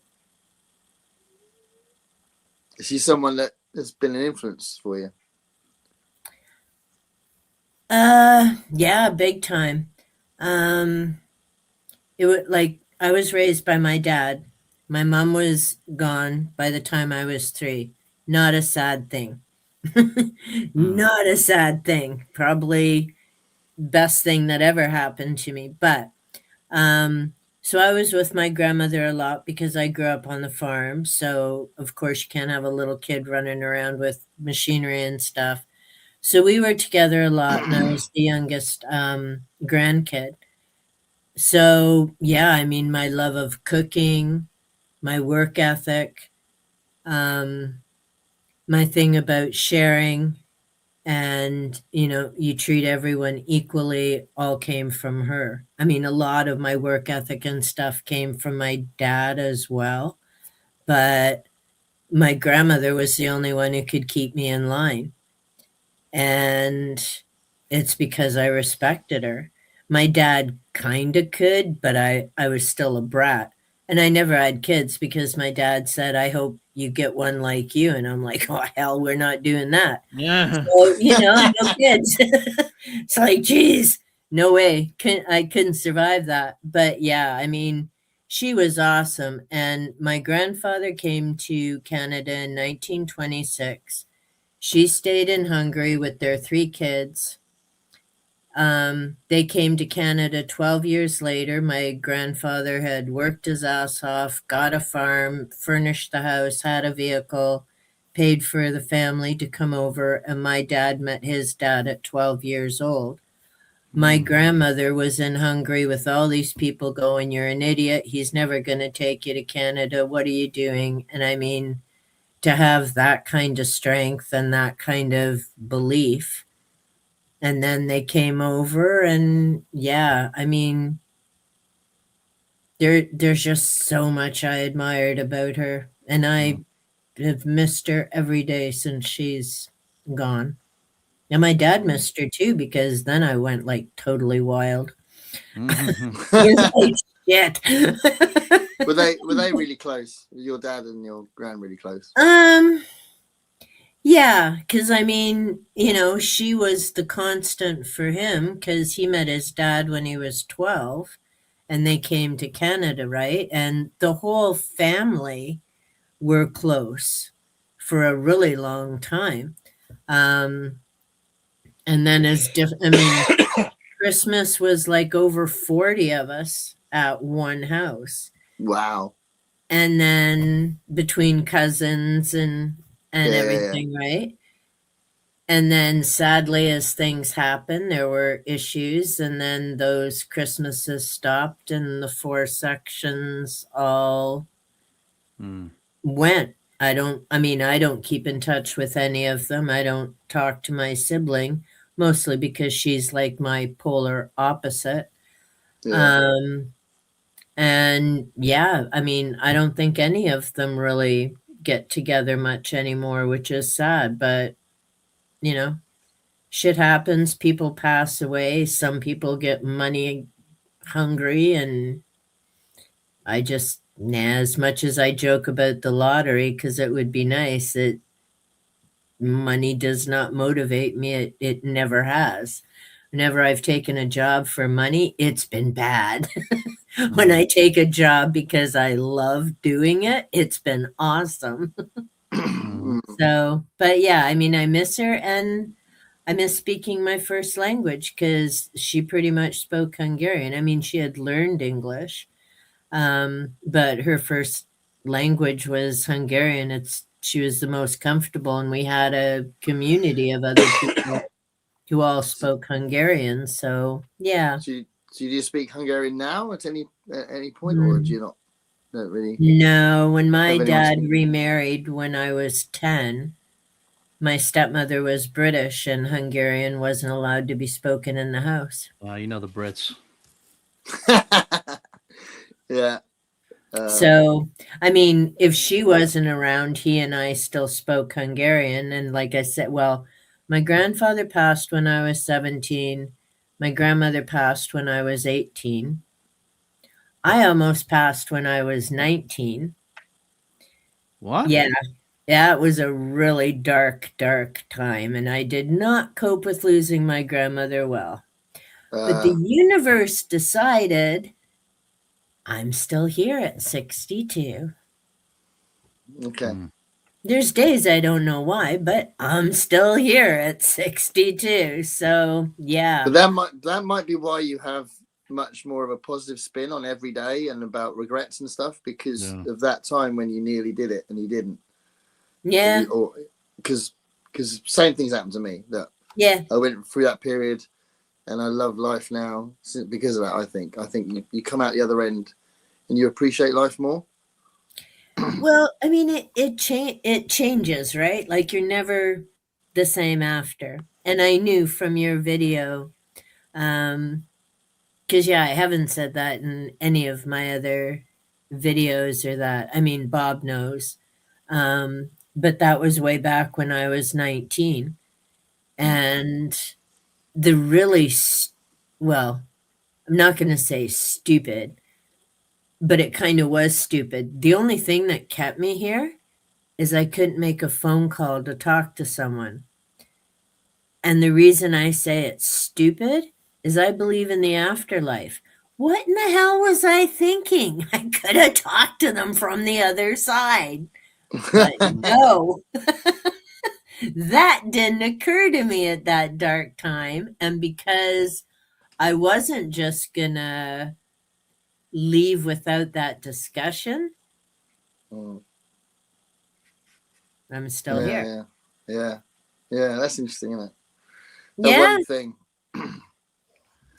It's amazing what people go through when they're in their late teens, because obviously I teach people of that age all the time, and it's such a crazy thing sometimes, Well, I've worked in high schools too, so I totally get what you're saying. Yeah, we had a bit of an emergency a few months ago where me and some of their students' friends frantically looked for him because we thought something might happen, and we managed to get hold of him, and I managed to stop it and all that. But it's crazy. So it's amazing you went through that, and like you say, you're still here. This is great. I'm still here. I went on to, because we wouldn't have had a guest tonight. That's the that's the really serious thing there. That's probably what the universe really had in mind. Yeah. That's probably what the universe really had in mind. It's like, no, Elaine. A little over 40 years from now, you're going to need to be on the 50th anniversary special episode of Is This Thing On? Yeah, and, you need to see Dave's crumble and Gareth's ginger nuts. That's right. Yeah. I don't know. Your nuts are on the show quite a bit, Gareth. That's true. Yeah. Right, hold on. Let's look at these comments. So MJ says 8 is great. Absolutely. That's something that you said. I think like you, Elaine, I would change so much. Ripples be damned. Yeah. Yeah. You don't know what the consequences are you? So and that's it, right? Like it may seem like the worst. I mean, my grandmother dying at 18. Would I like to change that? Or my dad dying when I was 34? The two constants in my whole life. Would I like to change it and have him here? Absolutely. But what else would have been different about me because I didn't have, well, obviously at 19 would be different because then I wouldn't have thought of checking out. She would have still been here. Yeah. And, what were you? It's like that prime directive kind of thing, right? You don't know. You may think you're helping, and you don't know you're not helping until you've screwed it up, Yeah. No, you're absolutely right. And Constance says, you make the world so much better. Aw, thank you. Which brings us back to Jim Henson, because that's what he said that he always wished would be the case. Thank you for answering those questions, Elaine. That was just amazing because, you know, it was fun. Thanks. yeah, because you also tackled the really serious questions about what your favorite biscuit was. So that's really cool. I did. That one was the hardest. I got to tell you. Yeah. It was like, oh my God, Dave's gonna. And I have to say, Dave, you did well with the whole cake dealio. Yeah, you dealt with it well. He did. Oh, with your caramel cake? I didn't warn him. I didn't warn him there was going to be no biscuits. I know. No, because it's so funny when I had cake on my live streams and you were like losing your mind, man. Like, having cake, we just have cookies. Listen, I had to endure Jim pulling out a lifesaver. So yeah. that kind of calloused me and you know got me a little ready to weather non-biscuit countries. So listen, I'm not gonna lie, I vicariously enjoyed that caramel cake. I know. And, that was 100 times better than that pathetic lifesaver. So you're gonna be watching this back on the replay just to see the cake. I know. You'll see Dave there at home, right? Mute's on, but he's going to be like close to. Oh my God! Look at that icing. Like, dude, you are so adorable when people have got. Show it closer to the screen. Yeah. I need to live it. You know, I really need to live it. This is a good set of questions we got. You were a little. Yeah, we blew the 4-hour mark. We wow. have done it. Yeah. Woo. You didn't think admit it, Gareth, you're a little surprised that I whipped out I had the questions right here ready. Yeah, well, we were both like, out, oh my God, Dave. the questions. I'm glad I remembered that we did it. And then when you went, oh my God, I don't know if I've got them. I thought, well, I haven't got them. I was like, oh my God. And then you had them. So it's like one of the only things left on the desk right here, but questions, they were here. The 8 questions. So, that's a good set. But, so next time we got Brian, haven't we?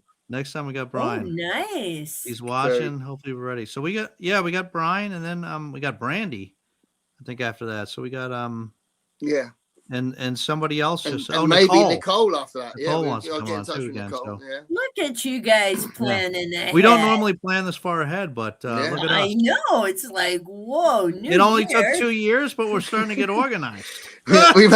We've had some weeks where on the day we go, we haven't got a guest for tonight. Oh my God. Hey, sometimes that way is better, and you just grab somebody and I mean, it's just sometimes those 2 weeks go by so quickly. It's ridiculous, isn't it? Yeah. Well, and a lot of things happen too, and especially right now, like so many people seem to have a lot of different things going on with parents and other things and just life. That sometimes, and even if you have people planned ahead, which I try and do, which reminds me, William, I will be emailing you soon. But even when you have people planned ahead, like life comes up and sometimes they have to cancel. Well, you guys know that too, when sometimes. Yeah, we moved last week because I couldn't do it. Yeah. Yeah, or if you have a guest, they can't make it either. So yeah. But I've got to say, because I wanted to say this to Dave before we finished, that is our 50th episode tonight, and it's awesome having Elaine back. But I just love doing this, and I am seriously knackered, and I've got loads going on. But I didn't want to have another week where we didn't do this because I love doing this. I absolutely love it. And it's just this magical thing that me and Dave did a live stream once and we enjoyed it, and then I said, shall we do it regularly? And he's like, well, yeah, why not? And then I think I said that. Bullshit. Here we go. Yeah, and you got the thumbnail wrong tonight as well, didn't you? Yeah.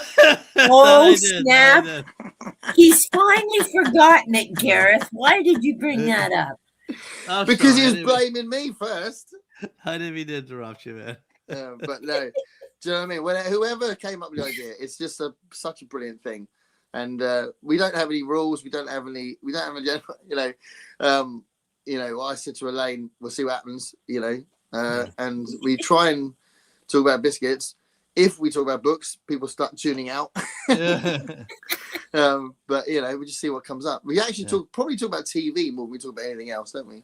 Probably. That comes up a lot and ends up being a bit of a thing. But I just love it. Absolutely love it. Yeah. And people like Constance are here a lot, which is fantastic. It is amazing. Nice. It is amazing. It is, as you said, it is very magical, because when we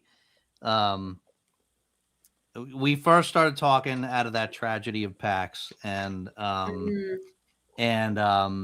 we became, you know, we had a good time on the first live stream or two before we decided to do this. And then we said, yeah, let's just make it a regular thing. And we did.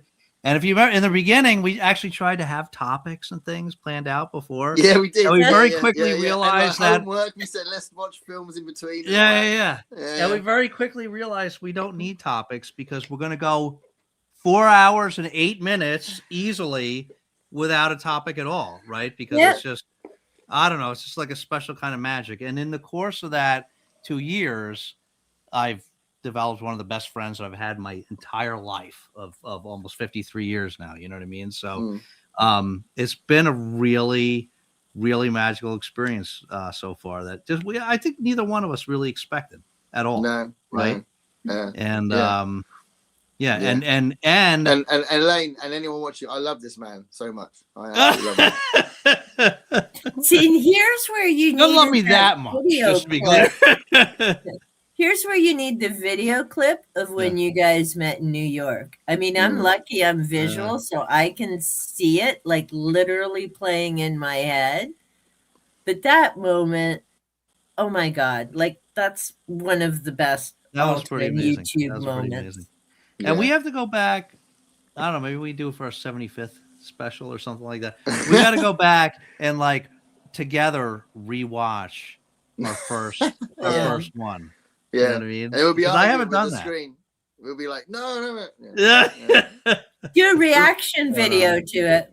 Yeah, we were probably more nervous because we know each other very well now. We probably didn't know each other that well in the first episode because you know, still early days. So it would be really wonderful. Was that? So we did it for 2 years now. 2 years, yeah. 2 years, yeah. Because like now I like rag on you and make fun of you like in every single show, and I was probably nervous to do that back then, right? yeah. But and we met, right? We've made a lot of friends in this show over the course of this 2 years. Like Constance, like still here after 4 hours. Like we didn't even know Constance. What, like a year ago, probably we didn't even know Constance, right? Yeah. But now we chat every show. We chat. We've done a buddy read on Voxer and everything. And where are the pictures of the cucumber sandwich, Constance? We're still waiting on those. And William's still here, I think. And William, William's he's always here. He's always in every show. He's here. Yeah. But when he came on, I think when we have a guest and we chat to them, we get to know them a lot more, don't we? Yeah. You learn so much about them, and just talking to someone in real life, like just the way that you talk is very personal as well. Yeah. I mean, every time because you're right, the people like Constance that we've got to know in other ways is really, really important. But also the people that are on screen, that's you know, so many of the guests we didn't know very well. You know, she's got she's I have the cucumber Dave, tomorrow's the day.